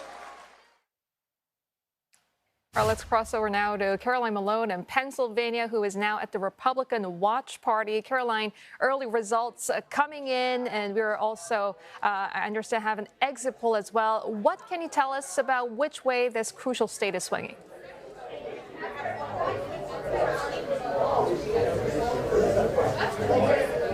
Well, judging by the crowds in the room behind me, things are going quite well for the Republicans. We've been hearing lots of cheers over the last hour from this crowd, who are obviously very keen to have Donald Trump doing well, not just in Pennsylvania, but across different states, including the eastern states, where we're seeing a little bit more progress in the polls. Now, in terms of what we're seeing here in Philadelphia and in Pennsylvania, you were mentioning there, we've got about 51% for Trump at this point, about 48% for Kamala Harris. That's with about over 4 million votes counted, so just under 50% of the votes counted for the state. That will include some of the mail-in ballots that have started to be counted as well. So we've got a long way to go, but the trend is definitely towards, at this point, Trump getting more than 50% of the vote, which clearly is critical because we know that this state will be a decider, really, when it comes to this presidential election, because because it comes with 19 electoral college votes. I've spoken to a few Republicans in the room, and Republican strategists that have spoken to us have said that they're quite happy with their campaign so far. They feel that they've managed to broaden the coalition of people they've appealed to, and by that they mean, not just the average Republican voter, but younger demographics, black voters, Asian Americans, Latin Americans as well, even Puerto Ricans, of course, which has been part of a recent controversy. And certainly if you listen to what Donald Trump has been saying in his remarks in the last few hours, he is definitely optimistic that this is the best campaign that he has run so far. Let's have more of a listen to what Trump has been saying. I ran a great campaign. I think it was maybe the best of the three. We did great in the first one. We did much better in the second one, but something happened. And this was the best. I would say this was the best campaign we ran.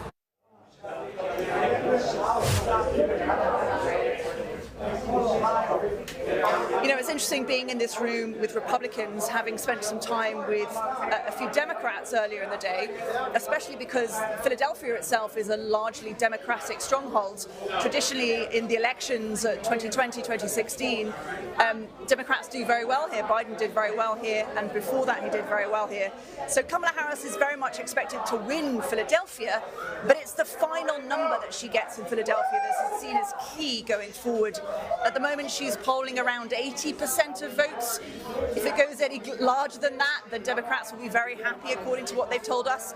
If there's anything towards the 70% mark, both Republicans and Democrats have said they think if it's about 70% for Kamala Harris, i.e. more than 30% for Trump, that means that Trump will be winning the state overall because Philadelphia is so key. You've got to keep in mind that early voting was only able to be counted from Election Day, from Tuesday, November 5th. So we're going to have a lot more of the 2 million early voting ballots that still need to come in as well and give us an indicator of how things are going. So I think we still have a few hours at least here, maybe another day, till we get the final result. But certainly judging by this room, people here are cautiously optimistic that Donald Trump is going to win it in the state. As you said, a long way to go. It ain't over till it's over, right, Caroline? Thank you very much for that update. Caroline Malone in Philadelphia, Pennsylvania. Let's go now to Tony Waterman, who's standing by in Maricopa County in Arizona. Tony, it seems to be a tight race over there as well. Tell us more of the progress of the vote counting, which is still underway.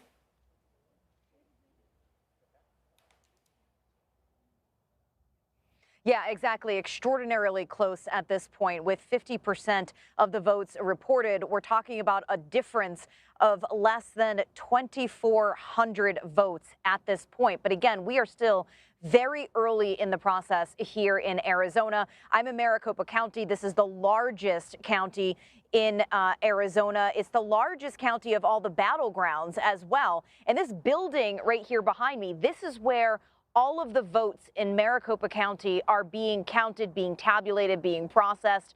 And it is a process. Officials are already warning that it could take up to 13 days for all of these votes to be counted. Part of the reason is that the ballot this year is just extraordinarily long. It's 2 pages, double side, takes a long time to calculate. And a lot of people, upwards of 500,000 individuals, handed in their mail-in ballots on Election Day. All of those ballots are going to need their signature to be verified. If there's any question about that signature, the officials have 5 days to resolve those issues. So it's going to take time for these ballots to get counted. But when you're looking at a state that has such thin margins, when Joe Biden won here in 2020, it was his narrowest victory.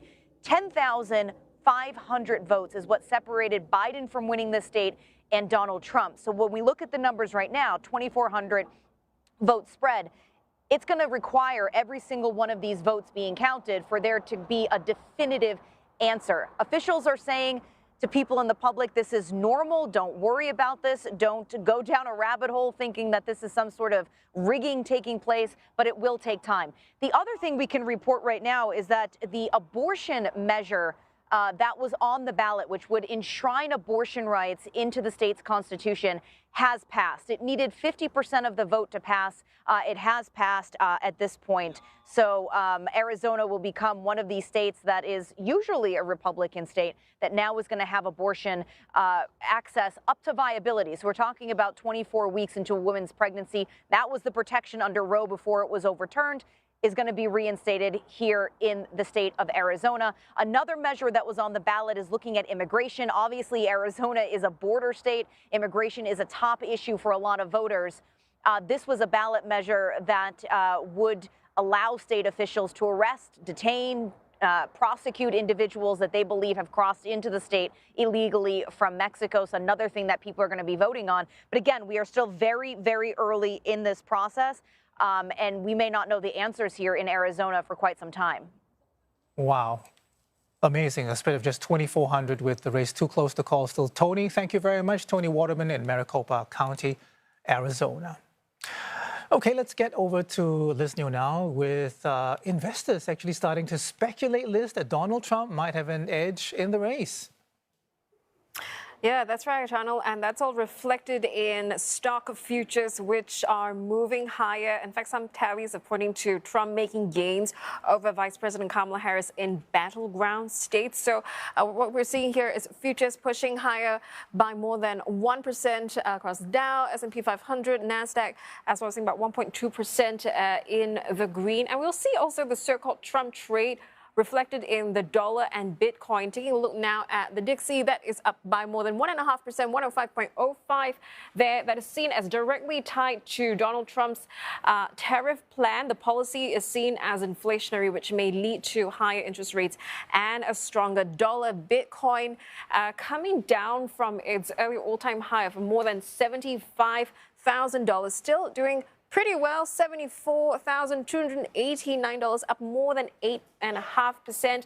Of course, Donald Trump seen as more supportive of cryptocurrencies compared to Kamala Harris, who's been more measured in her response to the risk asset. And Asia markets are, of course, also watching this vote count in the U.S. very closely. China's yuan has weakened, and its stock markets in the mainland and Hong Kong have fallen, but they're picking up speed again. You know, it's just volatility all around there. That is as investors are coming to terms towards the possible return of Donald Trump as president, even as preliminary counting continues. As we talked about, kind of mixed picture there, with the Hang Seng down by more than 2.5%. China, of course, seen on the front line of tariff risks, and of course, the yuan is definitely in for a volatile time, the greenback moving around record highs as we saw earlier. And Japan markets, that continues to be a focus for us here, given their size and liquidity. The Nikkei 225, that is Tokyo's key index, it jumped more than 3% in afternoon trades, giving back some of those gains. It's still more than 2.5% higher. Closely watching the yen as well, 153.96 there to the dollar.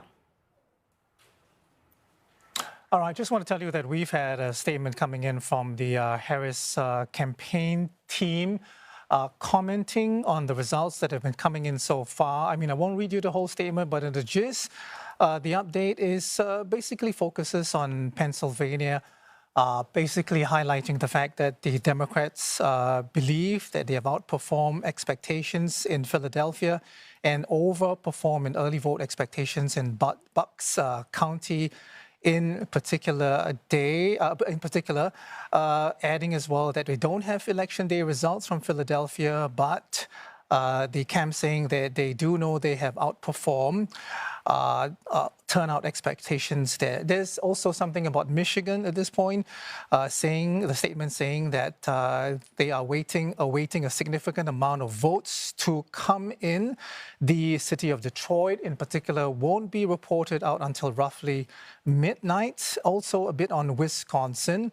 The team there saying there is significant amount of votes remaining in Dane and Milwaukee. So basically, in a nutshell, the show isn't quite over yet. Yeah, patience is a word, it seems like, right? And a lot of the uncertainties out there, but still, we just heard from Kamala Harris pointing to 3 of these states, Pennsylvania, Michigan, and Wisconsin, the blue wall states, so to speak, which are increasingly looking to be critical. And again, the Harris team saying that this is what they expected all along. And right now, the blue wall states, Wisconsin, Michigan, Pennsylvania, still too close to call. We'll continue to watch the developments there. Still ahead on U.S. Votes 2024. Votes pouring in across America. We'll have more election analysis as the U.S. decide its next president, as well as updates from our correspondents tracking, that is, the main candidates. Stay with us, everybody. They want a president of the United States who's about uplifting the people and not berating, not calling America a garbage can, which is what Donald Trump, those are the words he has used. We're a dumping ground. We're like a garbage can for the world. That's what's happened. That's what's happened, George. We're like a garbage can. Live from Washington, D.C. and Singapore, you're watching U.S. Votes 2024, CNA's continuing coverage of this American election, and the drama is definitely intensifying here. Let's get straight to our correspondents, Nick Harper, who is here in Washington, D.C., covering Kamala Harris, and Sally Patterson in West Palm Beach in Florida, not far from Mar-a-Lago, where Donald Trump is watching these election returns come in. Let's start with Nick Harper. Nick, we've reported that Kamala Harris's campaign manager has essentially put a memo out to staff saying, don't panic. Other senior Democratic strategists are urging patience on the part of Kamala Harris's supporters. But they would have imagined they would be in a stronger position at this point of the evening than they are currently facing. Basically, it looks like Kamala Harris is going to need to win all three of the blue wall states, Pennsylvania, Wisconsin, and Michigan, to earn the keys to the Oval Office.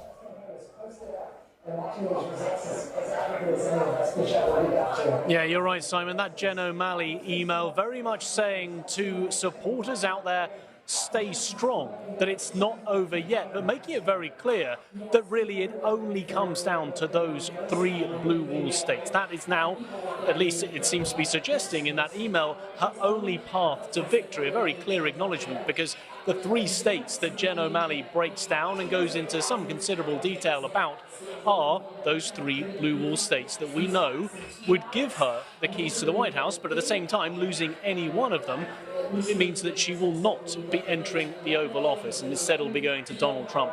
In that email, Jen O'Malley talks about the idea of exceeding expectations when it came to turnout, in particular in Pennsylvania, and also talking about how in Wisconsin they're unlikely to get a full result until 3 or 5 in the morning, another 6 or so hours from now. So trying to rally supporters, trying to buoy them up in the face of what looks like some rather desperate times. And I have to admit that at this wash party here in Washington, D.C., where we've been during the course of this evening, stuffed full of Democratic voters, in the course of the last 30 minutes or so, it has begun to empty out just a little bit. You can still see people behind me, but the huge throngs that we had at this end of the restaurant really have dissipated over the course of the last 30 minutes. They've been watching the TVs, they've been watching those results come in, and they have seen those worrying signs, even though the campaign manager for Kamala Harris is telling everyone here and all the supporters out there on the emails that they must hold strong, and the end is not yet over. And they may have more bad news to come, Nick, because it looks like both North Carolina and Georgia are absolutely leaning towards Donald Trump. All the votes in Atlanta have now been counted, and Trump remains ahead in Georgia. Let's go from Nick Harper in Washington, D.C. to Sally Patterson in West Palm Beach in Florida, where Donald Trump is watching these results come in. Sally, if these are worrying moments for Democrats, they must be rather exciting moments for Republicans. The atmosphere is showing exactly that, Simon. Democrats might be being told to go home, get some rest, and wake up hopefully feeling refreshed with some fresh optimism in the morning. But the Republicans that I'm speaking to here are extremely excited and think that a win is very much on the horizon. I've been speaking to some of the stragglers here at this Republican Party, which is beginning to empty out. They may have turned down the music. A personal highlight for me was All We Need Is Trump, a play on the Beatles, All You Need Is Love. Now, but there are many people here who are still watching those results stream in, and they say this is all good news for the man they'd like to see back in the White House. I was just watching as a group conducted a prayer in order to see him get back into the Oval Office. I also, though, spoke to one fan here who said, we saw this the last time round. She claims that back in 2020, everything was looking good for Donald Trump, and then suddenly she says they found all of these extra Democrat ballots and those got counted in, and then it was a win for the Blues instead, therefore alluding to an idea that there might be voter fraud taking place. That's a narrative that we've heard from Donald Trump throughout this campaign, and something we heard him peddle over and over in 2020 as well. We're hearing that particularly this time round from Pennsylvania. He alleges that there is some sort of election interference or voter fraud going on there, though officials in that state have very much put that down, saying there is no credible evidence to suggest that, and they say if Donald Trump has any, they'd like to see it now. But there is certainly a sense here that things are looking up for Trump over at Mar-a-Lago, his residence here in Florida. There's certainly a sense of excitement. It's a star-studded viewing party there. An intimate group of around 1,000 people gathered there to watch as the election results come in. Included among them, we understand, might be Elon Musk, the billionaire owner of X, formerly known as Twitter. Also Dana White, he's the CEO of UFC, the fighting championship. And what's interesting about that is he's been a key player in Trump's campaign, really helping to appeal to young male voters in particular.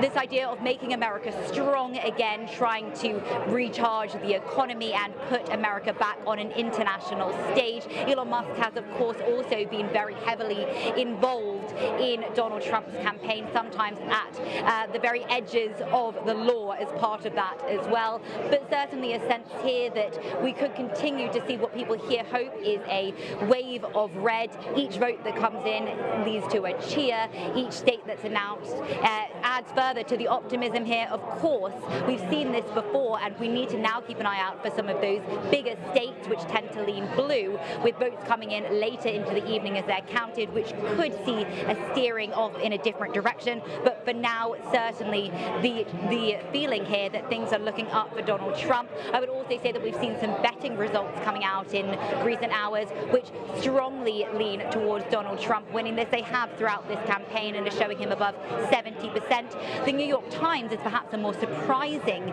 polling that we're seeing. They're now predicting almost 90% chance of Donald Trump winning. It's the first time that they've turned that way so far tonight. We'll have to keep our eyes out as more states declare those results. We'll be watching here from Florida. Sally, thank you very much indeed. You mentioned Elon Musk. He put out a message on his own social media platform a short while ago that reads simply, game, set and match, which of course it isn't yet, but it could be. My thanks to Sally Patterson in West Palm Beach and Nick Harper in Washington, D.C. As an Americans cast their ballots, we turn our heads to key battleground states and some of the Electoral college routes Kamala Harris and Donald Trump could take to secure the presidency.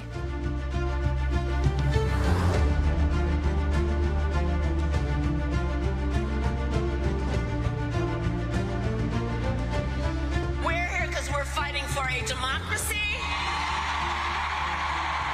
Fighting for a democracy. They call me a threat to democracy, right? She's a threat to democracy because she shouldn't even be the candidate. Welcome back to CNA's continuing coverage of the American election. This is US Votes 2024 coming to you live from Washington, D.C. and Singapore. Let's recap some of the results that we have already had and can project. Let's begin this hour with California. No surprise there. Kamala Harris winning her home state, taking the 54 votes in the Electoral College. An easy win for Kamala Harris there and absolutely projected. Just up the Pacific coast, let's take a look at Oregon.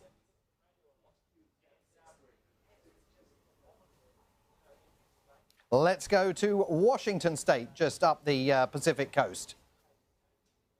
And Kamala Harris winning there as well. 12 Electoral College votes in Washington for Kamala Harris. That will be good news for Democrats, but certainly something they were anticipating. Oregon, also on the Pacific West Coast, is another win for Kamala Harris with 8 Electoral College votes.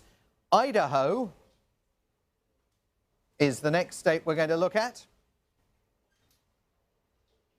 And Idaho, no surprise, a win for Donald Trump, taking 4 Electoral College votes there. We are still waiting for projections to be made from both Georgia and North Carolina, although multiple television networks here say that both states are leaning in Donald Trump's direction. And were he to win them, as we've said, it would absolutely require Kamala Harris to win the 3 blue wall states of Michigan, Wisconsin, and Pennsylvania. Her options beginning to narrow. With more results, let's go over to Singapore and Rami Santani.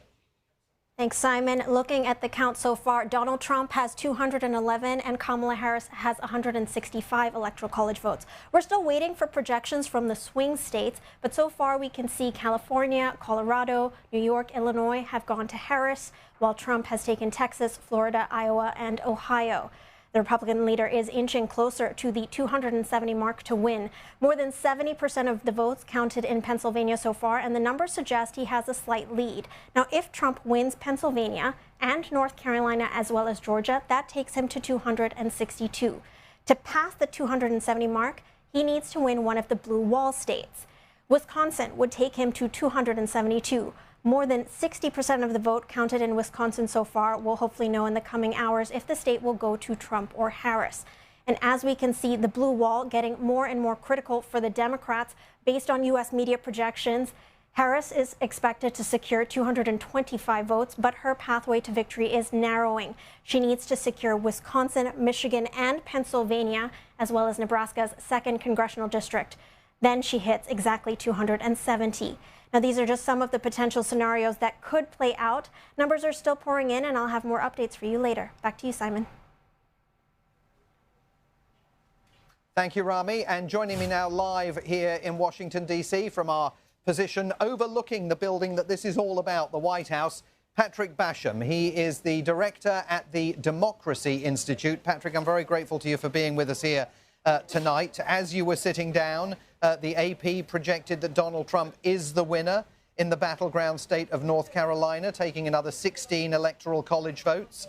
We're still waiting for the outcome from Georgia. That looks perfectly possible to go into Trump's corner. What is going on here? Well, what's going on is something that I think has been apparent for some time, and that is that Donald Trump would run a very competitive race at worst, and that the fundamentals in the country, how most people perceive the state of the country and the country's position in the world, is such that it's a change election. It's not a good environment for an incumbent candidate or party. And Donald Trump is benefiting from that. I think he's exploited it extremely artfully. And his opponent has not done a particularly good job of defending that record. So you put it all together and you have what appears to be Donald Trump heading for at least a narrow win, perhaps a comfortable win. But the blue wall is still going to be the decisive factor. Absolutely. And Democrats, I mean, the Democrat campaign strategist, Jennifer O'Malley Dillon, is basically telling Democrats, don't panic. We always thought this was going to come down to the blue wall of Pennsylvania, Michigan, and Wisconsin. It's not over yet. It isn't over yet. Donald Trump could come up one electoral vote, college vote short. It could happen. But he only needs to win one of the blue wall states. He's currently leading, not by massive margins, but leading in each one of them. So given where the votes have come from, or the votes that are outstanding, it looks very much like it advantaged Trump. But, as you correctly say, it's not over yet. Kamala Harris spent the last 2 weeks of the campaign relentlessly trying to make the case that democracy is at risk if Donald Trump returns to office. She embraced the argument by General John Kelly. Donald Trump's former White House chief of staff, that he has fascist tendencies. And when we got the exit poll data at the beginning of this broadcast multiple hours ago, it showed that the #1 issue on the minds of voters, 35%, was democracy, not the economy. Does the Trump resurgence mean that in order to seal that deal, Kamala Harris needed that number to be even higher than 35%? She needed to be high. I mean, I would say that that was an iffy exit poll result. But even if you take it as credible, the problem for the Harris campaign is that the issues that they focused on, like that one, are important to many Americans, but they're not the most important. The economy, immigration, quality of life, cost of living, that is the perceived problem right now. 6 months from now, perhaps different. A year ago, perhaps different. But right now, it's about tangible effects on their lives day to day. And she didn't focus on that. Perhaps she couldn't focus on that. And therefore, she missed the target, it looks like. And if you look at the situation in those blue wall states, I mean, we know Pennsylvania is going to be fiercely competitive under any circumstances, Wisconsin too. How much difficulty do you think Kamala Harris has been in Michigan over Gaza? Oh, considerable. I think if she loses Michigan, you could play, if you had to put one bit on one thing, it wouldn't be a bad wager to say it was over Gaza, because the loss of Muslim votes, specifically Arab American votes, it's not simply them voting for Trump, which more have than expected. It's the fact that many of them have simply stayed home. And they had a third-party candidate option. Talk a little bit about Jill Stein, because she made a major play for that vote that was dissatisfied with Kamala Jill Harris. Stein, the sort of perpetual environmental green candidate, she very, I think, smartly put herself out in front and center as the voice of the Palestinian concerns in America. And many Muslim Americans, especially Arab Americans in Michigan, have gravitated to her. And so she's doing better than she would have expected a few months ago. And that means that Kamala Harris is doing worse. If Donald Trump wins this, and the New York Times Needle now says he's got an 89% chance of victory, how do you think that this country, which is in a very brittle, very nervous, very tense mood, is going to react?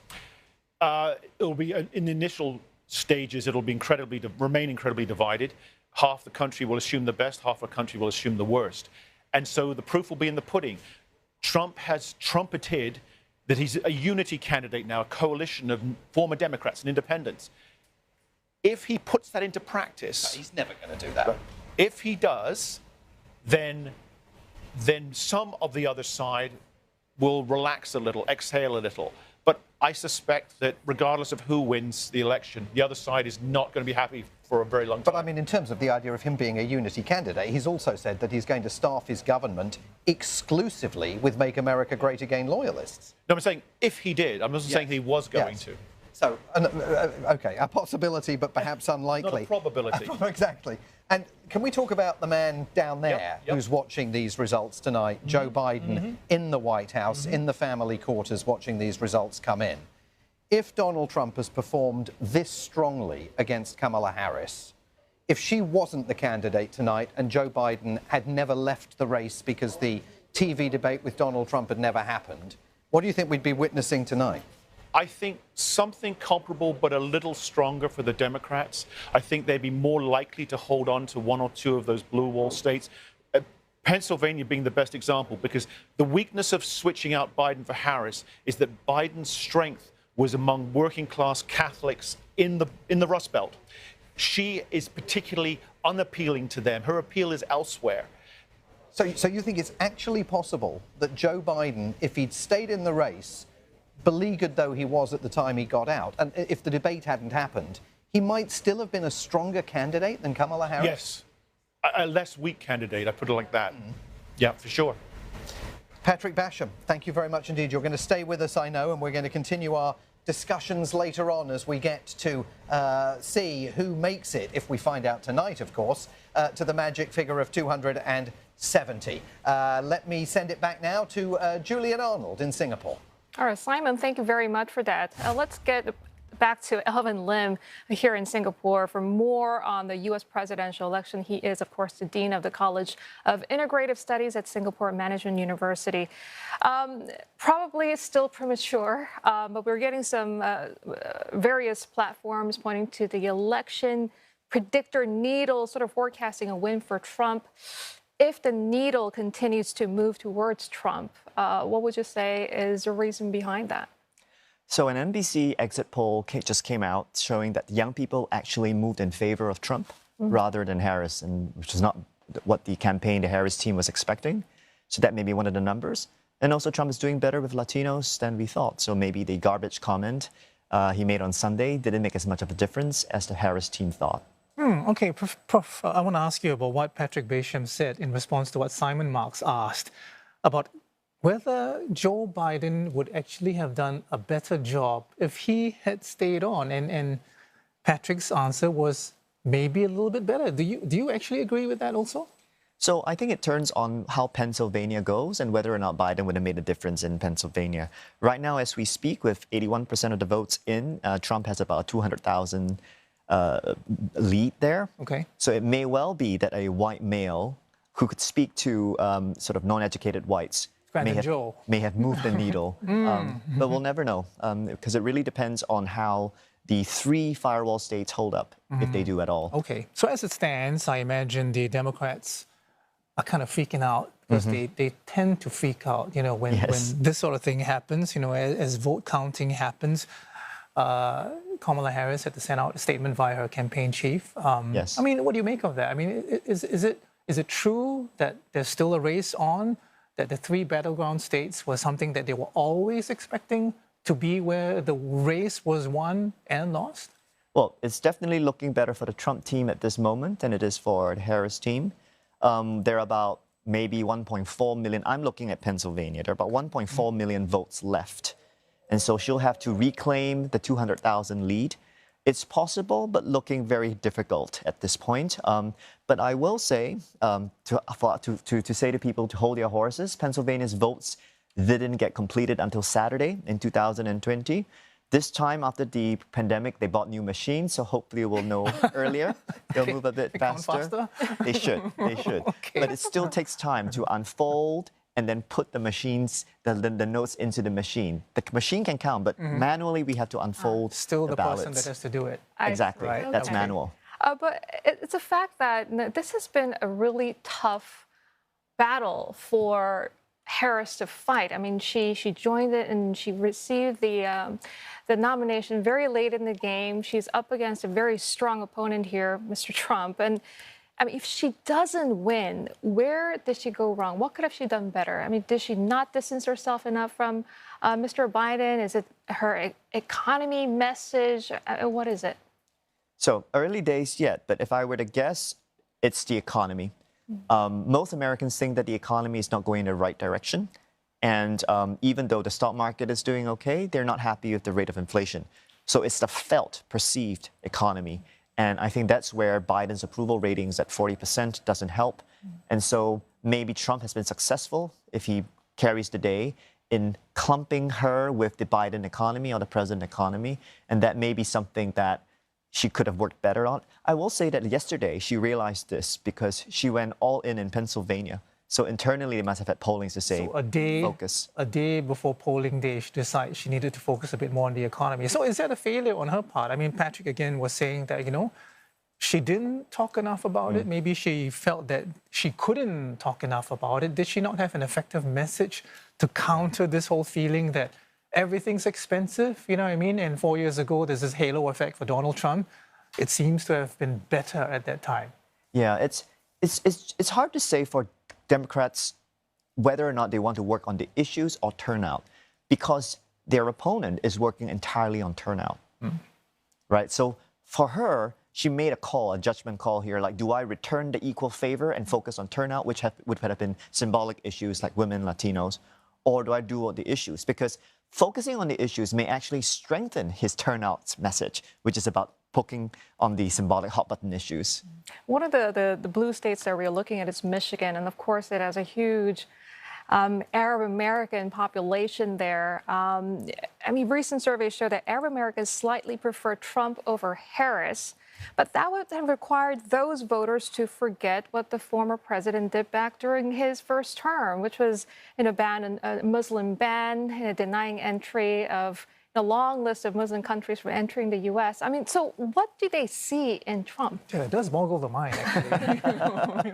Well, I'm no expert on how Muslim Arabs think about the Trump campaign, but I will say that as a generic proposition across his base and the people voting for him, they do tend to separate his specific policy positions versus his bravado, his personality, his charisma, if I can even call it that. And they seem to be able to look past the rhetoric, in part because half the times he delivers on his promises, but the other half he actually doesn't. And that may be a reason enough for them to go back to the fundamentals. And the fundamentals are the economy rather than the hot button issues. And that may be why they're going for him this cycle. Okay. All right. We will find out very shortly. Well, maybe not very soon, maybe Saturday. Few days, hopefully, maybe. if the voting machines work a bit faster. Prof. Lim, thank you so much. Appreciate your time and your thoughts as always. Thanks for having me. So that's Alvin Lim, Dean at the College of Integrative Studies at the Singapore Management University. Okay, so whichever way the results go, one country is confident it will remain on the winning side, and that's India. New Delhi enjoys bipartisan support in the United States, something top ministers underlined during their recent visit there. But this partnership is not without its own set of fault lines, and India's ties with Russia or the tensions over Sikh separatists. And let's also not forget, two of the candidates of the tickets, Harris and Vance, have Indian connections. Let's cross over now to Nia Punia, who is joining us live from New Delhi with more. So, Nia, what can you tell us? How closely are India watching this U.S. election? Well, the government, Julie, as well as business community leaders have been saying that irrespective of who wins this race to the White House, New Delhi is well poised to work with both candidates. And this, of course, is because of that bipartisan support that you mentioned. Increasingly, especially over the last one decade or so, we've seen several U.S. governments lean on India to try and balance China's influence in the Indo-Pacific. Whether it's equipping New Delhi militarily or, advancing the sort of role that India has played strategically at forums like the Quad, India has seen its relationship with the US grow from strength to strength.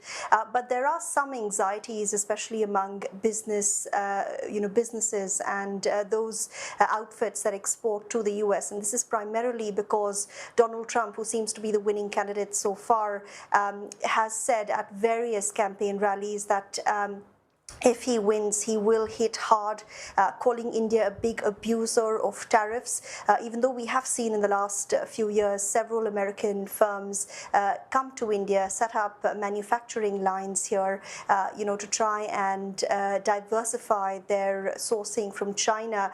Trump thinks India is still not doing enough when it comes to opening up its markets. He's also unhappy with the trade deficit, which is about $45 billion in India's favor. In 2019, despite his camaraderie with Prime Minister Modi, someone he has repeatedly referred to in this election as his good friend, Donald Trump had revoked a special system for Indian goods that were landing in the US without tariffs, and that system was never reinstated despite Biden winning the next election. So many businesses I've been speaking to are worried that if this is in fact going to be a Trump presidency, it's unclear what might happen with their exports going into the US. But the government, of course, downplaying those fears, saying India is not the same player it was, when Trump was last in the White House, and it's extensively expanded its manufacturing capabilities and access to its markets. So they're sounding a very confident note. All right, Nia, thank you very much for that update. Nia Punia in New Delhi for us. We have some new numbers coming in. Latest data telling us that Donald Trump has won 3 electoral votes in Nebraska. This is information coming from NEP Edison via Reuters. We know as well at this point that Nebraska's last 2 electoral college votes have not been allocated. So it's 3 at the moment, 2 more undecided. Again, this data coming from NEP Edison via Reuters. Well, the US might be thousands of kilometers away, but here in Asia, many are watching the election very closely. It's particularly important for trading hubs, including Hong Kong, with the outlook of tariffs hanging on the balance. Deborah Wong is joining us live from American Chamber of Commerce in Hong Kong. Deborah. Well, Julie, you know, it's a work day in Hong Kong, but many people took a day off just to be here because all eyes are really on the elections. And what's interesting is that it's not just Americans here. I've also come across expats from Switzerland, Germany, and France. You know, it's really indicative of how what kind of ripple effects, how big this election is, the kind of ripple effects it could have for the world economically as well as politically. And you can see big TV screens all set up around this room, and people are watching the results very closely. There hasn't been any major reactions from them so far because preliminary results are still streaming in, and you know anything could change. But in this part of the world, expats, U.S. expats based in Hong Kong and China, they are concern about the trajectory of the U.S.-China relationships and the kind of implications that the results could bring for them. Because here in Hong Kong, there are over 1,200 U.S. firms here, and over half of those are regional headquarters. So any sort of changes to the relationship will have quite a destabilizing effect. And U.S. Consul General Gregory May, he was here earlier in AmCham, Hong Kong, to speak to some of the media. Let's have a listen. Regardless of the outcome today, the U.S.-China relationship is going to remain very complicated. There are going to be areas of competition, but there's also going to be areas of cooperation, and we're going to continue to try to cooperate wherever possible. Speaking of Hong Kong, which is my responsibility, it's an important part of the U.S.-China relationship, but we also have our own individual relationship with Hong Kong. I can say while we have some serious differences with Hong Kong, we also are very proud of the cooperation that we have with Hong Kong. Again, regardless of the challenges up ahead, we're going to still focus as much as we can on the areas of cooperation. So the ongoing U.S.-China tensions do put Hong Kong in a pretty tight spot. In fact, Hong Kong leader John Lee, as well as several other members of his government, they are sanctioned by the U.S. over national security concerns. And since Hong Kong passed the national security law, it's had to fend off U.S. advisories that it's risky to do business in the city. And, U.S. is also considering shutting all of Hong Kong's economic trade offices in the country, and China has said it will retaliate. So the community is keeping a very close watch on the progress of this outcome. Deborah, thank you very much. Deborah Wong live there from Hong Kong. Okay, we do have some updates for you in terms of the overall picture. Electoral college votes. See, the numbers are, as you see on your screen right now, 230 electoral college votes for Donald Trump, 165 for Kamala Harris. Now, the jump for Kamala Harris coming mainly from California, which offers the winner 54 electoral college votes. Now, just a recap as well. Donald Trump projected to win 3 electoral votes in Nebraska. Nebraska using the Congressional district method, as does Maine. Now, the states allocate 2 electoral votes to the state's popular vote winner, and then 1 electoral vote to the popular vote winner in each congressional district. Now, 3 for Nebraska and 2 for Maine. Now, we also have a projected winner at this point for North Carolina. Let's have a look at the numbers. Donald Trump projected to win North Carolina. Now, this is a swing state, so the first of these 7 swing states possibly going to Donald Trump. Just a reminder that this is a state that he won in 2020 against Joe Biden, and it was seen as a must-win. So again, looking, possibly more positive for Donald Trump and his team, and the path to victory for Kamala Harris at this point narrowing considerably. And we've got much more ahead as our multi-hour coverage of the U.S. presidential election continues right here on CNA. Polls will be closing soon in the last couple of states where voting is taking place, and most of Alaska and Hawaii.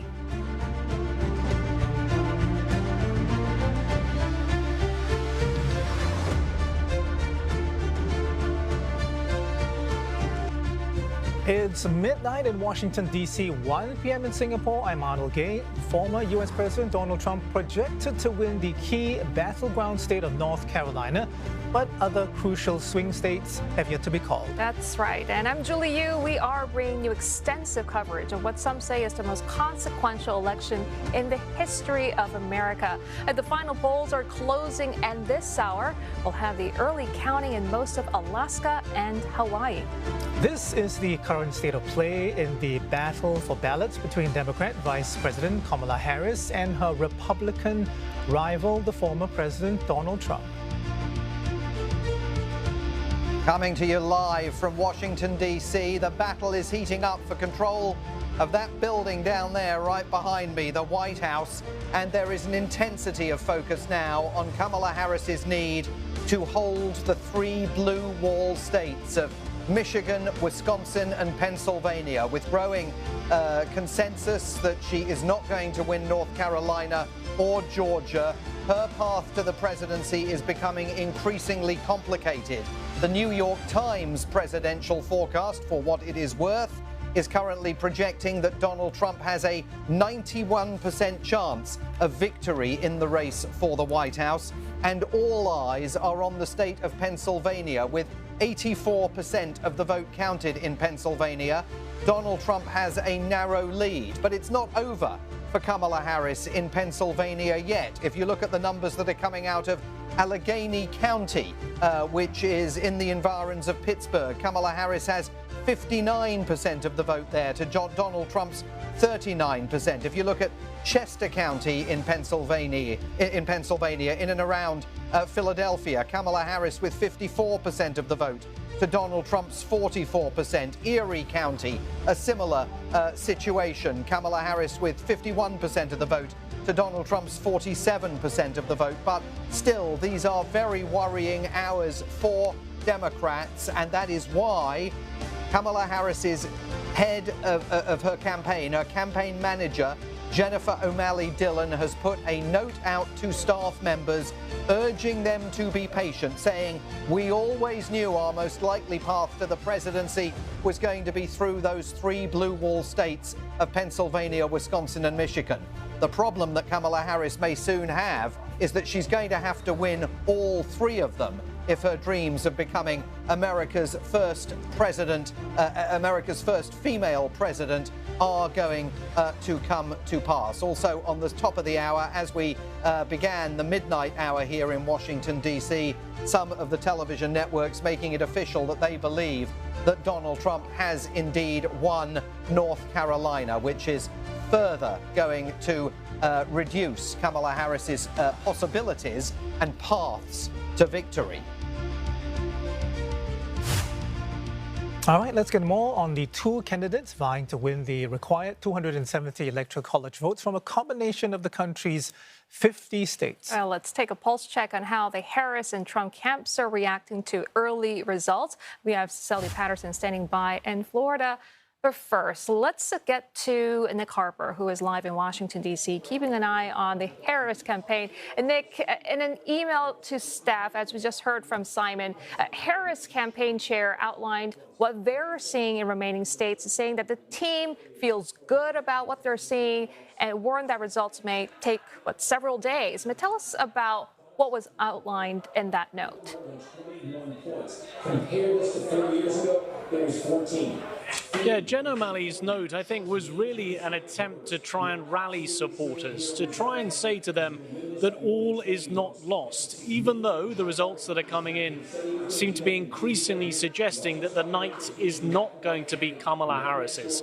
So in that email, she detailed how, looking back on the past presidential election in 2020, it took several days, 4 days, for the results to come in. She told supporters that they knew all along that it would not be decided on the night, and she went on to detail how they have been doing in those three important blue wall states, Pennsylvania, Wisconsin, and Michigan, talking about some incredible turnout in certain parts of the city of Philadelphia and Pennsylvania, saying that they exceeded expectations, talking about Wisconsin and saying that votes will not be fully counted there for several more hours to come, about another 5 or 6 hours from now. Really trying to tell people to hold strong, but that campaign email was read out on the televisions that have been playing in this restaurant here. It's a Democratic watch party in the heart of Washington, D.C. It was played out on the Democratic-leaning news channel here, and as it was read out, we began to see this place beginning to empty out. Several people had their heads in their hands. One person, as they passed me, said they felt it was all over, and that was why they were now leaving for the night. There is considerable concern amongst her supporters here that what they're seeing really is not good news, despite the fact that there is this campaign email which is trying to rally the troops to shore up the support. We are expecting Kamala Harris to speak just a few blocks from here at Howard University in the coming hours. That's where she has arranged to have her event this evening at her former university, the historically black university in the heart of Washington, D.C.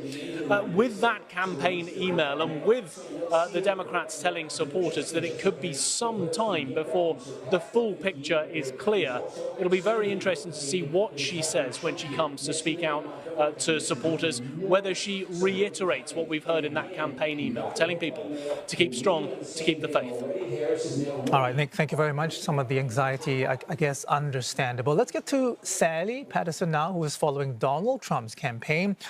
Must be a very different picture, Sally, the first of 7 battleground states, North Carolina, going to Donald Trump. Explain, the significance of this.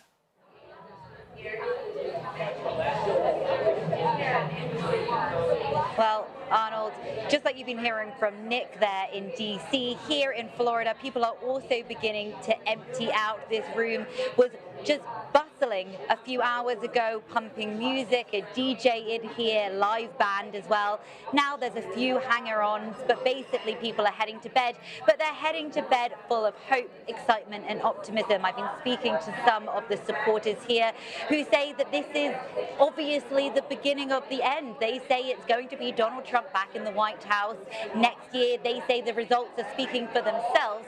One did point to caution, saying that they saw this last time round in 2020. It looked like Trump was in the lead before a wave of Democratic votes came in, and they said that led to the Democrats winning the White House, some of them saying unfairly. But what we're really feeling here in Florida is optimism, not quiet, but indeed very loud optimism that this could be really Donald Trump's final push to get into the White House. When we saw North Carolina come in moments ago, the room really erupted with cheers. They've been celebrating each time a state has declared the result, but this was something different because this is, of course, one of those crucial battleground states.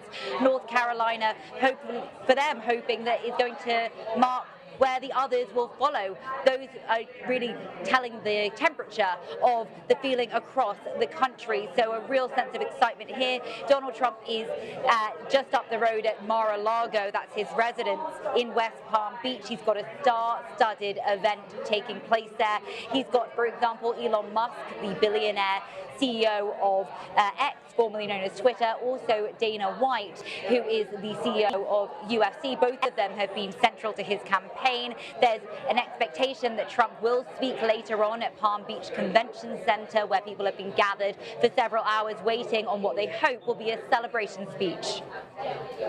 We know Trump picked up more support from Hispanics, who traditionally vote blue, and also among lower income households. So, what are the factors which contributed to this trend, Sally? That's right. We heard Donald Trump throughout this campaign try and reach out to some of those demographics who haven't traditionally voted for the Republicans in the past. And it seems, at least at this stage, that that might be paying off. Here in his home state of Florida, we saw that in Miami-Dade. That's a Latino majority district and historically has voted blue. But this time round, it swung red. We're seeing, in particular, Latino men turning to Donald Trump, and that's at least in part because of his very strong messaging on the economy. Many of them feel that they are worse off now than they were under a Trump presidency 4 years ago, and that's something that Trump has reminded them over and over again as he's toured the country. And he promises that he will put money back in working Americans' pockets. He will make life easier for families who are struggling to get by as they've seen the cost of groceries, their mortgages, and every day-to-day expense really shoot up over the past few years. There's also a real sense here that his narrative on migration is really paying off.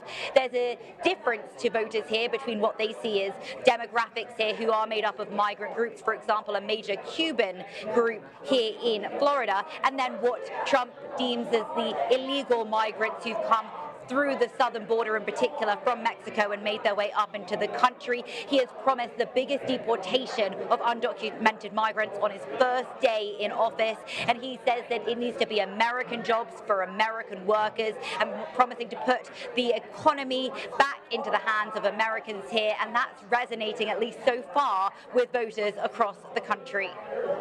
Sally, thank you very much for that update. Sally Patterson in Florida. Let's cross over now to Simon Marks in Washington, D.C., where he is watching key House and Senate election races as well. Simon, what do you have for us?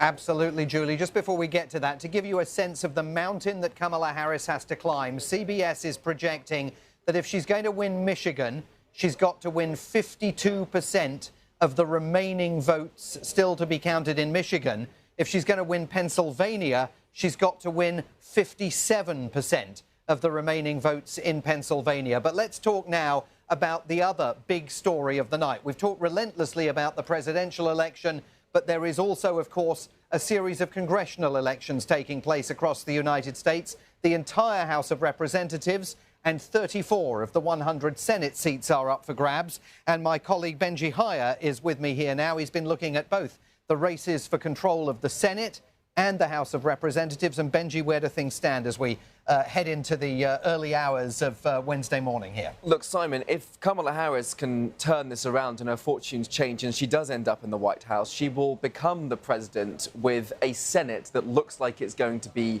Republican-led. The races have not gone in the Democrats' favor so far. In the past couple of hours since I've come on, we've had more victories for the Republicans in the upper chamber. Ted Cruz in Texas, Rick Scott in Florida. These are wins that were largely expected, but it was seen as potentially an optimistic path for the Democrats to try to take those, which would have given a good signal for the Democrats for the night. That hasn't transpired. Also a loss for Sherrod Brown in Ohio against his Republican opposition. And so, as it stands, if the race were to almost end now, it would be a Republican-controlled Senate. Still a long way to go in the House. That remains ultimately a toss-up, largely because of the amounts of votes that still have to be counted in New York and California, where polls only recently closed, of course. But I think that the reality is we're looking at here is a potentially a split legislature, Simon. And whoever would take the White House would find it quite difficult, frankly, to pass the sort of policies they want to see, whether it be domestic in regard to the economy or abortion, or indeed vis-a-vis foreign policy. Still a long way to go in the House, but the Senate, it is trending red. That Sherrod Brown loss in Ohio is really going to sting with Democrats, very popular within the party. Benji, thank you very much indeed for that. All the polls are now closed here in the United States. So to give us a picture of how things are looking, we'll send it back to Singapore and Arnold. Simon, thank you very much. So here is how it looks at this point in time. The latest results, Republican Donald Trump projected to have won in North Carolina. That's the latest, the first swing state to fall, if you like, to him. Idaho, Kansas, and Iowa, adding to earlier victories in Florida, Missouri, Oklahoma, and Tennessee. His rival, the Democrat Kamala Harris, projected to take the states of Virginia, Hawaii, Washington, Oregon, and California, adding to wins reported earlier in Vermont, Massachusetts, as well as Maryland. Now, these projections are based on data from the National Election Pool and Edison. U.S. media may make their own independent forecasts, which may be slightly different. The tally as it stands right now, 182 to Donald Trump's 230. I want to focus on North Carolina a little bit. This is the first of 7 swing states to report results projecting the win for Donald Trump. Now, this gives him an edge of 16 electoral college votes. Now, Trump won here in the past 2 elections. He last voted Democrat for Barack Obama in 2008, but not when he sought re-election 4 years later. Inflation is a top issue for voters in the state as home prices there have surged significantly. Democrats had been hoping an increase in the number of younger voters, especially students, could tip North Carolina in their favor, but historically, the state has been a Trump stronghold. Now, looking at some of the other battleground states, the race in Wisconsin, at the moment, too early to call. 78% of the votes reported. Right now, Trump with an early lead, 51% compared to Harris's 47.3%. Wisconsin holding 10 electoral college votes. This was last won by Trump 8 years ago, but he lost to Biden in 2020. Prior to all that, Wisconsin was a Democratic stronghold for almost 28 years. But with the margin of victory less than 1 percentage point in the last few elections, the state has been a much-watched swing state. Now, the battleground state of Michigan, also very much in focus. We have like 48% of the votes counted so far. Trump is leading the race there as well, 52 to about 46. Now, Michigan will give the winner 15 electoral college votes. Now, the state is being watched for its sizable Arab-American bloc, I beg your pardon. How they will vote amid worries, their growing resentment towards the Biden administration's pro-Israeli policy in the Mideast wars. There is a lot of alarm, a lot of concern that that could backfire on Harris. Well, Trump is leading in another swing state. This is Georgia, the Peach State, with more than 93% of the votes counted so far. Considered still too early to call. It is going to give the winner 16 electoral college votes. The Democrat Joe Biden won the election here in 2020. But before that, for 3 decades, the state has been solidly Republican. Okay, which brings us to perhaps the biggest prize among the swing states, Pennsylvania, which will yield 19 electoral college votes to the winner. With some, 86% of the ballots counted so far, Donald Trump has a slim lead over Kamala Harris. Both candidates have spent much time and much money campaigning here. In fact, I think they spend the most time and the most money here, with Trump the target of an assassination attempt in Butler in July as well. Historically, no Democrat has won the White House without Pennsylvania since 1948. And still ahead on U.S. votes 2024, and votes pouring across America. Will have more election analysis as the U.S. decides its next president, as well as updates from our correspondents tracking the main candidates.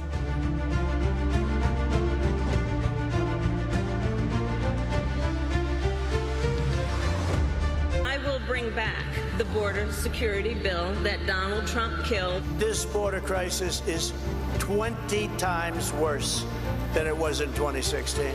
Donald Trump does not care about border security. He only cares about himself. I am your border president. From now on, I want to be your border president. You are watching continuing wall-to-wall coverage of the American election. CNA is bringing you continuing coverage of what is turning out to be a very dramatic night here in the United States. I'm Simon Marks in Washington, along with Arnold Gay and Julie Yu back in Singapore. Just to bring you the latest news within the last few minutes, it has indeed been confirmed that the Republicans have taken control of the United States Senate as a result of victories won in West Virginia, Ohio and Nebraska. And in the presidential race, as you know, everything now looks like it's going to come down to those blue wall states of Pennsylvania, Michigan and Wisconsin. In Pennsylvania, things are beginning to look somewhat difficult for Kamala Harris. With 89% of the vote counted, Donald Trump has 51% of the vote to Kamala Harris's 48% of the vote. I am joined here once again by Patrick Basham, the head of the Democracy Institute. And Patrick, you think that Donald Trump might have the edge in Pennsylvania. Why? Very much so because of where the votes that are in are from and those that are outstanding. I think those counties, those precincts disproportionately favor him. So I think it's with 11% outstanding, to recapture 3% for her is a tough task anyway on an even field. But I think that the field is tilting towards him in terms of that remaining 11%. I mean, CBS a few minutes ago was saying that in order to win Pennsylvania, Kamala Harris now needs to secure 57% of the outstanding vote. That's a pretty tall order. Yeah, and it's not a particularly friendly outstanding vote for her. I think most people would agree. It could happen. The night's already been full of surprises, but it's unlikely. Well, another closely fought contest is in Georgia, 95% of precincts reporting. And again, it's the same kind of split, Trump 51, Harris 48. It's kind of curious that Georgia has not, though, yet been projected. It's still officially considered too close to call. Yeah, I think most people have known for a while that Trump is going to win Georgia tonight, or at least by the morning. But for whatever reason, it hasn't been called, perhaps just to keep eyeballs on the set. But clearly, Trump is going to win Georgia. In the fact that he won Florida so convincingly gave us a very strong hint that he was going to do well in Georgia. And Minnesota, too close to call. I did not think you and I would be having a conversation tonight about Minnesota. What's going on there? When you put the Minnesota governor on the ticket as your VP candidate, you expect to carry what is a reliably blue state. Well, that'd be the whole point of putting him on the ticket. The point of him on the ticket was to help you win the rest of the Midwestern states. Well, that too. Yeah. The fact that they are in trouble in those Midwestern states is compounded by the fact that they're having to hold on in Minnesota. It's a reminder, one, of Kamala Harris's relative weakness in the Midwest, but also Governor Walz's limited appeal beyond his core vote in Minneapolis, St. Paul. And why would that be? I mean, Tim Walz, Kamala Harris's running mate, is the folksiest figure to appear on an American presidential ticket since Jimmy Carter. He has that perfect American curriculum vitae, the high school football coach. He's got military service in his record. Where's it gone wrong, if indeed it has gone wrong in Minnesota? I think like many successful politicians, the national stage, particularly when it's thrust upon him quite quickly, he hasn't sort of met the moment. He doesn't seem to live up to the billing as a sort of, people might see him credibly as a governor, but do they see him as a would-be president? I don't think he's quite met that test. So 59% of the vote counted in Minnesota. Harris with a 4-point advantage there at the moment. So we'll have to see where that goes. So everything looks like it's going to come down to the blue wall states, as far as we can tell.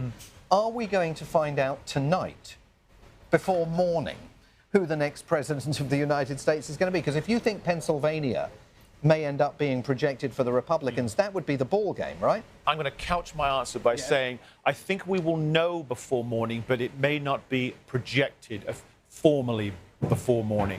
And fair enough, on the Democratic side, you want to make sure you've lost before you acknowledge that you've lost. But obviously the Republicans and Trump, they're going to look for as quick a call as they can. I don't think they're going to get it, though, because most of the networks are not, keen, obviously, to end this quickly.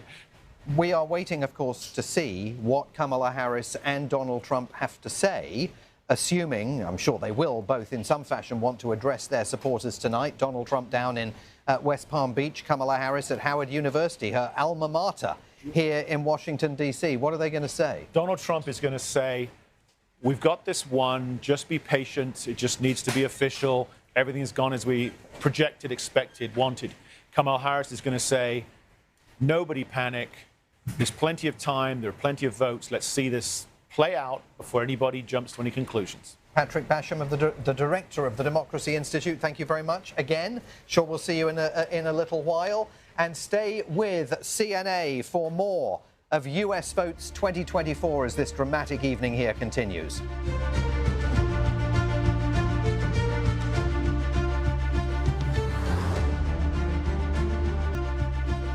You're watching US Votes 2024 live here on CNA as we await results of who will win the incredibly tight and divisive race to be the next American president. Our extended coverage runs until 4 p.m. Singapore, Hong Kong time. We're also tracking results live on our website, cna.asia, and the CNA mobile app. And you can drill down as we have here. This shows you that closely fought battle for the swing state of Pennsylvania. Donald Trump right now has a slight lead, but Kamala Harris is holding on in the areas around Pittsburgh and also Erie County. Traditionally, the winner there ends up predicting the national result as well.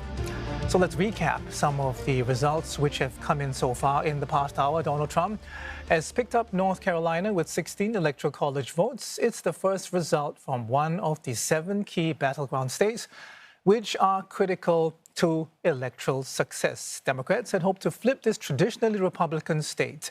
They are the 6 swing states yet to be called at this time. Trump also projected to claim Idaho, which is reliably Republican.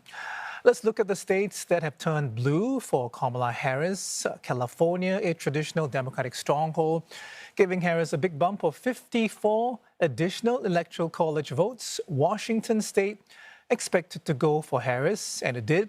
Virginia for Harris as well. She's also projected to win in Oregon, as well as Hawaii, with 4 Electoral College votes. All right, now to figure out what those results mean and to give us some context and how that impacts the race for the White House, let's cross over now to Rani Samtani. Well, Julie, Donald Trump has secured 230 Electoral College votes and Kamala Harris is on 182. North Carolina, the first swing state to be announced, has gone to Trump. We can see California, Colorado, New York, Illinois have gone to Harris, while Trump has taken Texas, Florida, Iowa, and Ohio. In Nebraska, 3 votes have gone to Trump. Election officials have yet to allocate the remaining 2 for the state. If we look at Trump's potential pathway at 230, he just needs 43 votes to win. If he sweeps, I'm waiting for my map to update, if he sweeps Nevada, Arizona, and Georgia, that will get him to 263. If he secures one of the blue wall states, Wisconsin or Michigan, then he's on track to pass 270. He'll get 273.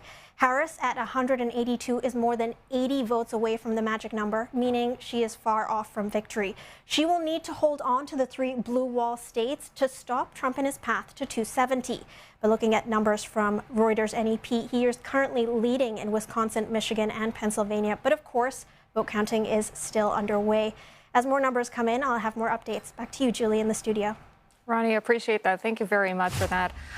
Now, Malaysia is closely watching these developments. The country accounts for 13% of global chip testing and packaging. Now, Malaysia's tech dreams are pegged to American companies like NVIDIA, Intel, and Infineon, and who has invested billions of dollars into its economy. Melissa Go is standing by live for us from Kuala Lumpur. Good morning, Mel. What can you tell us? Hi. You know, the race is so exciting, but the fear is all around here, from the government to the industries to the people, and uppermost in the minds of many officials I spoke with, including senior ministers in Prime Minister Anwar Ibrahim's government, is that a Trump 2.0 presidency, that is if he wins, is going to usher in a period of greater uncertainty. Now, what he's going to do next is so unpredictable, they said.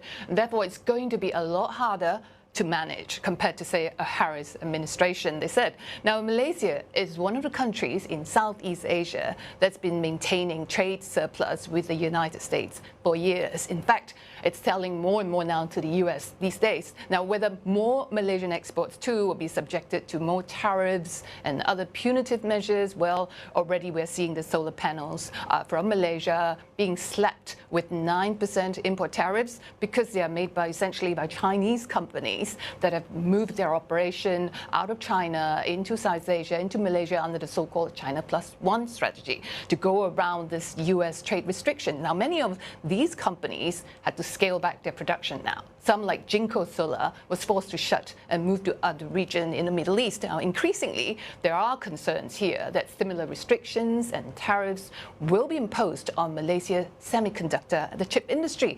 And this may affect the tech sector as a whole that's been attracting billions and billions of dollars of investment from the United States and from Europe because they too are moving to Malaysia to diversify the risks amid intense US-China rivalries. But not all in Prime Minister Anwar's administration are worried about it. Let's take a listen from Minister Anthony Loke. I think our relevant ministries, especially our MITI, are taking all the necessary steps to ensure that our market is not affected, our companies are not affected. But as you know, we have major US companies based here in Malaysia that are re-exporting back to the US on microchips, on semiconductors, E&E, and so forth. So I'm not that pessimistic about it. Others from the industry and from the think tanks that I spoke with, they cautioned that impending U.S. tariffs are likely to be fast and furious under a Trump administration if he wins, which will come at a very short notice. That's why the government, they said, must have contingency plans ready. Now, Prime Minister Anwar is not doing nothing, okay? He's been busy traveling. He's now in China and will be meeting President Xi, and will be going to Peru and Brazil next to talk to BRICS countries to open doors and negotiate more market access. Now, Malaysia must diversify from traditional markets and strengthen intra-ASEAN trade that remains low, analysts said. Now, in fact, one of the key pillars when Malaysia takes over the ASEAN chairmanship next year is to try to facilitate an ASEAN regional supply chain, the semiconductor ecosystem, to increase local content from ASEAN member countries to try and overcome this increasing U.S. tariff barriers. Okay, Mel, thank you very much for that update. To Melissa Go with the latest from Kuala Lumpur. Okay, so the anxiety is not just high in Malaysia, it's high in Asia, right? As the region awaits the outcome of the U.S. presidential election, the top concern is what happens to U.S.-China ties and, of course, the ripple effects. Exporting nations in Southeast Asia like Thailand and Malaysia fear the impact of tariffs. Others like Singapore are also concerned about getting caught in the superpower squeeze. Danny Kwa is a dean at the Lee Kuan Yew School of Public Policy at National University of Singapore, and he is joining us right here in the studio. Thank you so much for coming in today. I just want to know, who do you think the ASEAN countries are quietly rooting for here, Trump or Harris? I think the ASEAN countries are indeed, as you say, quietly rooting because it matters to us. Wait, quietly rooting for? Is it quite, yeah. So I haven't said who. Okay, I haven't said who. But I do want to expand on who. Okay. But I think we're quietly rooting because it's unseemly for us to do more than that. And it's not just the 650, 700 million people in ASEAN. It's probably 8.5 billion people around the world who are intensely interested in this, who are indeed quietly rooting for one or the other. But I have no mouth and I must scream. Now, how do we make these wishes felt? Because the only people who get a say in this are 380 million Americans, of which last time 160 million voted. We're probably going to get around that number, maybe a little bit more. So the pyramid with which consequence falls to people who are actually able to take action is massive. Why does it matter to 8.5 billion people, 700 million people in ASEAN? Because contrary to a common view, I agree with how these people think who becomes president is actually extremely important. We often hear a story about how it doesn't matter who because it's America, their views on China already set, their views on Southeast Asia on trade might be a little bit different, but they're all going a little protectionist anyway. The American narrative is set, and whoever is president isn't that consequential. I disagree with that view. I think it's hugely important. Now, how do we in ASEAN view this, and how do we make that decision? I'm going to come down on the side of saying, I think we're rooting for Harris. Right. But I need to say why, because that's not a common view. There are probably 4 things that matter to us in ASEAN or to Asia generally. security. We want to make sure that we continue to have national sovereignty and territorial integrity. And we want to be, we want to feel safe that whoever's the #1 military power in the world sees the gain to them of keeping us secure, of not having our national sovereignty, territorial integrity violated. Right. It also matters to us trade and investment, as you say. You know, most of the countries in Asia, even the more populous ones, were small economies. We're not very diversified.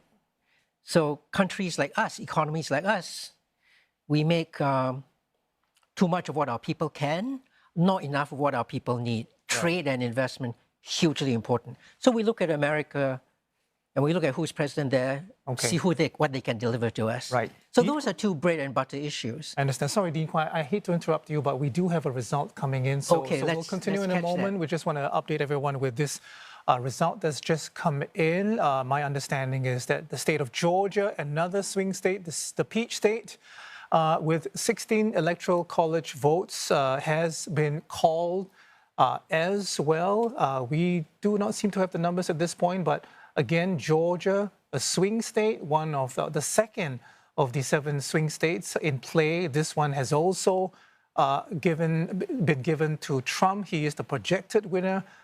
So that, if you like, increases Trump's lead at the moment to 246, if I can make out the numbers right, compared to Kamala Harris's 182. The way things are going, I might have to adjust your question to not who we're rooting for, but how we live under the next person who's president. Yeah, I mean, you wrote a letter to the next U.S. president. I mean, having your voices heard, representing Singapore and the FP piece. You made some very interesting suggestions, saying U.S. should abandon its pursuit of being #1 in the world. What did you mean by that? So, well, see, in terms of what we were just saying a second ago, providing us security, providing the kind of impetus to trade and investment. If America continues to believe that it has to be the #1 economy, pay any price possible as long as it keeps #1, many of the avenues that will keep us safe, that will keep us prosperous, will be shut to us. We will no longer have access to that. America needs to feel secure in the world, that it allows a certain largesse that actually benefits itself in the long run. So this letter to the president is a way to sort of amplify what we were talking about earlier, that how important trade and investment are to us in ASEAN, how important security is to us. Now, on this, you might say, well, actually, given the way the results are going, maybe we don't need to talk about whether we would have preferred Harris or Trump anymore. And it's certainly true that on a number of dimensions, there's a lot of consistency between them, even if the rhetoric is different. Yeah. But it remains the case that Kamala Harris is a public defender, respects the law, is a multilateralist, and believes in global diplomacy. Right. She has a softer approach to these things. Okay, so and Trump does not. Trump is the opposite. I hear you. I hear you, and that's important. You know, in respecting international laws. I'm curious, why aren't you making the same call to Xi Jinping and Beijing? Drop your ambition to be a superpower, stop competing with the United States, and seek coexistence, cooperation instead? I'm indeed happy to make that suggestion. Another letter coming. And the Chinese counterpart to FP asks for such a letter. I'm happy to write that, because the fact of the matter is academics' voice don't matter. You know, we say what we will, it seems to make sense, but none of these people are actually going to pay attention to us. On this point of what we might ask China, you know, we have to say, you know, does China provide us the trade and investment? Does China provide us the multilateralism? Does it want? What is its approach to security? If you make the argument that what China really wants is not necessarily to be #1, but simply to be respected, to be accorded the respect that comes from its having lifted 700 million people out of poverty. Okay. You know, we in Singapore constantly talk about how we went from third world to first. We want that respect. So China wants the same kind of respect. So stop trying to contain China, you know, let it develop, let it, you know, get access to the technology as long as it doesn't I suppose, threaten America's vital national security? Is that what you're suggesting? I think that's not a bad paraphrase of this, because right now, I mean, America views, there are parts of the American establishment, political leadership, who view the rise of China as the rise of a hostile, hegemonic peer competitor, whose continued ascendance in our part of the world here will sharply constrain America's freedom of actions and prospects for the future. Now, whether that translates into wanting to be number one or not, that idea that the rise of China will be a threat to the United States compels America to behave a certain way. And anybody who's in that great power position would behave that way if that was their view. Right. The way in which academics, people want to try and make the argument that America does not have to feel insecure in that way is to try and convince it that it remains a great power.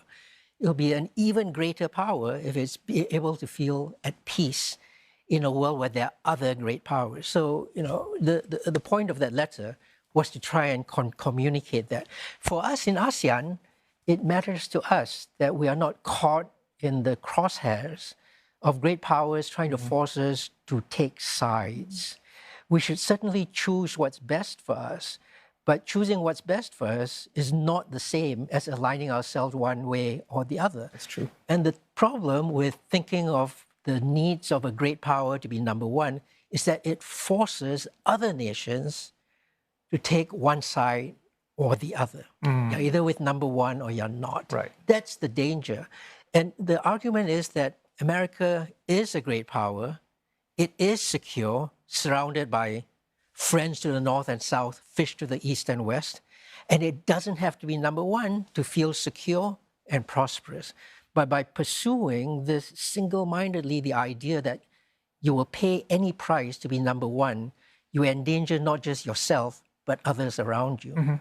That seems to me an eminently sensible, logical argument. Well, right? You box in China in the process as well. And I can't speak to that kind of aggression, but certainly China views that. China views that it should be accorded respect. All it wants is the space to continue to develop, and that's the right of every nation to continue to have its people be prosperous.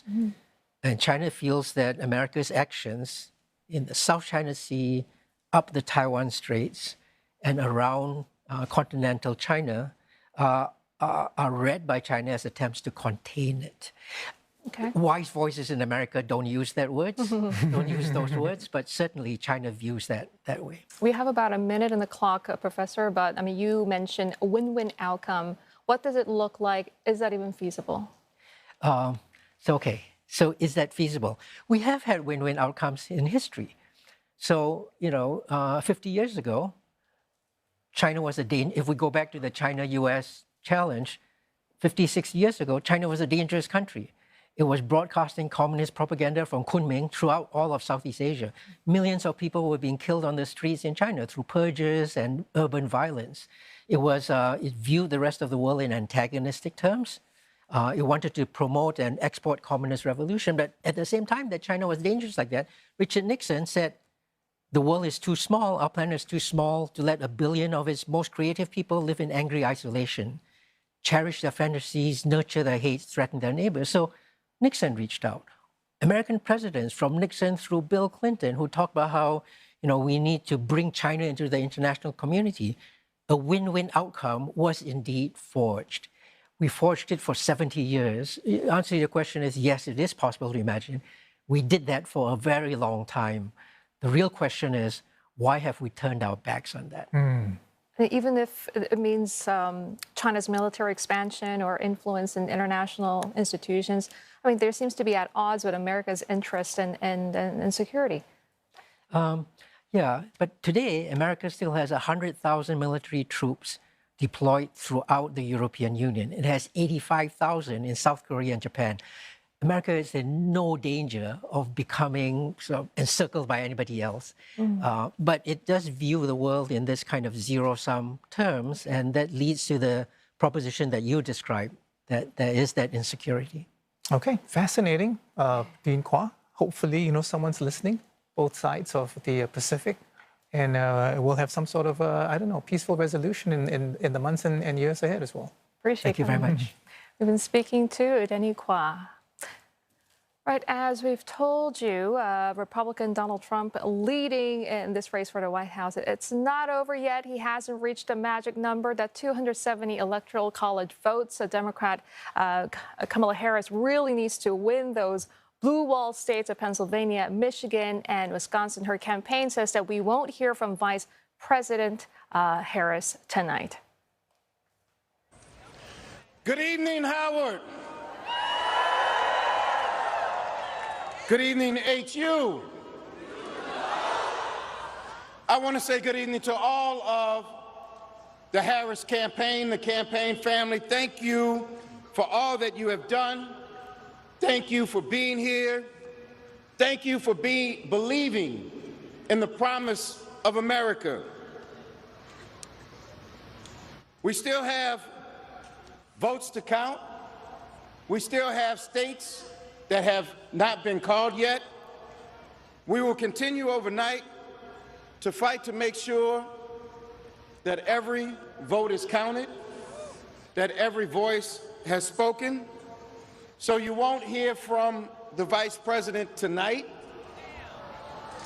but you will hear from her tomorrow. She will be back here tomorrow to address not only the HU family, not only to address her supporters, but to address the nation. So thank you. We believe in you. May God bless you. May God keep you. And go HU and go Harris. Thank you all. So just to quickly recap, we will not be hearing from the Vice President and the Democratic nominee, Kamala Harris, tonight. Perhaps we'll hear something from her in the morning. Meantime, the Democrats expected to, I suppose, keep fighting, making sure that all the votes are counted and properly counted as well. Okay, we'll have more on the U.S. presidential election after the break. Do stay with us.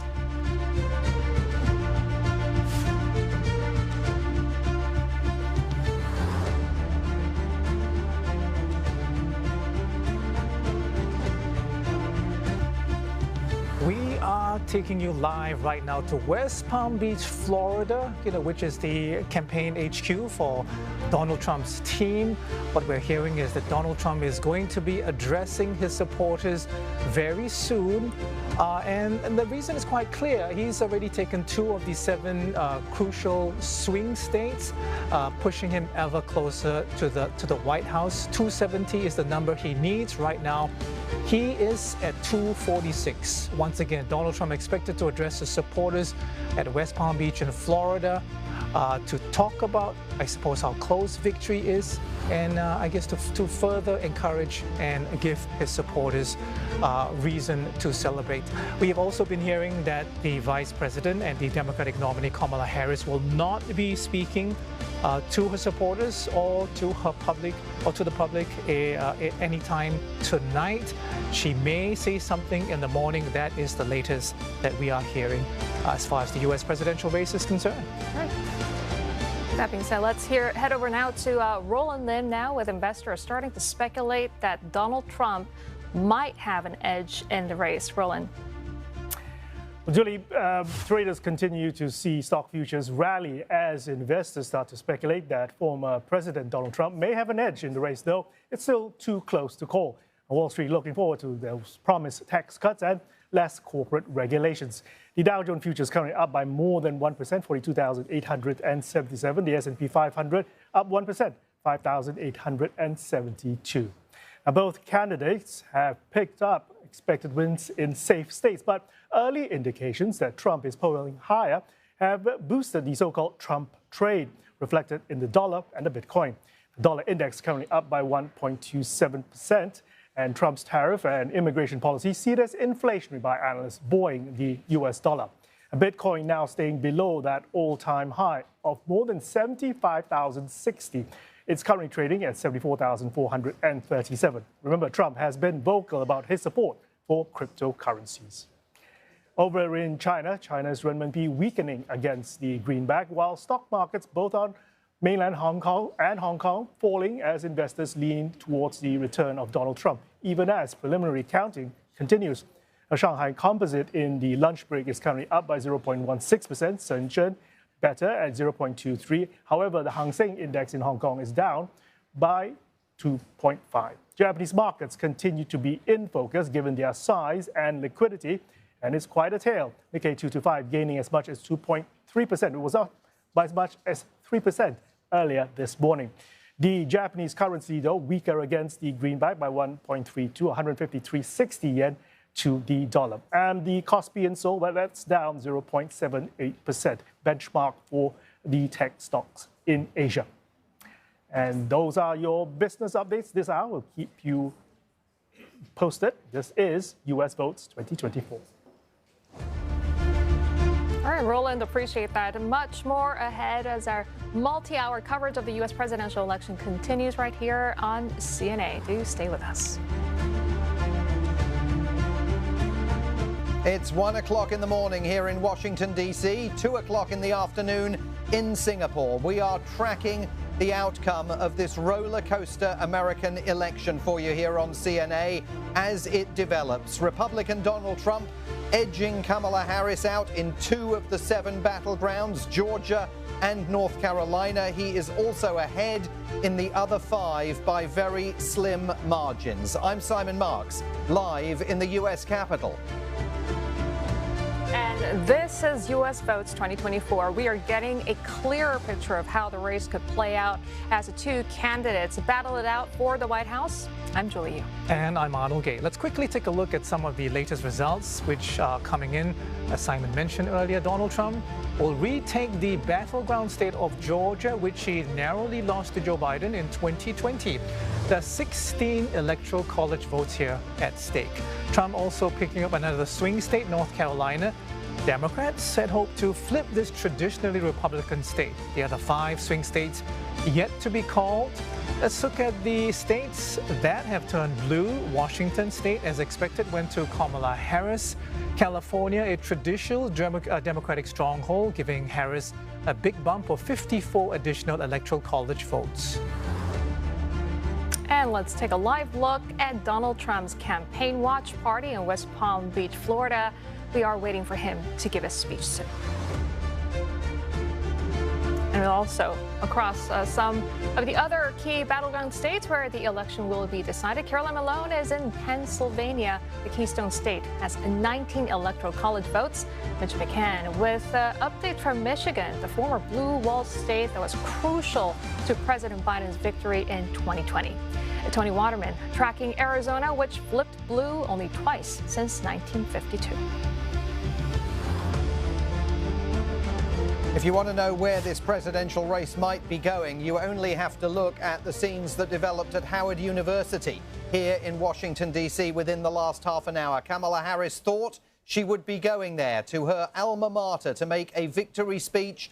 The crowd was told a short time ago she will not be speaking tonight. Echoes of 2016 when Hillary Clinton failed to appear at a watch party in New York, disappointing a large crowd there. The crowd at Howard University has now gone home and has been told Kamala Harris will speak at some point tomorrow. Let's go to Caroline Malone in Pennsylvania, one of the 3 crucial blue wall states that very soon may be the only path to victory left for Kamala Harris. And Caroline, there are projections that that state is leaning Republican. It is still officially too close to call. But what is the latest that you are hearing there from Pennsylvania, considered by both campaigns, the Democrats and the Republicans, to be absolutely must win in this race for the White House?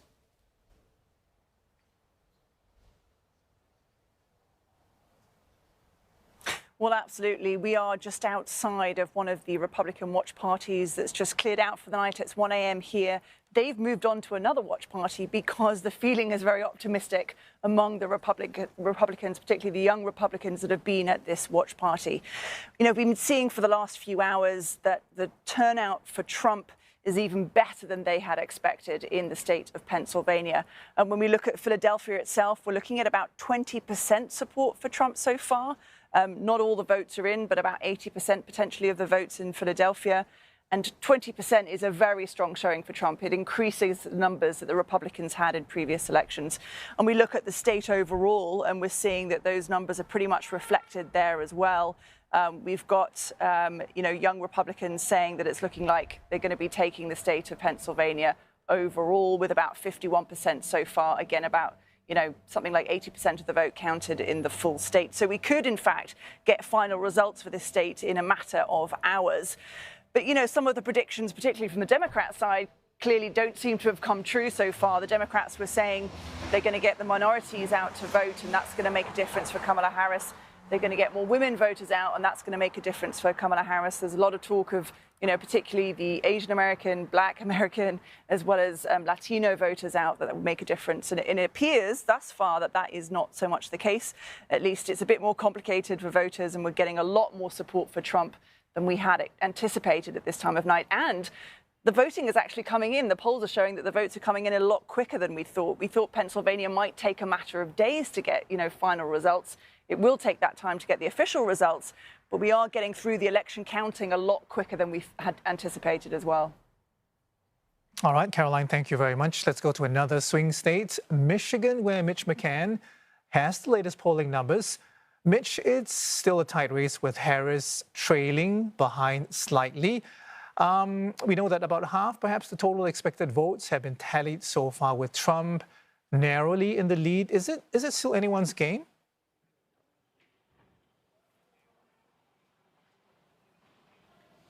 Well, it is officially too close to call at this stage, Arnold, but Donald Trump does have a lead at the moment of around 200,000 votes, with around 63% of this race called. It's leaning towards Donald Trump. That's far from a certain thing, but it is leaning towards the Republican Party at that stage. We are here at the Democratic Watch Party in downtown Detroit, but as you can see behind me, it's not much of a party anymore. The lights have gone out and everyone's packing up, ready to go home. It's been a difficult night for a number of people here that were confident Kamala Harris would win this state, and it seems as if she might not do that. I spoke to a number of young men before, gathered around a TV, really concerned. They said to me that they were hoping they would win Pennsylvania and that path would widen for them, for Kamala Harris to win this race. But as you heard from Caroline, Donald Trump is winning there too. So as I say, a difficult night for many people here. And I think the Democrat Party will have to look at Michigan if they do eventually lose this and consider where it all went wrong. And there are a couple of areas that the Republican Party has really targeted, and I've spoken about them with you earlier this evening. One is the war in Gaza and Arab American voters that really didn't want to vote, or many of them didn't want to vote for the Democratic Party, unhappy with the current administration's position on the war in Gaza. And the other issue that I think has flown under the radar slightly is the automotive industry, a particular issue here in Michigan, an industry that put the state on the map in the early 20th century. Donald Trump has come here many times in the last couple of years, promising to bring jobs back to the state. He says he's going to kill what he calls the EV mandate, the electric vehicle mandate of the Biden administration. So there's a couple of areas there where Donald Trump is trying to draw out the vote, and it seems so far, although it's early days, it seems as if he may have been successful. All right, Mitch, thank you very much for that, Mitch Khan. And we now head over to another swing state, Arizona, where immigration policy among top voter concerns for the border state. It has also beefed up security measures since the wave of election denialism and conspiracies back in 2020. Tony is joining us. Tony, it's a nail-bitingly close race over there. Any progress updates on the ballot counting?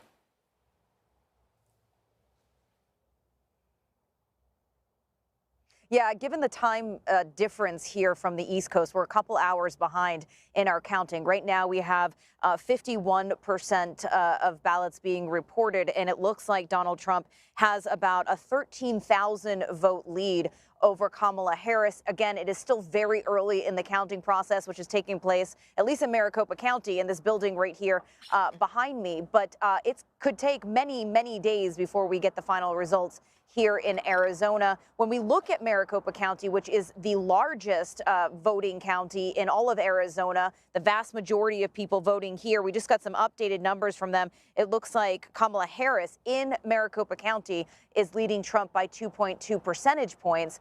So she has a slight advantage here. we still need 49% of the other votes to be counted at this point.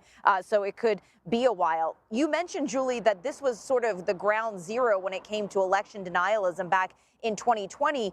And in anticipation that there could be more armed protests like we saw 4 years ago, you can see that there's a heavy police presence here behind me. And also, we were expecting there to be snipers on the roof, drones in the air, and we have not seen any of that tonight because it has been very, very quiet here. Whether that's a reflection of what is happening nationally, with Trump seemingly leaning towards a victory in this race, or if it's because of what is happening here in Arizona, it's unclear. But things are exceptionally quiet here at the tabulation center. Inside that building, though, you have dozens and dozens of people that are going through all of these ballots, all of the mail-in ballots that were dropped off at these voting locations today. They're getting them tabulated. They're making sure that the signatures are verified, that those are actually the people that are voting.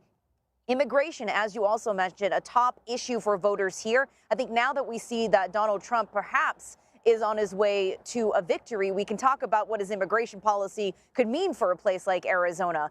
He has called for mass deportations of migrants if he reclaims the White House. And 1 in 8 individuals here in the state of Arizona are foreign-born. Whether or not they are here legally or not is another question. The real thing that has not been hammered out at this point is how that process of mass deportations would work. Would you have police officers or Border Patrol officers or the military going door to door, finding out, checking papers, seeing if people are in the country legally or not? But here in Arizona, this is actually a very popular plan amongst the people that live here. More than 50% saying in a CBS poll recently that they would support these mass deportations if Trump is reelected. So this is an issue very important here. It is on the front lines of the immigration crisis in America. So unsurprising that a lot of voters, when they headed to the polls today or cast their votes over the last couple of weeks, that this was one of the issues that was really in their minds when they were doing that. All right, Tony, thank you very much for that. Tony Waterman in Arizona. And as she mentioned, we are waiting for Trump to make a speech at the campaign watch party in Palm Beach, Florida. Now, the path to presidency comes down to that magic number, 270 electoral votes. 7 swing states are key to victory. Now, Donald Trump has taken 2 of them, Georgia and North Carolina. Let's bring in Ronnie. Ronnie, do the math for us. Where does he go from here, and how does this change Kamala Harris's road to the White House? Well, as we can see, Donald Trump has secured 246 electoral college votes, and Kamala Harris is on 187. Trump has won Georgia and North Carolina, as you said. We can also see California, Colorado, Illinois, and New York have gone to Harris, while Trump has taken North Carolina, Texas, Florida, Iowa, and Ohio. If we look at Trump's potential pathway at 246, he just needs 24 votes to win. He appears to be on track to win the red wall. That's Georgia, North Carolina, and Pennsylvania. Counting is still underway in Pennsylvania, but if he does manage to get those 19 votes, that gets him to 265. Reuters NEP data shows he's ahead by a very slim margin, having swept most of the counties in that state. He will need 1 more state to pass to get to 270. Nevada, with its 6 votes, will get him there. For Kamala Harris, however, her pathways have now narrowed, and she is still a long way away from 270. She has to hold on to the crucial swing states of Wisconsin, Michigan, and Pennsylvania to stop a Trump victory. Those 3 states are still too close to call at the moment, but even with the blue wall, she will still be far from securing 270. I'll have more updates for you later. Back to now Simon in D.C. Rami, thanks very much indeed. We're going to take you live to West Palm Beach as soon as Donald Trump begins to address his supporters. Meanwhile, I am joined here in Washington at our rooftop position overlooking the White House by Patrick Basham, once again the director of the Democracy Institute. Never mind the Electoral College. At the moment, Donald Trump has just over 66 million votes to Kamala Harris's 61 million. He's going to win the popular vote as well, isn't he? If he does, then I will remind everyone incessantly that my polling suggested he would win the popular vote. A very unpopular call at the time. I think if he does, it reflects this widespread sentiment for change, even if a lot of people aren't quite sure what kind of change they want. They simply are dissatisfied with the status quo. Well, there was always a curiosity when Kamala Harris started talking on the campaign trail about the need to turn the page. And she was actually asked, I think in an interview with Brett Baer of Fox News, well, what are you turning the page from? And eventually, several interviews later, her answer came to suggest that you were turning the page from the Trump era. Yes, they attempted to run as if Trump was the incumbent rather than Biden. She needed either to fully own the last 4 years or to make a clean break and disavow them. She tried to do a little of both. And I think that is part of a good part of the reason why she finds herself in such a difficult position this evening.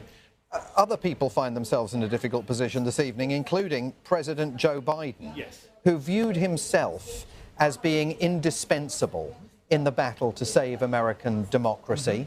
And of course, in 2020, he thought he had slayed the Trump dragon, then realized by around 2022 that he had not, and so decided to seek a second term in office. Now, he's forced out of the race. Kamala Harris has 107 days to launch a campaign of her own. It looks like, once again, they have not slayed the Trump dragon. How serious are the recriminations going to be within the Democratic Party about missteps on this path over the last 2 years? Oh, I think they'd be quite serious internally. Whether she was the best option, should they have, even if she was, should they have had a more open competitive race? Were there other contenders? Or simply, should they have taken their licks and stuck with Biden and had a clean break, a fresh field for next time? And Biden, of course, every politician has an ego. He's no exception. Biden believed that he had the best chance of defeating Trump. I'm sure he still thinks that tonight. And we should make it clear, you know, this election is not over. We cannot yet at this point say Donald Trump is returning to office, has pulled off the most unbelievable political recovery of the modern era, but it looks increasingly likely that that is where we are heading. What do you think people like Nancy Pelosi and Liz Cheney are thinking tonight? Nancy Pelosi, the former Speaker of the House of Representatives, who essentially told the Democratic Party a year and a half ago, we're stuck with Joe Biden, and then belatedly orchestrated the cabal to defenestrate him. And Liz Cheney, the former Republican congresswoman, who has been on the campaign trail, along with lots of other Republicans, backing Kamala Harris. I think Pelosi's glad that she's no longer prominent in the House. She'll be saying, I told you so. Liz Cheney, I mean, she attempted to change sides. It hasn't worked out for her, at least not in an electoral sense. I'm sure she has a lucrative career on MSNBC ahead of her. But there are many, I mean, almost everyone on the Democratic side is going to have a little bit of blame and a little bit of guilt. If he wins this race, if he returns to the Oval Office on January the 20th next year, we already know that he's talking about a very different style of administration to his first term in office. We heard Tony Waterman there in Arizona talking about his threat to deport hundreds of thousands of migrants from this country. We know that he wants to surround himself only with Make America Great Again loyalists. What does that government look like? And how is it not so authoritarian, or as Kamala Harris would put it, fascist, if not borderline fascist? Well, I think it'll be a matter of whether the policy or policies he implements have widespread support.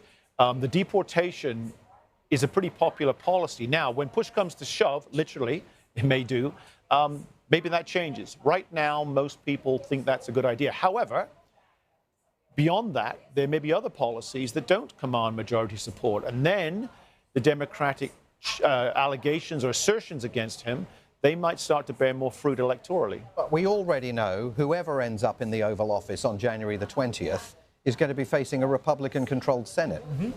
And if it's Donald Trump, and if they were able to pull off the House of Representatives as well, that's the trifecta. What we'll see if they win all three is whether, to what extent Trump has really refashioned the party in his image. That is, are most senators, most congressmen on the Republican side actually his people?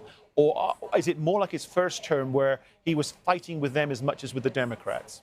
Is a return to the White House by Donald Trump literally for him a get-out-of-jail-free card? I mean, it surely means that the federal charges against him in connection with alleged efforts to subvert the outcome of the last presidential election will be dropped and disappear on the first day in office. It guarantees that. I mean, his legal path was clearing anyway. He's had quite a bit of success in various ways, but this guarantees that that is over. It is in all senses a get-out-of-jail card. And in terms of his capacity to get things done here in Washington, he would obviously be helped by Republican control of the Senate. We still don't know where the House of Representatives is going. No, and if the Republicans retain control, I expect that they will, it probably won't be a particularly large majority, and therefore there is always going to be a certain amount of compromise. So he'll push from the White House. He looks like he'll have a decent majority in the Senate to aid him, but there may be some challenges in the House, not just from Democrats, but from Republicans who are from districts that are lukewarm on Donald Trump. There have been times during this campaign, many of them, where Donald Trump has expressed admiration for the leadership of Prime Minister Viktor Orban in Hungary. And indeed, Viktor Orban visited the Trumps, including Melania Trump, presumably the next First Lady as things currently stand, at Mar-a-Lago. Do you think that he models his next government along the lines of the Orban administration? I think he takes, in his mind, certain lessons from it. I think he thinks that there is a sort of informal coalition of what he would call nationalistic, patriotic leaders around the world, Orban being one, himself being another, obviously, and that they can sort of learn from each other, support each other. They deal with, I think, in his mind, some common challenges and common enemies. Can I ask you, Patrick, what role you think the assassination attempts, plural, but I'm thinking particularly of the first one in Butler, Pennsylvania, had on voters? Because it was absolutely clear, wasn't it, that his iconic images of him getting up on his feet and giving the fight, fight, fight, that was an extraordinary moment. It was significant for two reasons. One, it reinforced why his supporters have such regard for him. But crucially, I think it humanized him in the eyes of a lot of Americans who, on a personal level, never cared for him. They just thought, I may not like him, but he seems to have some sort of strength of character that I can at least respect. And we noted earlier, Patrick, this city is a bit of a fortress. Yes. I mean, the White House is ringed with a security fence. Yeah. The Vice President's residence ringed with a security fence. And I think most Washingtonians had expected the possibility of violence from Donald Trump supporters in the event that this was a narrow Kamala Harris victory. In the event that this is either a narrow Donald Trump victory or possibly even a landslide Donald Trump victory, this is going to be a pretty unhappy city within the course of the next 24 hours. Very much so. I mean, it was unhappy enough in 2016-17. But yes, and I think you might, I mean, there are already signs tonight, you know, you have the pro-Palestinian protesters and others who are going to be frustrated, not simply that Donald Trump is becoming president, but frustrated that they feel that their side blew it, that if Kamala Harris had been more forthright on their behalf, she would have fared better tonight. What do you think he's going to say when he addresses supporters there in West Palm Beach very, very shortly? If he's wise, I think he'll say, be patient, let's not celebrate prematurely. We have this victory in hands, within our grasp, let's let this play out. So I think it would help him to be magnanimous and to be statesmanlike. This is an opportunity to do that. The whole country's watching. It's this way of setting a tone for a second term. OK, we're about to find out what he does. Arnold and Julie, back to you in Singapore. All right, time to take a snapshot of where we stand in the count on electoral votes. But very quickly, before we do that, I'm hearing that Fox News has called Pennsylvania for Donald Trump. Again, this is to be confirmed by our other sources, namely Edison via Reuters, but we'll get more on that when we have the information. Meantime, let's take a look at the state of play. It's 246 to Donald Trump against Kamala Harris's 187. The latest, of course, is that there's going to be a projected win. There was a projected win in the swing state for Donald Trump in Georgia as well as North Carolina, adding to earlier victories in Florida, Oklahoma, as well as Tennessee. His rival, the Democrat Kamala Harris, projected to take the states of New Mexico, Virginia, Hawaii, and Washington, adding to wins reported earlier in Oregon, Vermont, as well as New York.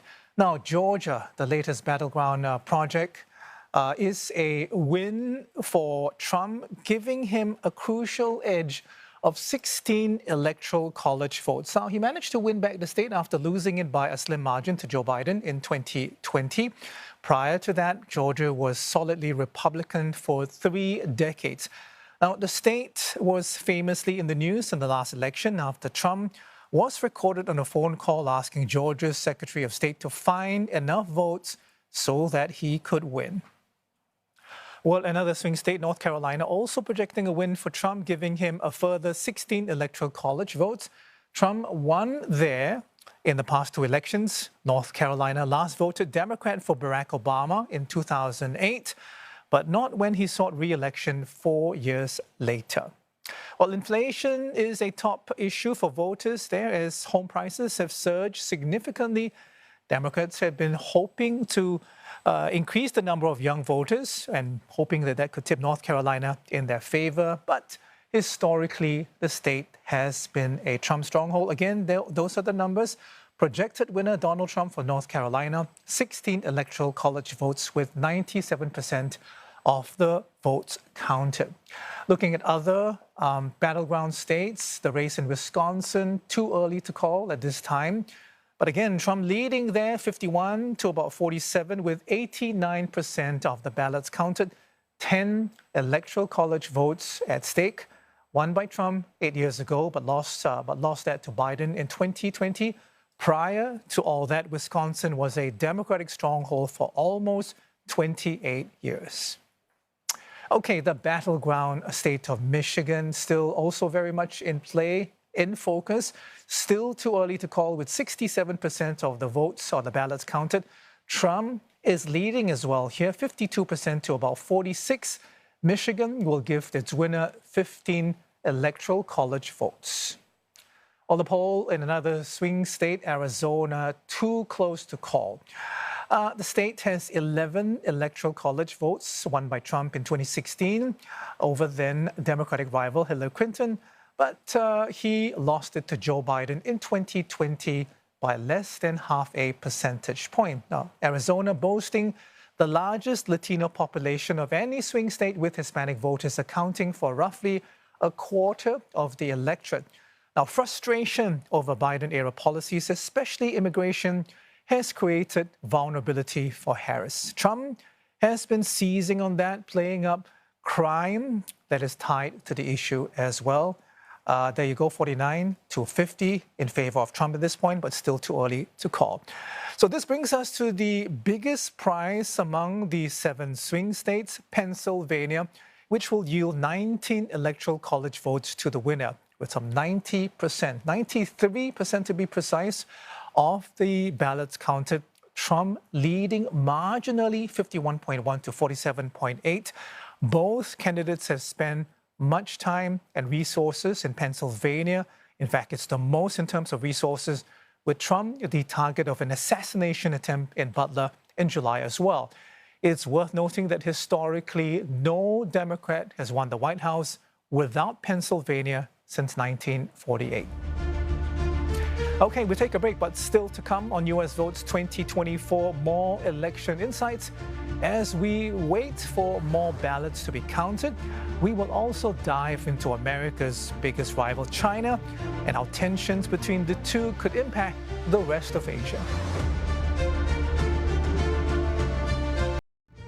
Welcome back to US Votes 2024. You are looking at live pictures out of the campaign watch party in Palm Beach, Florida, where Trump is set to make a speech. So we see his supporters adorned in mega shirts and caps there, as Donald Trump has just won the swing states of North Carolina and Georgia, the only 2 of the 7 swing states that called in the race so far. Some questions about what he is going to be saying to his supporters, whether or not he's going to ask them to be patient, to wait for the actual results and the full results to be called, or is he going back to a previous playbook when he tried to call the elections for himself early. This happened in 2020 and perhaps set the stage if he needs to call for some form of electoral fraud down the road. Once again, pictures from West Palm Beach, Florida, where Donald Trump is expected to address his supporters very soon.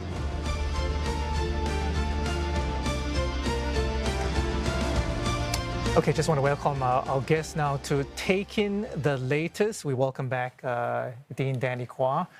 And also we have Drew Thompson from SMU, if I'm not right, if I'm not wrong. RSIS, Roger Rotman School of International Studies. Right, okay. It's been a long day. At NTU. Now, right. I remember that. My apologies for that. So, Drew, let me start with you. I mean, what do you think Donald Trump is going to be saying to his supporters? Is he going to be playing it smart? Is he going to be wise about it, or do you think he's going to declare victory? I think a smart man does not predict what President Trump is going to say before he says it. Is it possible? I mean, I think President Trump has had, or President not yet elect Trump has had a pretty good outcome here. I think he is doing better than many of the polls suggested. Perhaps Kamala Harris has done worse than many of the polls suggested. So I think he's in a good track towards meeting the 270 vote threshold that he needs. I mean, it's still very early to tell, but I mean, what do you think were some of the key ingredients for Trump's edging Harris so far? I mean, was it the messaging or? So I think if you look at voter sentiment and citizen sentiment throughout the United States, there's a very high level of dissatisfaction with the economy, with governance, with a whole host of issues, deep dissatisfaction. And it's very difficult for the incumbent to succeed in an election when there's deep dissatisfaction against them.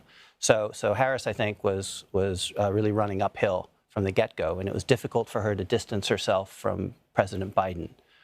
So this was really a change election, and I think we're seeing that in the outcome. The Senate has already flipped from blue to red, and I think Vice President Harris has really underperformed amongst key constituencies that they initially thought they would do very well with.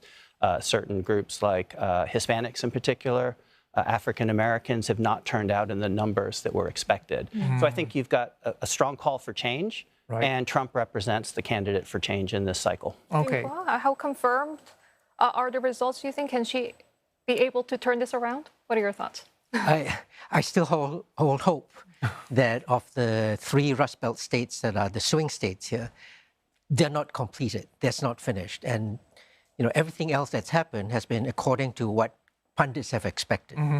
If the 3 Rust Belt states do swing blue, then Kamala Harris still has a shot of getting in, although I admit that the hopes are getting slimmer and slimmer by the minute. Okay, so the path to victory narrowing, so perhaps we can skew our conversation towards the higher possibility of a Trump administration taking power next year in 2025. So, Drew, I want to start with you. I'm sure you heard what Danny Quah wrote in his letter, saying that the U.S. should drop its priority to be the #1 superpower in the world, and that would solve a lot of problems. I mean, your thoughts? Do you think that's going to work? Is Donald Trump the sort to say, okay, I'll we don't have to be #1. You can do whatever you want. Is that likely at all? Well, I think nobody in the U.S. really thinks of it as a #1 versus #2, and I don't think many Americans give much thought to China and China's rise or what it means. I mean, China's sort of an abstract concept. Most Americans are focused on their day-to-day issues, their local issues. If you look at this election, China was barely mentioned. Right, the key issues were democracy, abortion, immigration, the economy, of course. So I don't think that maintaining primacy in quite that way is what motivates American government and American strategy. Americans aren't fixated on their GDP growth numbers. It's a good barometer for how things are doing in sentiment, but it's not like the United States has political targets for economic growth the way China does. Okay. In China, everything's politicized. Right. What are the sorry, I just wanted to quickly ask you about China, though. China itself, I mean, the U.S. may not think about China too much, but I suspect China probably thinks about the U.S. and who's going to come into power. Is the basis for China's thinking as far as its policy towards the U.S. is concerned based on the One China principle? It seems to be. Everything seems to fall back on that. Seems to be the starting point.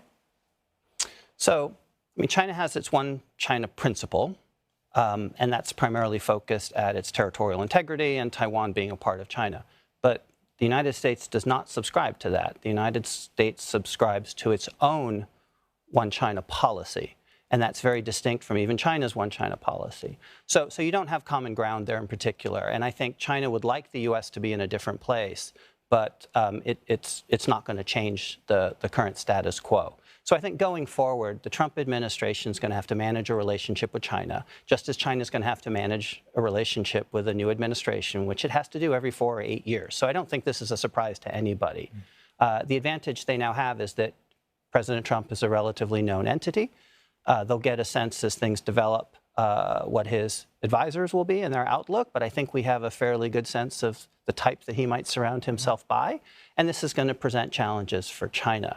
But that said, Trump is somewhat volatile in terms of how he surrounds himself with people that can be very competitive. But at the same time, I think on China in the last Trump administration, there was a lot of unanimity. There was a lot of consensus about what needed to be done in terms of Asian relationships with allies and partners, and of course, competing with China. So I think regardless of who won this outcome, I mean, there's one person we know who's going to be here in 2025, and that's Xi Jinping. He's not up for election. So I think there's a pathway that Xi Jinping has placed China on, and the U.S. has a path dependency. And that path dependency is really going to end up in competition. So the challenge for the next administration, whichever it is really managing that competition so it doesn't devolve into conflict or more destructive natures of a relationship. So that's where I think the next administration, whether it's Trump or Harris, they have to manage that relationship in such a way that it doesn't devolve. But I think it's quite certain, regardless, that we're due for competition. And that's partly because of Xi Jinping's industrial policies, his threat perceptions, his risk perceptions, and just the challenges of managing a very large and complicated economy, society, and polity in China. I wonder if I can talk about Trump's tariff pledge, because it's quite drastic. I mean, many economists have assessed it, his first term, his hard-handedness, and also trade war as a failure. But it seems he's doubling down on this. Why do you think so? Why is he not undeterred? Maybe I'll take a stab at that. First, let me disagree a bit with my colleague Drew here that, one of the reasons that China was not mentioned too much in the race, in this presidential race, was that both candidates agreed that they would be hawkish on China. There was no clear blue water between them. As to whether Americans do think about competition with China, I think they do. But the way in which they think about this is, what's the bilateral trade deficit with China? Is China cheating on electric vehicles? Is China getting ahead in technology? Is China's subsidies overwhelming our people? Is China stealing all our jobs, dismantling our industry, turning into ghost towns where once thriving middle-class American communities? I think all of those issues are indeed on American people's minds. But the problem is that it's not very clearly directed. What are the actions that America should take on this? And there's a blunt instrument that Trump is going back to. The problem is bilateral trade deficits. The ordinary, everyday American has no idea what the bilateral trade deficit is. But nonetheless, that's what is identified as the problem. We must slap tariffs on imports from China. That will fix everything. It will raise revenues for us. But actually, of course, it won't. It will be Americans who pay the tariff. It'll be a discouragement to China to produce more EVs, and that's actually bad for the world. We're in the midst of an energy transition. The world needs more electric vehicles. Discouraging China, the market leader at this point, from producing electric vehicles is actually bad for the environment. But that's the state of the debate. So I'm afraid that we are not, precisely because we have not had the clarity in debating what the policy on China should be, because there seemed to be an alignment. Going forwards, we're not going to be very clear. America is not going to be very clear about how it deals with China, except in a blunt, unhelpful way. All right. But Trump's love for tariffs, his combative, attitude to China, his desire for a good deal. I wonder if this could make it easier for Asian partners to do deals with him. Is there any silver lining or a good side to having a Trump presidency in Asia? I mean, I can lead with that.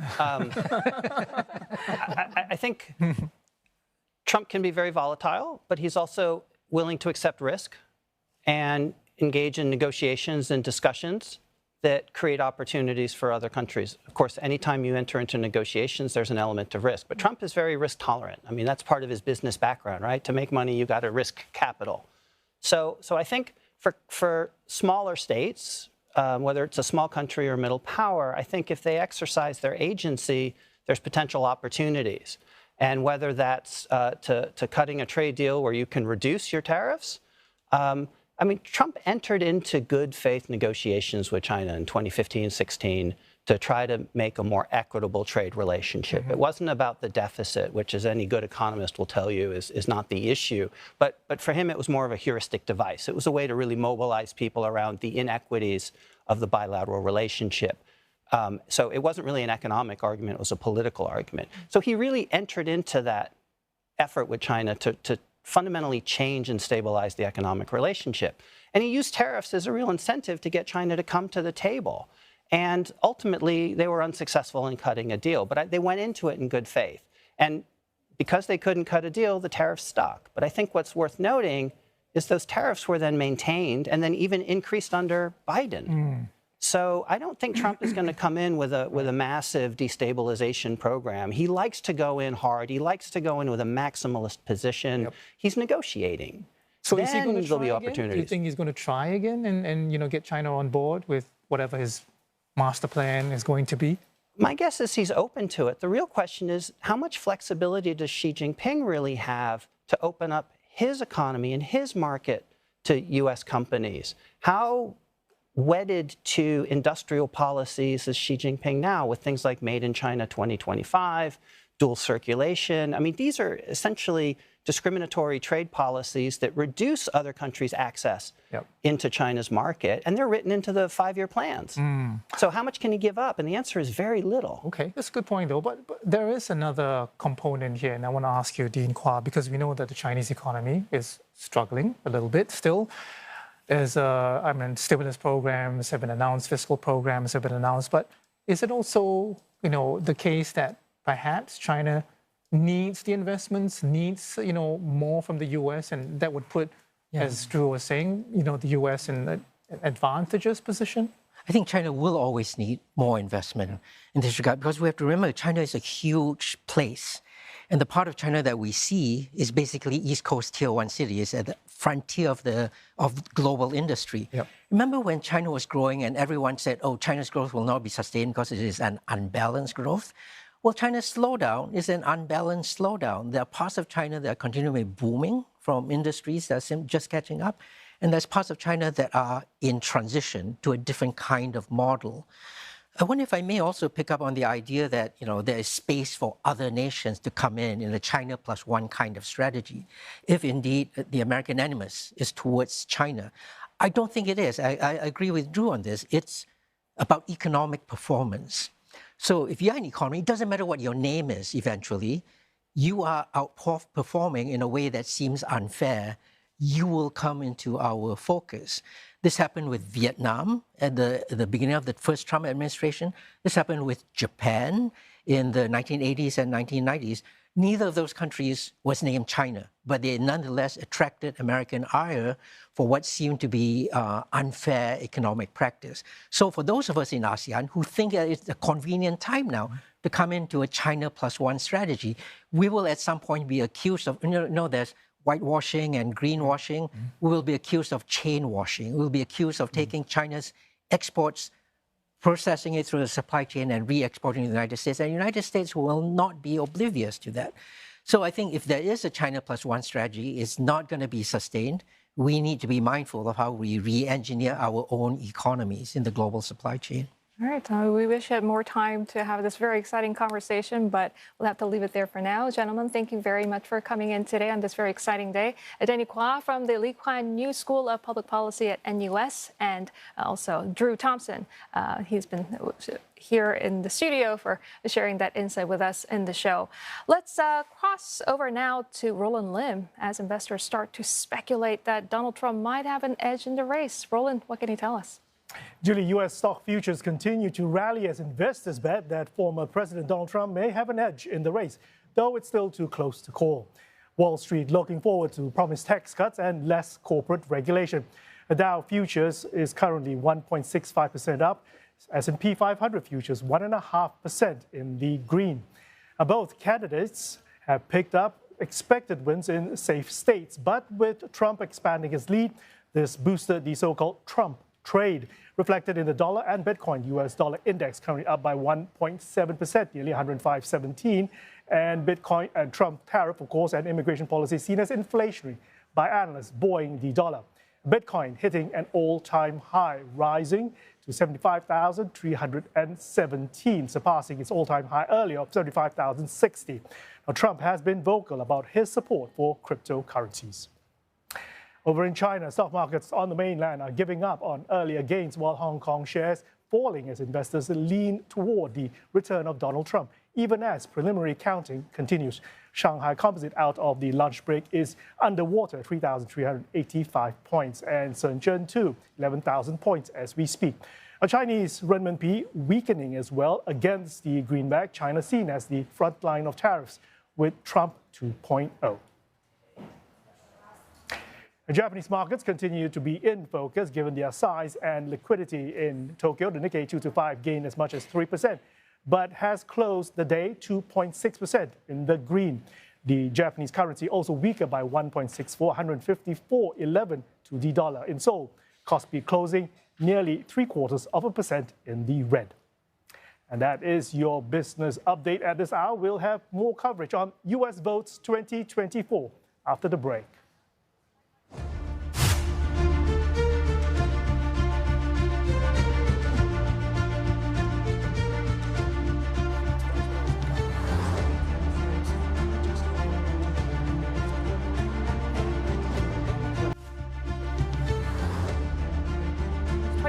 Live here on CNA as we await results of who will win the incredibly tight and divisive race to be the next American president. Our extended coverage runs until 4 p.m. Singapore, Hong Kong time. We're also tracking results live on our website, cna.asia, and on CNA mobile app. And here is a snapshot of where we stand in the count on the Electoral College votes. It is 194 to Kamala Harris and 246 to Donald Trump. Reuters, the decision desk HQ there, projecting Trump the winner in the battleground state of Pennsylvania, where 19 Electoral College votes are up for grabs. The decision desk HQ also projecting Trump the winner. I beg your pardon, that is for Pennsylvania. In the past hour or so, Donald Trump projected to win in the swing states of Georgia and North Carolina. His rival, Democratic Kamala Harris, trailing behind in the others. Now, one battleground state in focus right now is Michigan, with more than 65% of the ballots counted. Trump leading the race there. Michigan will gift its winner 15 Electoral College votes. And let's take you live to Detroit in Michigan, where Mitch McCann has been reporting for us all night tonight. Mitch, what is the state of the race in that all-important blue wall state?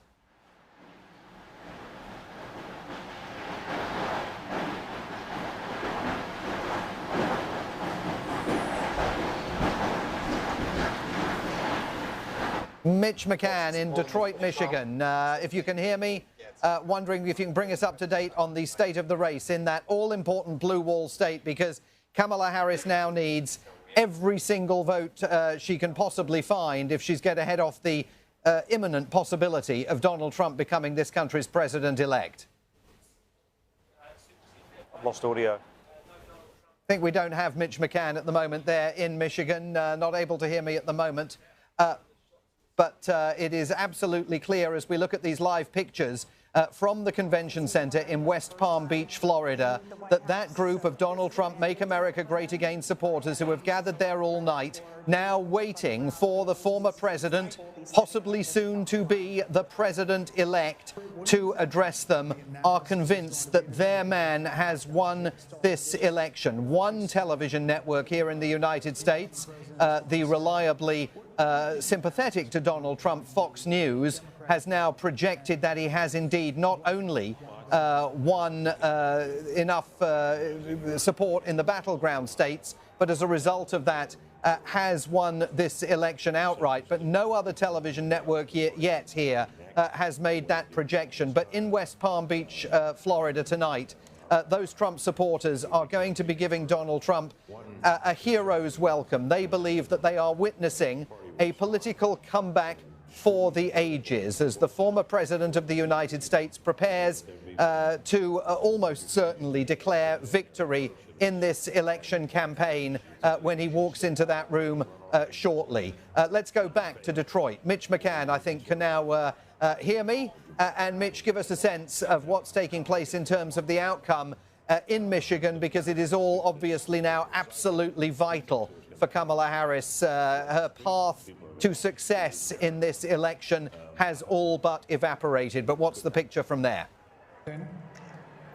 I am really looking forward to reading some of the stories. Yeah, that's right. Good morning again from the battleground state of Michigan. And we're outside here, Simon, because the Democratic Party, we're at the Democratic headquarters party, it's all over. Everyone's gone home, the lights are out, and they're packing up inside. So we're basically outside the event because it's finished up. It's a real somber mood here at the moment. A lot of people are shocked that Donald Trump has done so well. There was a significant ground game for the Democratic Party in this state. We've been here a few days now. We've already seen Kamala Harris. We've seen Tim Walz. They've been here many times. Kamala Harris held one of her final rallies here in Detroit at Michigan State University earlier this week. And people were lining up from the early hours of the morning, and she wasn't speaking until 6 o'clock in the evening. That's how much popularity there was for her here in central Detroit, but it hasn't worked out overall. At the moment, Donald Trump is leading by around 6 percentage points. That equates to around 200,000 votes. It is too early to call that yet. No one has called it, none of the major networks that I've seen, but it would seem as if Donald Trump is likely to win this battleground state. That is a huge hit to the blue wall, these traditional states that the Democratic Party usually wins. But it seems like Donald Trump is most likely to win here in Michigan, like he did in 2016 by 11,000 votes, but he's winning by many more here tonight. Pretty clear then that the blue wall that Kamala Harris had been relying on to convey her to the presidency now appears to be crumbling. Mitch McCann, thank you very much for joining us there from Detroit in Michigan. We're going to have more updates and analysis as US Votes 2024 continues here on CNA.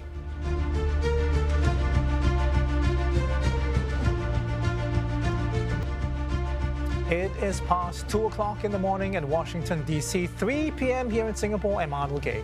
Our former U.S. President Donald Trump projected to win the key battleground states of Georgia and North Carolina. U.S. media also calling Pennsylvania for Donald Trump. And if that holds true, then the presidency is firmly within his grasp. I'm Julie Yu. We're bringing you extensive coverage of what some say is the most consequential election in the history of America. And I'm Simon Marks, live in Washington, where the future of that building behind me, the White House, may no longer be hanging in the balance for very much longer. We're going to begin by catching you up on all of the results that we can report now.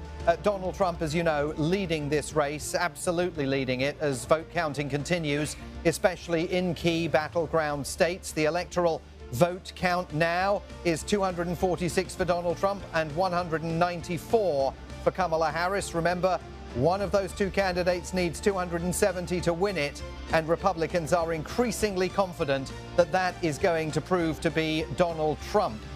Wins by Trump in the crucial swing states of Georgia and North Carolina have given him an edge over Kamala Harris, who in the past hour or so was projected to have won in New Mexico, Virginia and Hawaii, among others.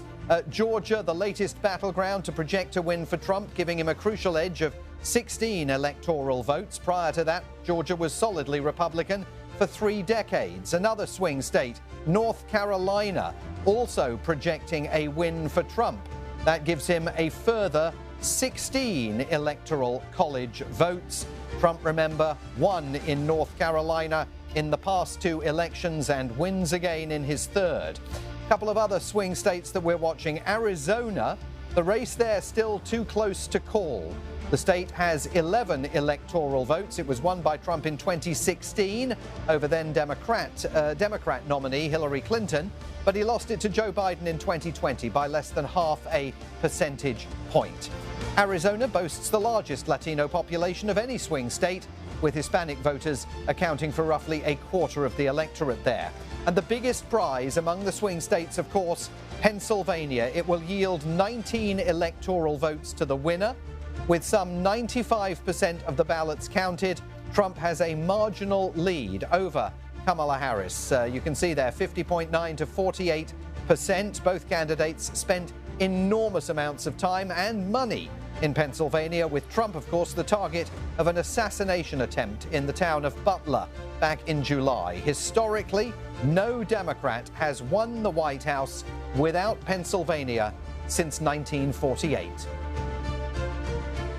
Well, let's get straight to our correspondents Nick Harper in Washington, D.C., and Sally Patterson at West Palm Beach, Florida. They're tracking our two main candidates, Democratic Vice President Kamala Harris and former Republican President Donald Trump. Let's start with you, Sally. I mean, you've been watching developments at Donald Trump's campaign in Florida, where I understand it's raining heavily. Hope you're dry. I mean, Mr. Trump is projected to have won Georgia, his second swing state. U.S. media saying he's picked up Pennsylvania too, the battleground state, with the biggest prize of 19 electoral votes. Even calling the election, what's the latest you have there?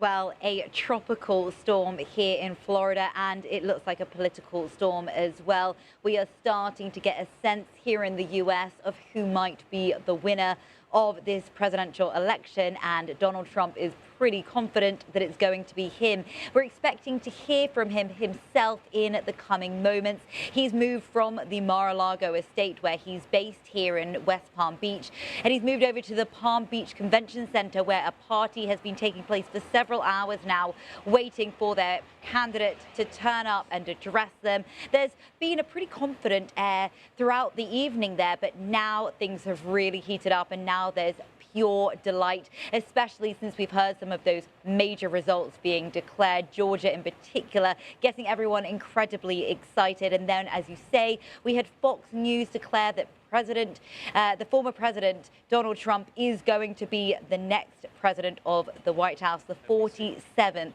president to retake the Oval Office. Now, I've spent the day with many of his fans, supporters turning out en masse to support the man they'd like to see back in the White House.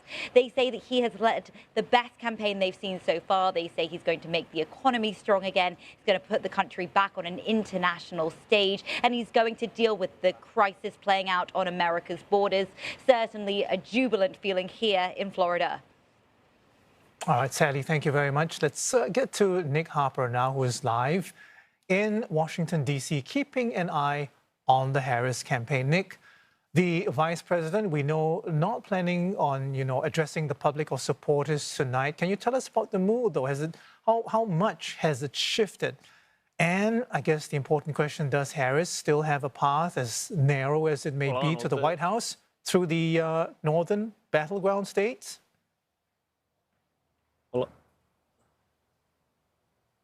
Well, Arnold, that mood has completely shifted. The party has quite literally ended. The watch party that we've been at throughout the course of this evening, with Democratic supporters, emptied out.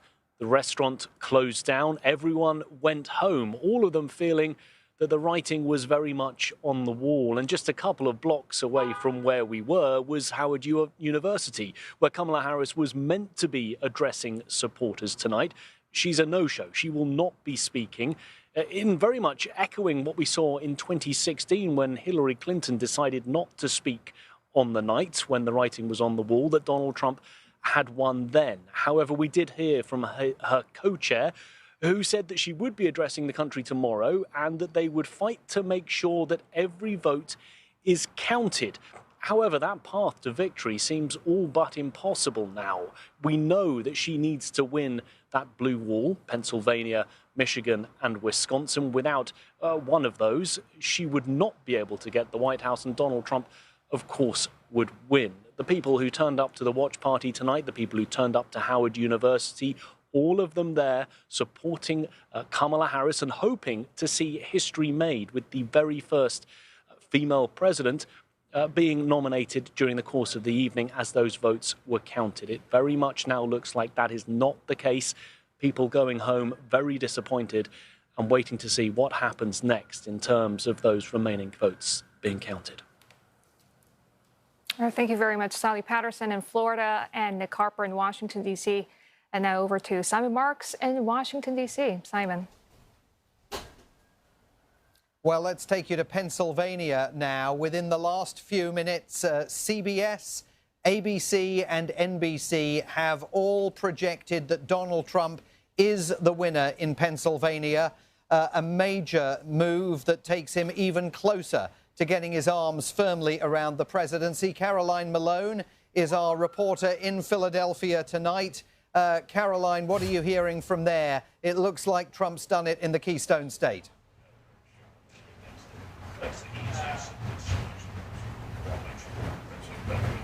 It certainly does. And, you know, behind me, they've just cleared out a second young Republican Party of the night. A lot of group of people very keen to celebrate what they see as an absolute victory, both here in Pennsylvania and across the nation. You know, people we've spoken to here in their 20s and 30s who support Trump say they see there's one key issue that got him over the finish line, and that was the economy. Particularly concern here from young Republicans about the cost of living, about inflation, about how hard it is to make ends meet for themselves, you know, in this day and age. And that's one of the reasons they think that Trump has got this key demographic out to vote, and they think that is what has eventually got him to win. Now, we're hearing, of course, as you say, that he will, in fact, take Pennsylvania, even though the final tally is not in. And that clearly will make all the difference, because we know historically Pennsylvania is a critical swing state when it comes to deciding who is the eventual president. It means that, you know, the strategies of the Republicans have done what they wanted to do. When we spoke to people earlier about how they were campaigning in this state in particular, they were telling us about how they're trying to diversify, how they're trying to really get to a wider group of demographics than in previous elections, particularly to get to minorities, black voters, Asian Americans, Latin Americans, making sure that they really reach out to all different groups of people, to men and women in this state.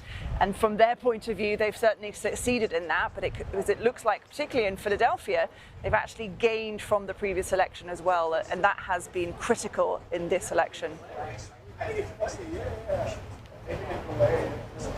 Caroline Malone reporting history for us tonight from Philadelphia. Let's delve into some more numbers now with Rami Santani.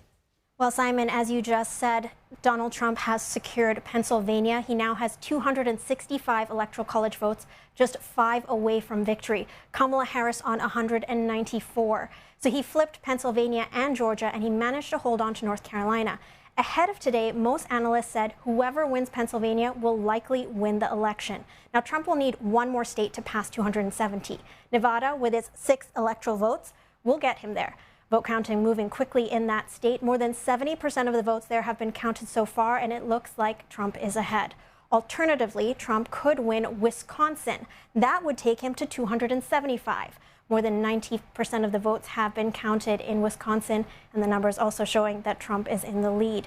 For Kamala Harris, her pathways have narrowed. U.S. media had earlier projected that she would win at least 225 votes. She's only at 194. The question is, can she turn the numbers in her favor? To get her closer to 270, she needs every possible vote she can find. She would need to win Wisconsin, Michigan, Pennsylvania, Arizona, Minnesota, and New Jersey. Of course, vote counting is still underway, so we'll have to see how this plays out. Back to you in the studio, Arnold and Julie. Right. So thanks very much, Ronnie, first of all. So we've been at this now for the past, nearly 9 hours.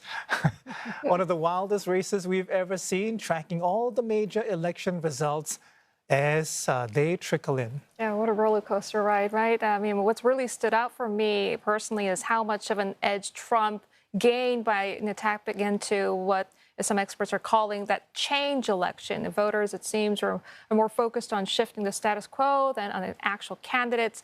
Trump really leaned into that narrative, and along with taking advantage of some key vulnerabilities from Harris. So honestly, it's looking like he could not only win the Electoral College game, but might even take the popular vote this time around. We'll have to see. It certainly looks that way based on the numbers that we have been seeing. But what really struck me, though, and Simon, this was the conversation you had with Patrick earlier, questions raised about whether or not there was enough time, question or not whether or not Joe Biden might have done better.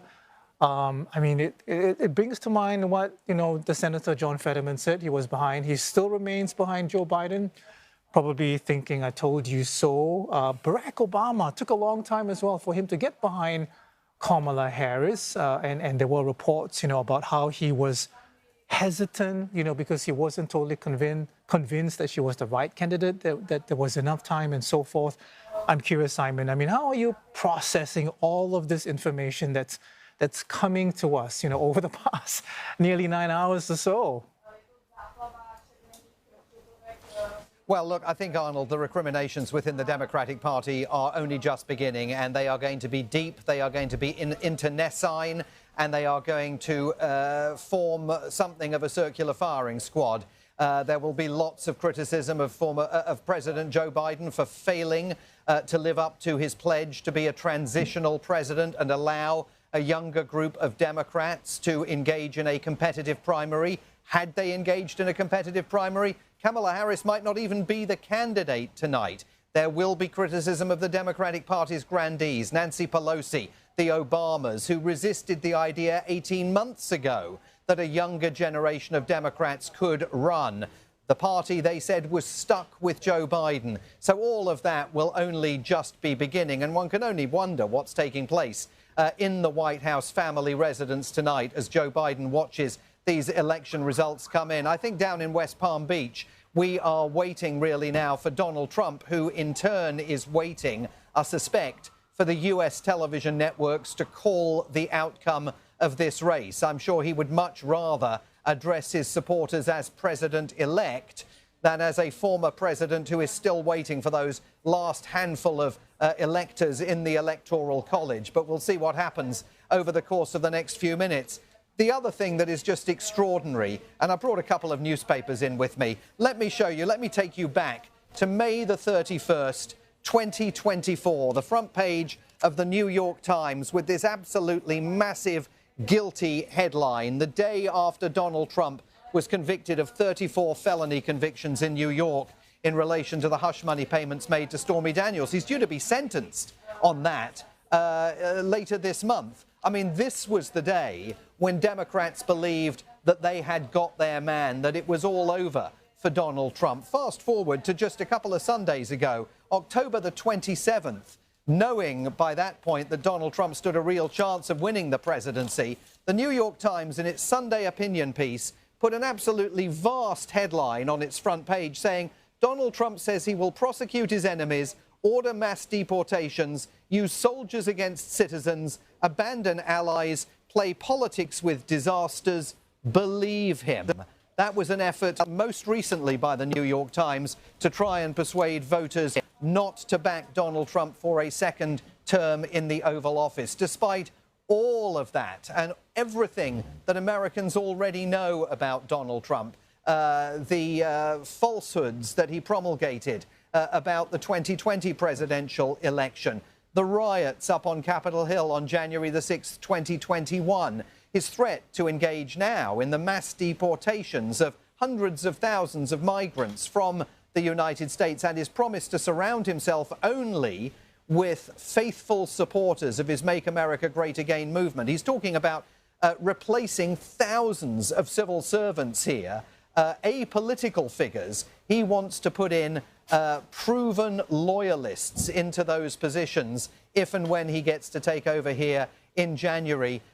If he is indeed about to become the president-elect of this country, this is as big a political earthquake as the defeat of Hillary Clinton in November of 2016, and arguably it's an even bigger earthquake because this election, the Democrats believed, they were exuding confidence. They thought they had this in the bag, and tonight they are realizing that their ambitions and their hopes have been absolutely crushed. Yeah, I wonder how Americans are processing this moment when they get up. I mean, are they relieved that the race is almost over, or are they anxious and sure about what's to come? And I should add, that very same publication that you held up, right now, calling it for Trump with the probability of him winning at over 95%. Well, coming up on U.S. Votes 2024, more election analysis as we wait on the final battleground states to declare. We're also waiting for Donald Trump to speak to supporters at a campaign watch party in West Palm Beach, Florida. Stay with us.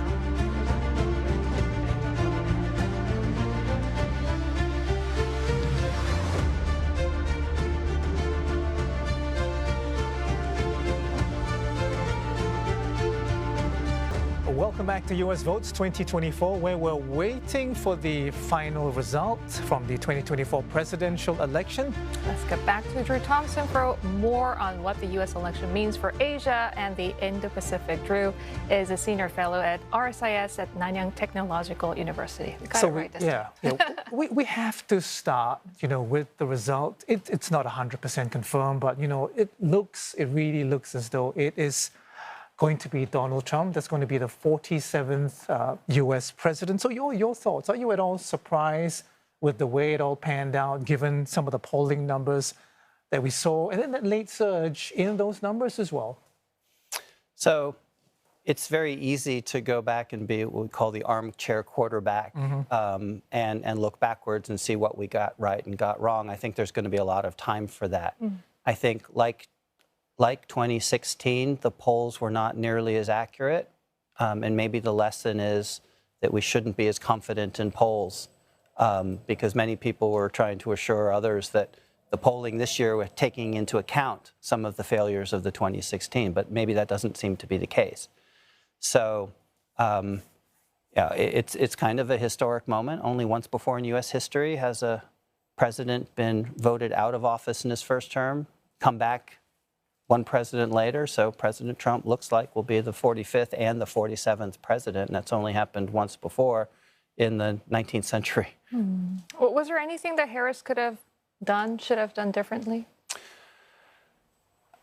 Again, I mean, she's going to have lots of time to think about that. She was up always against the difficulty of unpopularity, dissatisfaction with the incumbency. She struggled to define herself. I think she got out there, and she's got a great personality, as we all know, a great smile. But she really didn't articulate policy. She didn't put forward a vision that anyone could grab onto. I mean, I struggled to follow what was the narrative, what was the theme.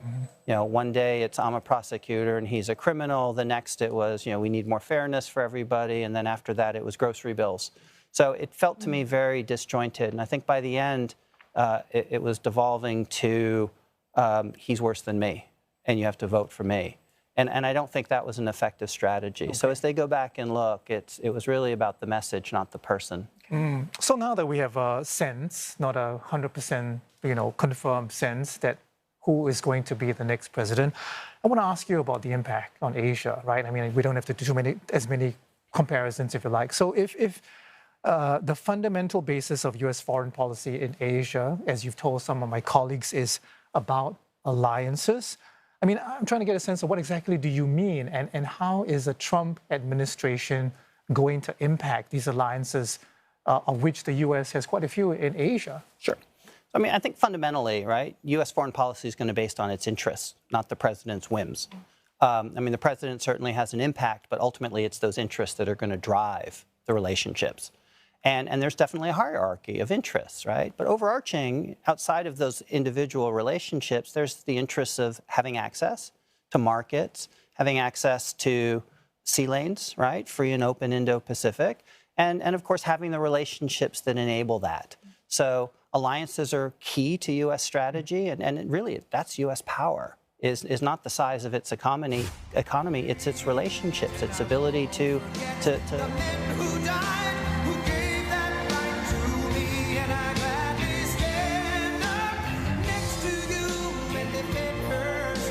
West Palm Beach in Florida, where he's about to address his supporters.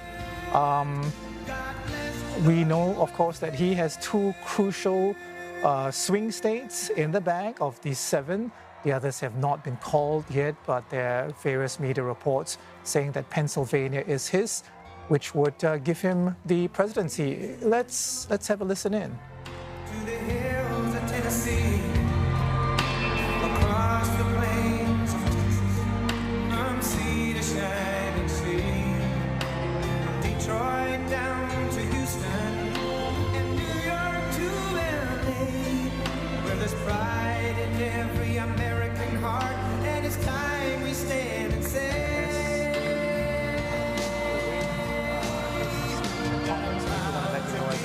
The Vice President and the Democratic nominee Kamala Harris will not be addressing any of her supporters tonight.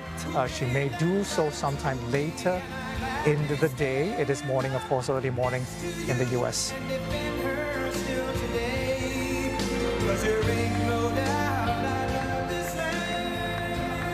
And so you're seeing there on the stage at West Palm Beach, Donald Trump flanked by former and probably future First Lady Melania Trump and the entire family. Donald Trump Jr. there, Eric Trump, his brother, also on the stage. I'm not yet catching any sight of Ivanka Trump. There's Mike Johnson, the Speaker of the House of Representatives. He won his congressional race earlier tonight. And you're hearing the soundtrack, Lee Greenwood's God Bless the USA, that has played at every single Trump rally throughout this election campaign as Donald Trump waits to address his supporters. As you know, he's still a few electors away, less than a handful away from actually firmly getting his hands around the keys to the Oval Office. But this man knows, as he steps forward to the microphone, that he's America's next president. Well, I want to thank you all very much. This is great. These are our friends. We have thousands of friends on this incredible movement. This was a movement like nobody's ever seen before. And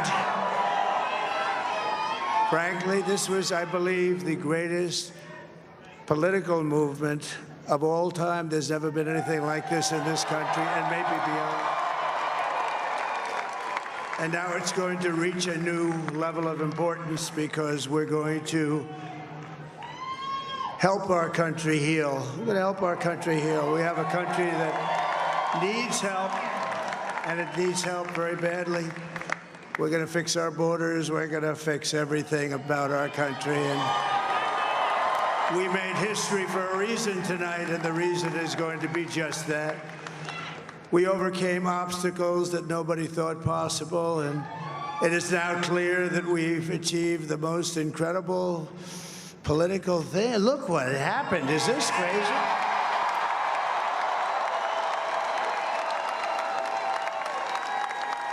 But it's a political victory that our country has never seen before, nothing like this. I want to thank the American people for the extraordinary honor of being elected your 47th president and your 45th president.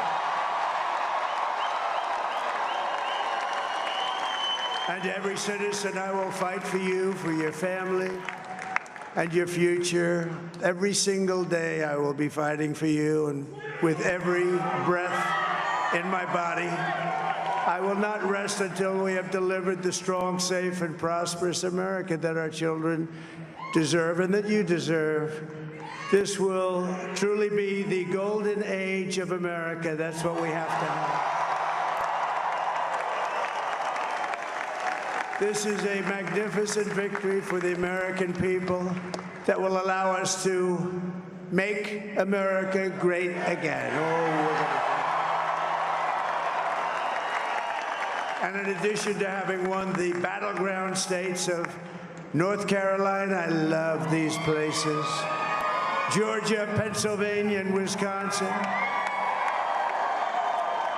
we are now winning in Michigan, Arizona, Nevada, and Alaska, which would result in us carrying at least 315 electoral votes. But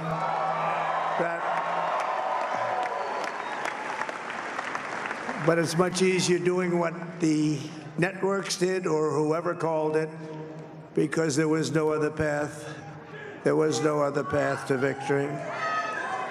We also have won the popular vote. That was great. Very proud of that.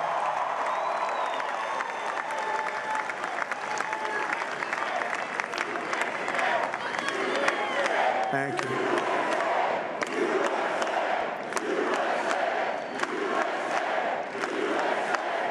Thank you very much. Thank you. And, winning the popular vote was very nice, I will tell you.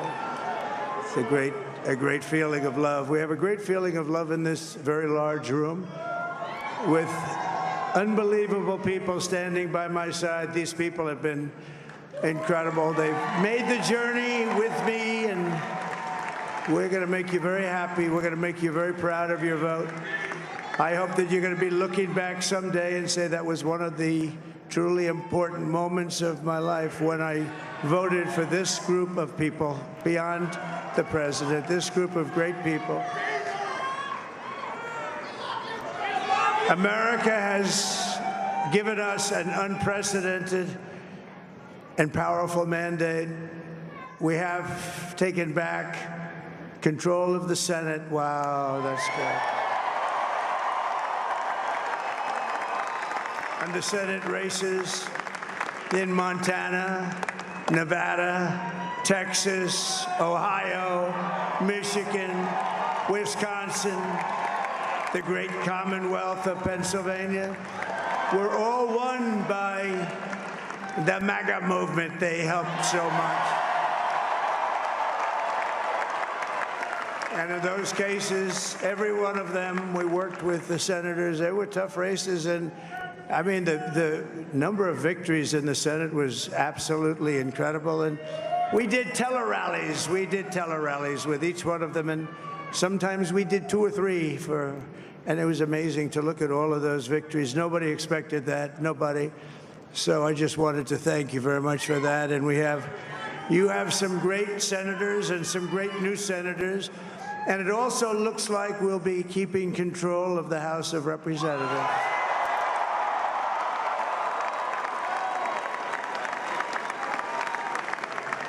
And I want to thank Mike Johnson. I think he's doing a terrific job, terrific job.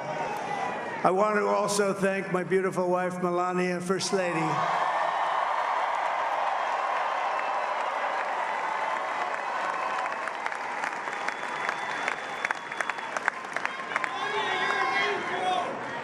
Who has the #1 best-selling book in the country. Can you believe that?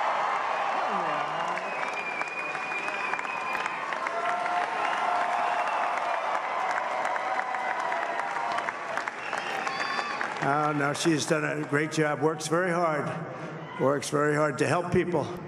So I just want to thank her. But I want to thank my whole family, my amazing children, and they are amazing children.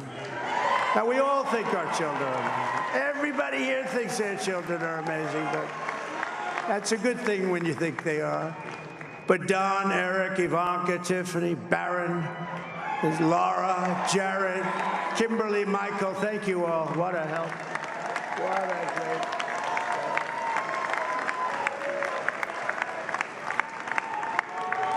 My father-in-law, Victor, is tremendous, and we miss very much Melania's mother, Amalia. We miss Amalia, don't we, huh? She would be very happy right now, standing on this stage. She'd be so proud.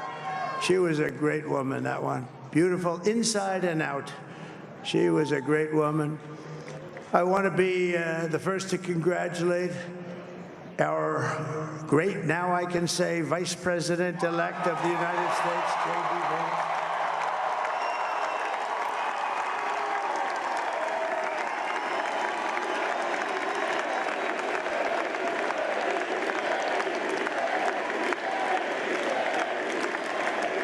And his absolutely remarkable and beautiful wife, Usha Vance. And he's a feisty guy, isn't he? You know, I've said, go into the enemy camp. And you know, the enemy camp is certain networks and A lot of people don't like to. Sir, do I have to do that? He just goes, okay. Which one? CNN, MSDNC? He'll say, all right, thank you very much. He actually looks fine. He's still like the only guy I've ever seen. He really looks forward to it, and then he just goes in and absolutely obliterates them. Say a couple of words.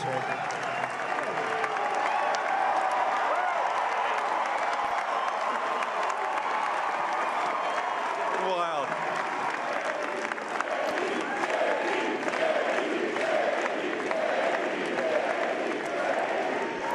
Well, Mr. President, I appreciate you allowing me to join you on this incredible journey. I thank you for the trust that you placed in me. And I think that we just witnessed the greatest political comeback in the history of the United States of America.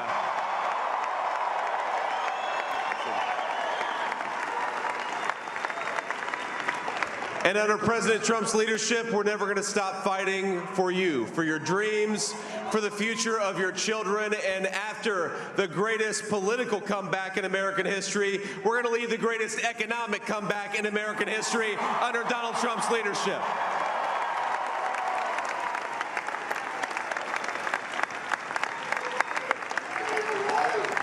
Thank you very much. He's turned out to be a good choice. I took a little heat at the beginning, but he was, I knew the brain was a good one, about as good as it gets. And we love the family, and we're going to have a great 4 years, and we're going to turn our country around, make it something very special. It lost that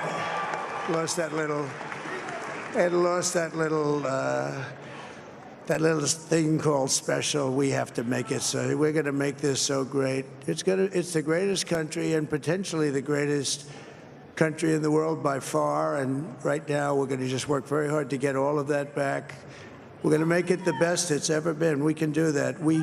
If we had to wait longer, I don't know. It was going bad, and it was going bad fast.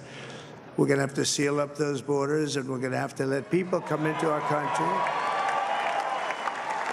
We want people to come back in, but we have to let them come back in, but they have to come in legally. They have to come in legally. Let me also express my tremendous appreciation for Susie and Chris, the job you did. Susie, come here. Come here, Susie. Chris, come here, Chris. Susie likes to stay sort of in the back, let me tell you. The Ice Maiden, we call her the Ice Maiden. Come here, Chris. Come here, Chris. Susie likes to stay in the background. She's not in the background. Come here, say something. This wasn't expected, but I just want to thank, obviously, President Trump for this journey. It was a great one, and he's a hell of a candidate, and he's going to be a hell of a great 47th president. And this team that we had, the best team, and, of course, even my boss, Susie Wiles, the best. Thank you. Thank you, and thank you, Susie. Look at her. She's shot. I've never seen her be shot before. Susie. They're great. Everybody up here is great. Everybody up here is very special. But the Trump, who did you say? Oh, let me tell you, we have a new star. A star is born, Elon. Now he is. Now he's an amazing guy. We were sitting together tonight. You know, he spent 2 weeks in Philadelphia and different parts of Pennsylvania, campaigning. You know, he sent the rocket up 2 weeks ago, and I saw that rocket, and I saw it coming down. I saw it. It was, when it left, it was beautiful, shiny white. When it came down, it didn't look so pretty. It was going 10,000 miles an hour, and it was burning like hell. I said, what happened to your paint job? He said, we've never made a paint that could withstand that kind of heat. And but I saw it come down and turn around. And it was, you know, it's like 22 stories tall, by the way. It looks a little smaller than that, but it's big. And it came down, and you saw that fire burning. And I'm saying, only Elon can do this. It must be an Elon. And I tell the story. I told it last night. I had a man on the phone. I had the screen muted, no sound. I was talking to a very important man, happens to be here. And that very important guy, one of the most important people in, I would say, the country, actually. But, you know, I was president, and now it looks like I was going to be maybe president again, so I figured I could ask him to hold. So I asked him to hold. And especially because you're going to be president again, they hold. So I took the phone down, and I'm looking at the screen. I'm seeing this crazy thing that's going around and coming down. It looks like it's going to crash into the gantry.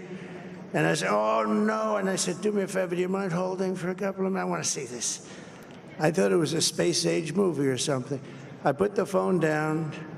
Bad part, I didn't pick it up for 45 minutes, and he was holding. But this spaceship came down, and I saw those engines firing, and it looked like it was over. It was going to smash, and then I saw the fire pour out from the left side, and I put it straight, and it came down so gently, and then it wrapped those arms around it, and it held it, and just like you hold your baby at night, your little baby. And it was a beautiful thing to see, and I called Elon. I said, Elon, was that you? He said, yes, it was. I said, who else can do that? Can Russia do it? No. Can China do it? No. Can the United States do it other than you? No, nobody can do that. I said, that's why I love you, Elon. That's great. And you know, when we had the tragic Hurricane Helene, and it hit North Carolina, they were really devastated, the water. This was a big water, as big as we've ever seen, water hurricane. It built lakes out of nothing. Fields became lakes, and the danger was unbelievable. And the people from North Carolina came to me and they said, would it be possible, at all possible, for you to speak to Elon Musk? We need Starlink. I said, what's Starlink? It's a form of communication. So I called Elon, and I'll tell you what, he had, and it was very dangerous. People would die. They had no communication. All the wires were down. I called Elon Musk. I said, Elon, you have something called Starlink. Is that right? Yes, I do. What the hell is it? He said, it's a communication system that's very good. I said, Elon, they need it really, really badly in North Carolina. Can you get it? He had that there so fast. It was incredible. So, and it was great. It saved a lot of lives. He saved a lot of lives. But he's a character. He's a special guy. He's a super genius. We have to protect our geniuses. We don't have that many of them. We have to protect our super geniuses. I want to thank some of the guys. You know, we have up here today the U.S. Open champion. He's a fantastic golfer. He's slightly longer than me. Hits the ball a little bit longer than me. Just a little bit. Bryson DeChambeau is up here someplace. What happened to Bryson? Where is he? Bryson. Oh, he was shot. He's hitting balls. Oh, he's on the way. He's hitting balls. Bryson. Oh, look at him.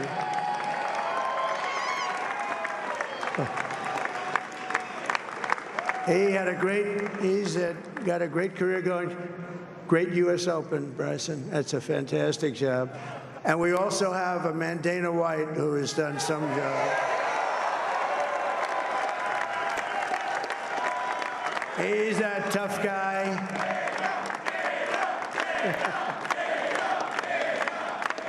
So Dana started UFC and came to me, do you mind if I use your, nobody wanted to give him Marines because they said it's a rough sport, a little rough.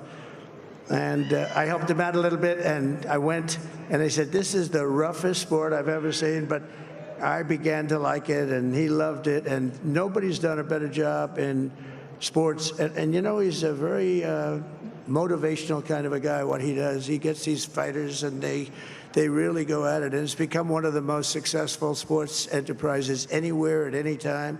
It's doing so well. I'd like to ask Dana just to say a couple of words, because people love to hear from him. Dana,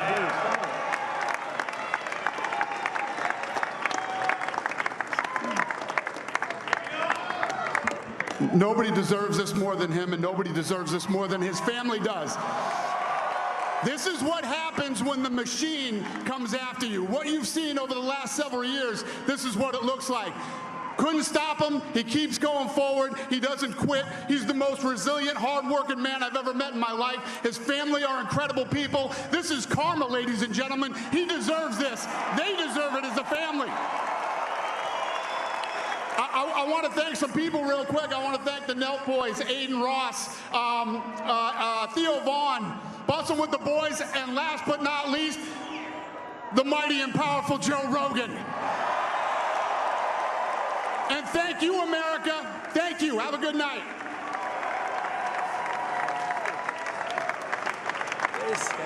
That is a piece of work. No, he's really an amazing guy. But most of all, I want to thank the millions of hardworking Americans across the nation who have always been the heart and soul of this really great movement.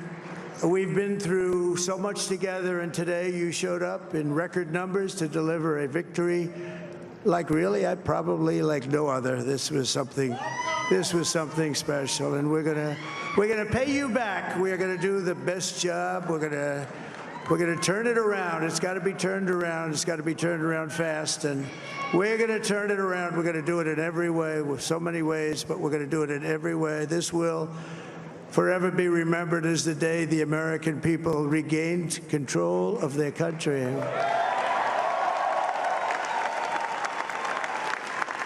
So I just want to say that on behalf of this great group of people, these are hard-working people. These are fantastic people, and we can add a few names like Robert F. Kennedy Jr. He came in. And he's going to help make America healthy again.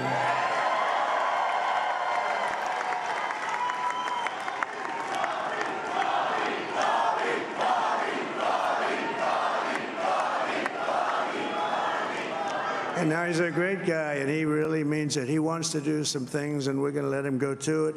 I just said, but Bobby, leave the oil to me. We have more liquid gold, oil and gas. We have more liquid gold than any country in the world, more than Saudi Arabia.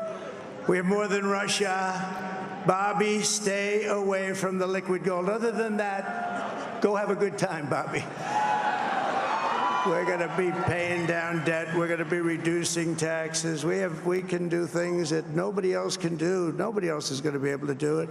China doesn't have what we have. Nobody has what we have.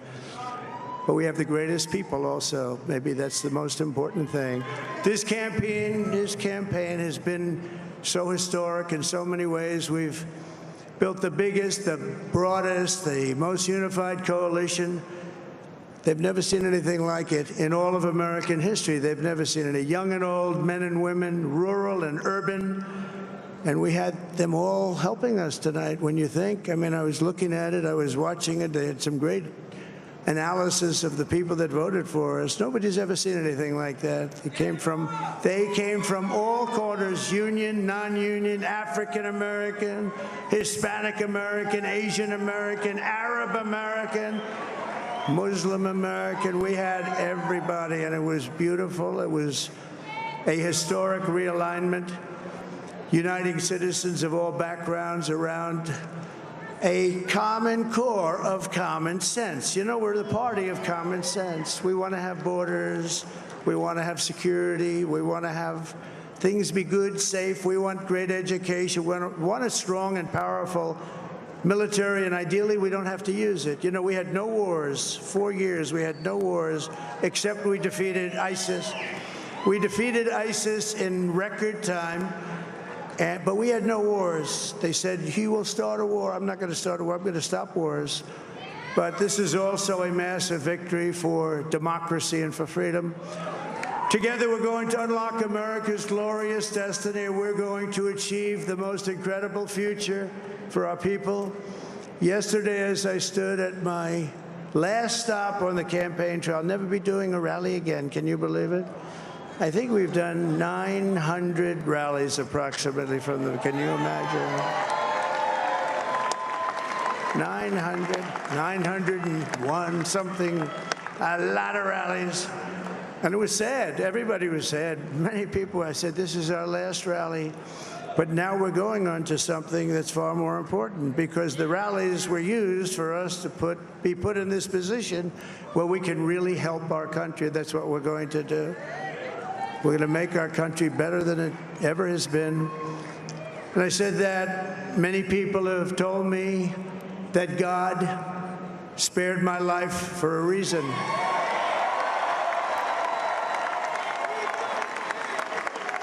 And that reason was to save our country and to restore America to greatness. And now we are going to fulfill that mission together. We're going to fulfill that mission. The task before us will not be easy, but I will bring every ounce of energy, spirit, and fight that I have in my soul to the job that you've entrusted to me. This is a great job. There's no job like this. This is the most important job in the world. Just as I did in my first term, we had a great first term, a great first term. I will govern by a simple motto: promises made, promises kept. We're going to keep our promises. Nothing will stop me from keeping my word to you, the people. We will make America safe, strong, prosperous, powerful, and free again. And I'm asking every citizen all across our land to join me in this noble and righteous endeavor. That's what it is. It's time to put the divisions of the past 4 years behind us. It's time to unite. And we're going to try. We're going to try. We have to try. And it's going to happen. Success will bring us together. I've seen that. I've seen that. I saw that in the first term. When we became more and more successful, people started coming together. Success is going to bring us together, and we are going to start by all putting America first. We have to put our country first for at least a period of time. We have to fix it, because together we can truly make America great again for all Americans. So I want to just tell you what a great honor this is. I want to thank you. I will not let you down. America's future will be bigger, better, bolder, richer, safer, and stronger than it has ever been before. God bless you, and God bless America. Thank you very much. Thank you. Thank you very much.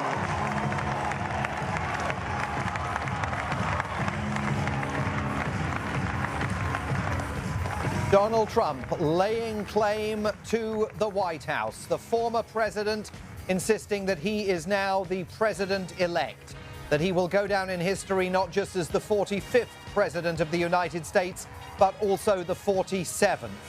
We are, of course, still waiting for the full final result of this American presidential election, but there is no doubt that he has won it, and no doubt also that in those remarks to supporters there, he has found an election result that he likes, an election result that is going to propel him back into the Oval Office at high noon on January the 20th next year, flanked by family members, including his daughter Ivanka and son-in-law Jared Kushner, making, I think, their first appearance on the campaign trail. They had not been visible during the campaign, but flanked also by his family members, including his wife, who will now, of course, become once again First Lady Melania Trump, his sons Don Jr. and Eric Trump, and he brought on his campaign managers, as well, of course, as the man who is now on the brink of becoming the vice president-elect, Senator J.D. Vance of Ohio. Donald Trump started by saying that he's going to help our country heal. He talked about uniting the country around him. He believes that he has made history for a reason and overcome obstacles that nobody thought possible. He thanked people for throwing their support behind him and suggested that he had put together an unprecedented coalition of support from voters all over the country to return him to the Oval Office. He promised to fight for Americans and their families every single day, and he said, "I will not rest until we have delivered a strong, safe, and prosperous America." He talked about creating a golden age for the United States. He also notably laid claim to winning the popular vote, something that clearly gives him absolutely deep personal satisfaction, given that, of course, in 2016, Hillary Clinton won the popular vote, but Donald Trump won in the Electoral College. Well, he, this time around, looks like he's won in the Electoral College and the popular vote. It was notable that he was magnanimous in praise of several people who had come to his aid during the course of this campaign, including Elon Musk and the former independent third-party candidate, Robert F. Kennedy Jr., both of whom are expected to play roles in the Trump new administration. Now, there was a theory that Elon Musk might be considered for a cabinet position in Donald Trump's government, but most people dismissed that on the basis that they didn't think Elon Musk could win approval in the Senate for a cabinet position. But we now know that assuming Donald Trump is back there in the White House, the Republicans are going to control the Senate. And not only the Senate, they may also control the House of Representatives, and they already enjoy a 6-3 majority in the United States Supreme Court. So that was a man claiming to now be the president-elect of the United States, and a man who is on a trajectory to enjoy absolutely untrammeled power here in Washington, D.C. from next January. Because if he's the president and he's got majorities in both houses of Congress and, of course, a Supreme Court with a 6-3 majority of justices appointed, 3 of them by himself, 3 by other Republican presidents. I mean, that opens the way for Donald Trump back in government to do pretty much anything that he is going to want to do once he returns to the Oval Office. We heard a few words there from J.D. Vance, who thanked him for selecting him as Donald Trump's running mate. Donald Trump admitted that he's turned out to be a good choice, although it was pretty sticky in the early days, and he insisted that he is going to use this victory like no other to give the American people the opportunity to regain control of their country. He couched this victory as a victory for democracy and freedom, for common sense, for borders, for security, for education, and for a strong and powerful military. And he was also in wistful mood about the assassination attempt that he survived in Butler, Pennsylvania, back in July. He said, "God spared my life for a reason, to save this country," and he vowed to use every ounce of energy and spirit that he has to fight and to take on what he described as the most important job in the world. An absolutely extraordinary thing to witness, that victory speech by Donald Trump, in sharp contrast, of course, to the non-appearance tonight of Kamala Harris here in Washington, D.C. Her supporters sent home from Howard University, where they were hoping to celebrate, told that she wouldn't be addressing them and that instead she will speak in the morning. I think it is almost inevitable, but by the morning, the television networks will have called this presidential election for Donald Trump. Republicans absolutely victorious tonight, and winning a victory that seemed absolutely unthinkable if you cast your mind back to January of 2021, to the immediate aftermath of the January the 6th uprising on Capitol Hill here in Washington, D.C. The notion that Donald Trump could put his political career back together seemed utterly unattainable then. Tonight, Donald Trump, in that victory speech, Arnold and Julie, presented it as inevitable. And Simon, just when you thought there wasn't going to be another dip, another roll in this roller coaster ride, we have this one. And if his first term is anything to go by, there are possibly going to be even more dips and rolls ahead when he takes office in 2025. Look, I mean, Washington will not have seen anything like the new government that Donald Trump is going to lead if he makes good on the promises that he has made, which is to staff it uniquely with proven loyalists to his Make America Great Again movement. He's talked about firing tens of thousands of apolitical civil servants here and replacing them with core, proven supporters of his political movement. He wants a cabinet. He talked about healing and uniting the nation. Unlike Kamala Harris, he certainly hasn't pledged to bring a Democrat into his cabinet, although it sounds like he's got plans for Robert F. Kennedy Jr. But he wants to staff his government this time round entirely with proven loyalists of his movement, because he and his top lieutenants believe that the mistake that he made in 2016 was trying to find common cause with careerists in Washington, D.C., experts who were steeped in particular aspects of policy, but who didn't recognize his brand of ideological fervor. This time round, he's promising to do something very, very different. And if he makes good on that, this is going to be the kind of government that the United States has never seen, and the kind of government that I think is really going to leave many people across the United States who voted for Kamala Harris deeply, deeply anxious about the future direction of this country. And speaking of the vice president, I mean, she has put up a big fight, a good fight, I must say. We have yet to hear from her. But, Simon, what does this apparent loss mean for Democrats, given that it might potentially be a clean sweep for the Republicans? A soul searching, perhaps? Well, it's a disaster. I mean, it's a disaster, isn't it? It's a disastrous evening for Democrats. Recriminations are going to begin very quickly. I think there will be real fury among the younger generation of Democrats that wanted a competitive primary a year and a half ago to pick Joe Biden's successor. He had said he was going to be a transitional president. He was only going to serve one term and then hand over to a successor. And then he changed his mind and kept his hat in the ring for far too long until that June 27th debate against Donald Trump, which totally doomed his prospects of remaining on the ticket. So there's a whole younger generation of Democrats, people like Governor Gretchen Whitmer of Michigan, Governor Gavin Newsom of California, Pete Buttigieg, the Transportation Secretary, J.B. Pritzker, the Governor of Illinois, and, of course, Kamala Harris, all of whom were salivating for an opportunity to engage in a competitive primary that would have ensured that the Democratic Party's presidential nominee would be battle-tested. But it was denied them, and it wasn't just denied them by Joe Biden. It was denied them by the former Speaker of the House of Representatives, Nancy Pelosi. It was denied them by the Obamas and other Democratic Party grandees. And so what is going to happen now in the Democratic Party in the immediate aftermath of this is really going to be an internal bloodbath as people engage in the blame game, and the party tries to determine how on earth it is going to reconstitute itself from what looks like maybe a clean sweep electoral disaster here this evening. Okay, Simon, thank you very much for that wrap, for the look ahead as well.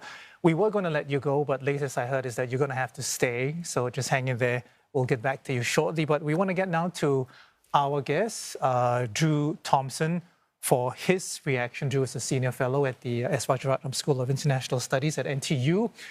Okay, right now this news is filtering, across Asia, across Southeast Asia. What do you think is going to be the reaction from some of the major players, some of the major partners, some of the major not-so-friendly countries in the region towards news that Donald Trump is likely going to be the 47th president of the United States? It's definitely starting to sink in, isn't it? Mm-hmm.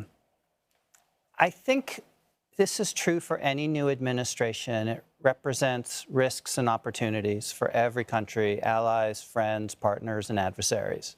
So I think the common thread to each one is recalibrating and recalculating, determining how do you approach the new administration, able to ensure that you can protect your own interests. Donald Trump is not unknown to anybody here. They worked with him in the past. They understand his proclivities. They understand his interests, his approach, and it's not an orthodox approach. So I think there's opportunity there as well as risks. And I think it really comes down to how those countries articulate their value proposition to Donald Trump himself and to the United States. I mean, that's what Trump's message is. You have to listen for it, but it's really about what's in this for the U.S. How does he make the case to the American people that a particular relationship, whether it's an ally or a partner, is in the interest of the American people that he'll point out elected him. So that means rather than just saying this relationship is good, you have to say why it's good and why it's good for the United States. And I think countries that take that approach will have an advantage. They can't just sit back and say, oh, this is going to be terrible, what can I do? It's really about taking control and offering up something that's valuable to him and to the United States. And I think that's the secret sauce. For adversaries, there's potential for volatility. He likes to make threats. He likes the drama of it, but he's also open to opportunity. I mean, we saw that here in Singapore when he was open to engaging with Kim Jong-un. Yeah. I mean, that was accepting tremendous risk on his part to see if he could change the paradigm, create a whole new relationship with an erstwhile adversary. So he's prepared to take risks, but he's also prepared to use his bombastic rhetoric. He's prepared to threaten and push the brink a bit, maybe to get you to the table or to deter you. And I think that's what you have to prepare for as well. I'm curious, though, where does Donald Trump lie when it comes to compromise? Because when you negotiate with someone, obviously, you know, you want to win, but you want to perhaps give as well in the hopes of finding some sort of middle ground. Is that his approach at all? I think President Trump really goes into his negotiations with a maximalist position, right? He goes in with this is what I want. But then you look, and I think he is a negotiator. He is prepared to reach common ground. But I don't think that's his going-in strategy. But he's able to go in and say, what's a good deal, right? It's not a one-sided deal. And he doesn't couch it in sort of rhetorical, you know, win-win. You know, I mean, he's looking for a good faith agreement. And that creates potential opportunities. And at the same time, if you look at how the North Korean campaign ended, with Kim Jong-un, they walked away without acrimony. They shook hands. It was really quite something to see how... Agree to disagree.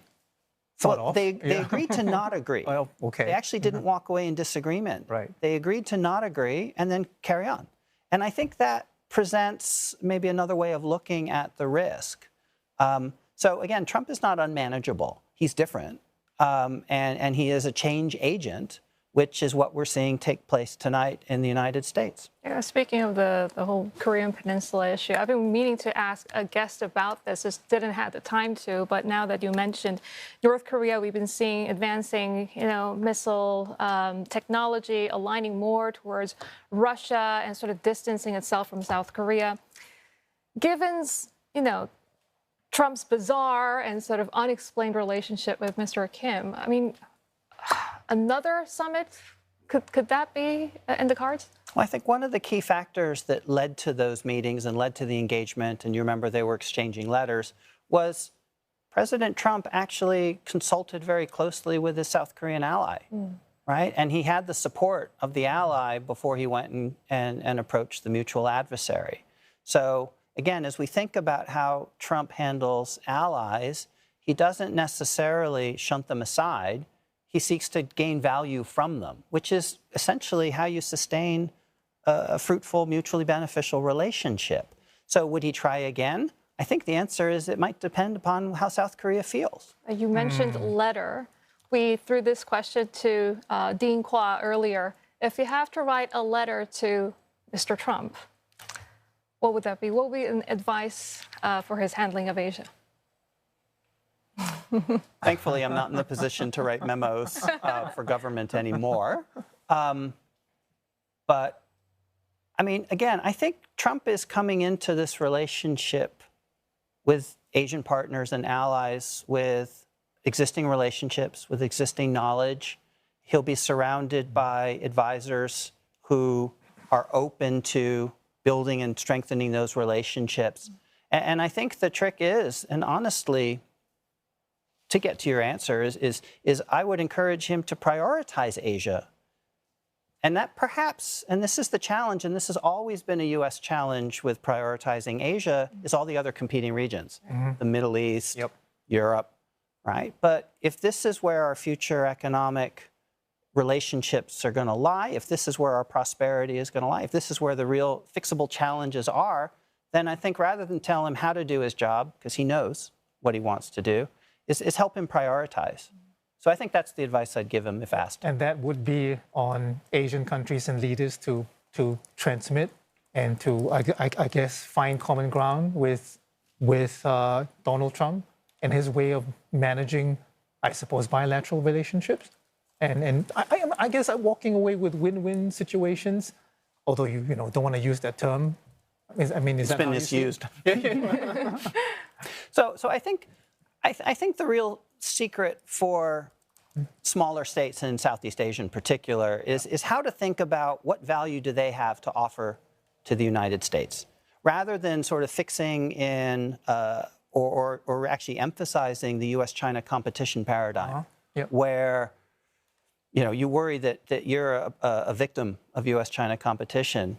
Isolate that variable and consider, what can I do to strengthen my relationship with the United States irrespective of China? Because nobody wants to be part of a theater of great power competition, right? We don't want to be a battleground, right? But then how do you convince him that there's value in investing in you and partnering with you and cooperating with you regardless of China? And I think that's the challenge many countries face. And instead, it's easier to say, I don't want to choose sides.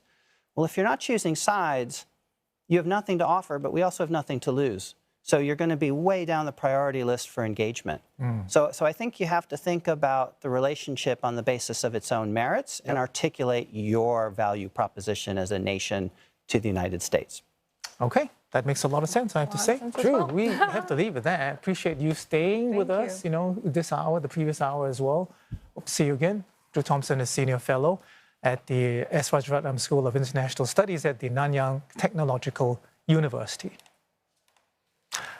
Well, China says it hopes for peaceful coexistence with the U.S. as Donald Trump, declared a decisive victory over Kamala Harris in the country's presidential election. Olivia Seong is joining us live from Beijing this hour. Olivia, China's trade ties with the U.S. worsened under Mr. Trump. So how will Beijing likely view his re-election, and what a victory for him mean for China? Julie, first of all, lots of reactions coming out of China, online and offline as well. Online, a lot of buzz. State media have reported this latest development, Mr. Trump declaring victory just a short while ago. We have seen the hashtag Trump wins the 2024 U.S. election shoot to the top of Chinese social media platform Weibo. And interestingly here, there is this chart measuring netizens' sentiments in their post. And it puts the majority of these posts at about 30% in a neutral state, while about 20% were happy and 11% angry. And I was just at the Chinese Foreign Ministry's daily briefing that took place now just about an hour ago. I have to emphasize, though, that this briefing took place before Mr. Trump took the stage and declared victory. And so we have to take the Foreign Ministry's comments in that context. But just a short while ago, the spokesperson was asked, will the results of the U.S. election affect China's policy and its approach to Sino-U.S. ties? The spokesperson said that China's policy relating to the U.S. has been consistent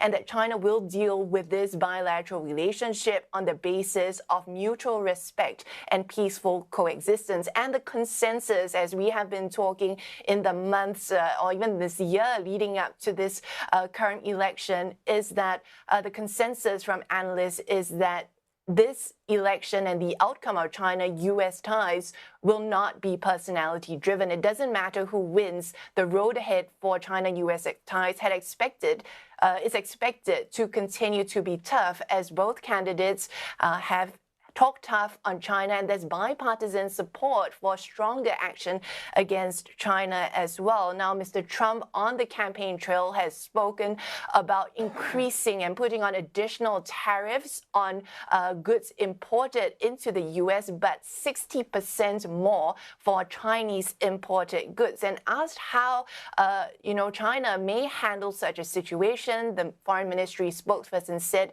that they do not answer hypothetical questions, and continued to reiterate its line that the U.S. presidential election is an internal affair of the U.S. and China respects the choices of the American people. Now, the spokesperson was also asked whether President Xi would call Mr. Trump to congratulate him, but the spokesperson said that when the official results are out, then China will act in accordance to its customs. So the big question now is how China will respond. We just saw the China Daily issue an editorial flash in which it interestingly also said that this could mark a new beginning in China-U.S. relations if the chance that has been offered with Mr. Trump taking the presidency again is not wasted, saying that it would be an opportunity to work out issues that have ranged from Taiwan to trade or the South China Sea. Although what we do know, and speaking to analysts and even regular Chinese people here, what they do recognize is that this competitive rivalry between China and the U.S. is set to stay. In Beijing, we have seen the official language already shift to accept that this rivalry is not going to go away, and long-term moves have been made to bolster against this increasing competition. We're talking about increasing talk about self-reliance and increasingly being dependent on innovation to drive China's economy, especially as the technology war is expected to heat up. But what's in question is how China may respond to in the shorter term to any sort of moves that Mr. Trump may make when he comes to power. Back to you for now. All right, Olivia, thank you very much for that report. That was Olivia Seong reporting to us live from Beijing. And now to understand more about what the outcome of the U.S. election means for Southeast Asia, we're joined by our correspondent, Wai Kit. Yeah, Wai Kit, in light of the change in U.S. leadership, how do you anticipate ASEAN will adapt its strategies as well as position itself under a new administration, and considering different possible scenarios? Yeah, in a way, ASEAN's script has already been written way before this. ASEAN has publicly said that it will work with whomever is elected to power, and it doesn't want to choose sides, and it doesn't want to be drawn into, US-China rivalry. That's the public sentiment that the bloc has projected. That said, I want to quote two keywords that Drew Thompson said to you both in the studio earlier. In terms of relationship, he talks about recalibrating and recalculating, which is exactly what ASEAN must now be looking at in terms of a possible Trump 2.0 administration. Now, when we talk about Trump, some of the keywords that you've been using the whole day, guys, include unpredictable, protectionist. He's not fond of multilateralism, but Drew Thompson also told you guys in the studio earlier that he's not unmanageable, he's just different. And these are some of the things that perhaps ASEAN will need to look at. Now, regardless of whether it's Trump or Harris, the work is already cut out, because some may argue that even during Biden's administration, the boat has sailed and that the US has drifted further apart from ASEAN. It has been criticized for the way it handled the Israel situation, and also some analysts say that the US policy on Taiwan raises the risk of conflict in the region. Now, earlier, you guys also spoke to Danny Quah in US, and I agree with him what the bloc sees as important: trade and investment and security. Now, earlier, I also talked to Drew Thompson outside the studio and asked him whether or not he thinks Trump will really make do with that threat or the promise of slapping 60% of tariffs on China products. He said no. He said that this might be just a negotiation tactic. Regardless, there is fear and concern among the markets, among ASEAN. But allow me to oversimplify something. When Trump first came to office in 2017, he withdrew from TPP, the Trans-Pacific Partnership. Some ASEAN member states then revived that idea to have CPTPP. Now, ASEAN also worked with some regional partners for another trade pact, the RCEP, which accounts for some 30% of the world's GDP. And most recently, we have some ASEAN member states also becoming new partner countries to BRICS, which China is a part of. So what I'm trying to say here is that the region may be sometimes put in a corner, but there's always room for some ASEAN member states or ASEAN to wriggle around and find ways forward. In terms of security, of course, it is an important aspect in ASEAN, but any defense analyst will tell you that it's not wise to put all your eggs in one basket. It's not wise to depend on one country, one leader to influence the region's security, which is why last year it's significant that ASEAN held a ASEAN-only maritime drill, military drill, significant on various fronts. One, ASEAN is not a military organization, so to have all these militaries get together for an ASEAN-only exercise is significant. Two, what this also means is that even though the exercises were non-combative in nature, what ASEAN is signaling is that when it comes to ASEAN's security, it is not China, nor US, nor any other power, but ASEAN to be in the front and center of security in the region.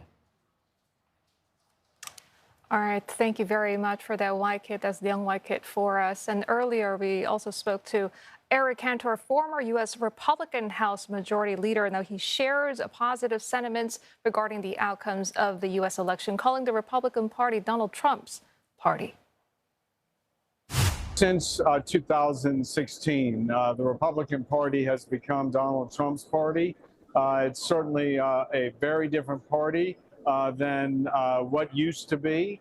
And I think in response to where the populace is and where people are in terms of what they're feeling about being insecure, about feeling that America is not living up to its potential, I think he is the one for the times and will lead us forward. So I'm very optimistic about the next several years.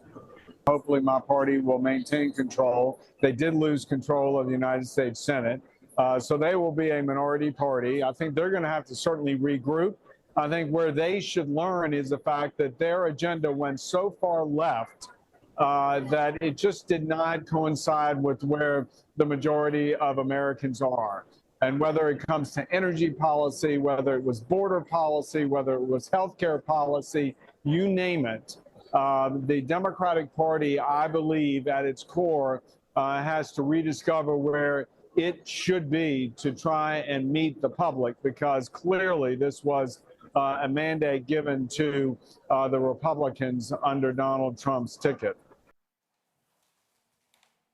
Just want to take you to the market reaction right now to the news that Donald Trump is on the cusp of becoming the next U.S. president. Futures right now pointing to higher opens. The Dow futures at this point 1.8% higher. Likewise, we're seeing a jump for S&P 500 futures at 1.6%, and the Nasdaq main futures also posting a gain of about the same margin. Dollar index, meantime, also posting a rise. Those gains similar to what we've seen for the stock futures, again pointing to the fact that Wall Street seems to be positive and optimistic about a Donald Trump presidency as far as financial markets are concerned. Bitcoin, you know that Donald Trump has gotten behind Bitcoin in a big way. So cryptocurrency, Bitcoin in particular, up nearly 6.8% at 73,503 as we speak. Okay, Asian markets, some of these have already closed. The Nikkei closing the day a little bit higher, 2.6%. That is the cross for the US dollar, Japanese yen at 154. The yen, showing weakness, considerable weakness, I should say, nearing the 155 mark. The Kospi closing the session lower by about half a percentage point at 25.63. Okay, more. We have Chinese, a reaction from the Chinese markets as well. The Shanghai Composite down about, I can't actually make out the number, 0.8%, I believe, 3,383. The Shenzhen number there also lower at 10,968. And the Hang Seng in Hong Kong, meantime, down about 2.3%, just hovering above the 20,500 mark. In Europe, this is the reaction, also positive, seemingly across the board. We have the CAC at 74.57, a gain of nearly 0.7%. The FTSE up by 1.2 at 82.67. And we have the DAX in Germany also posting some gains. They're a gain of 108 and 19.256.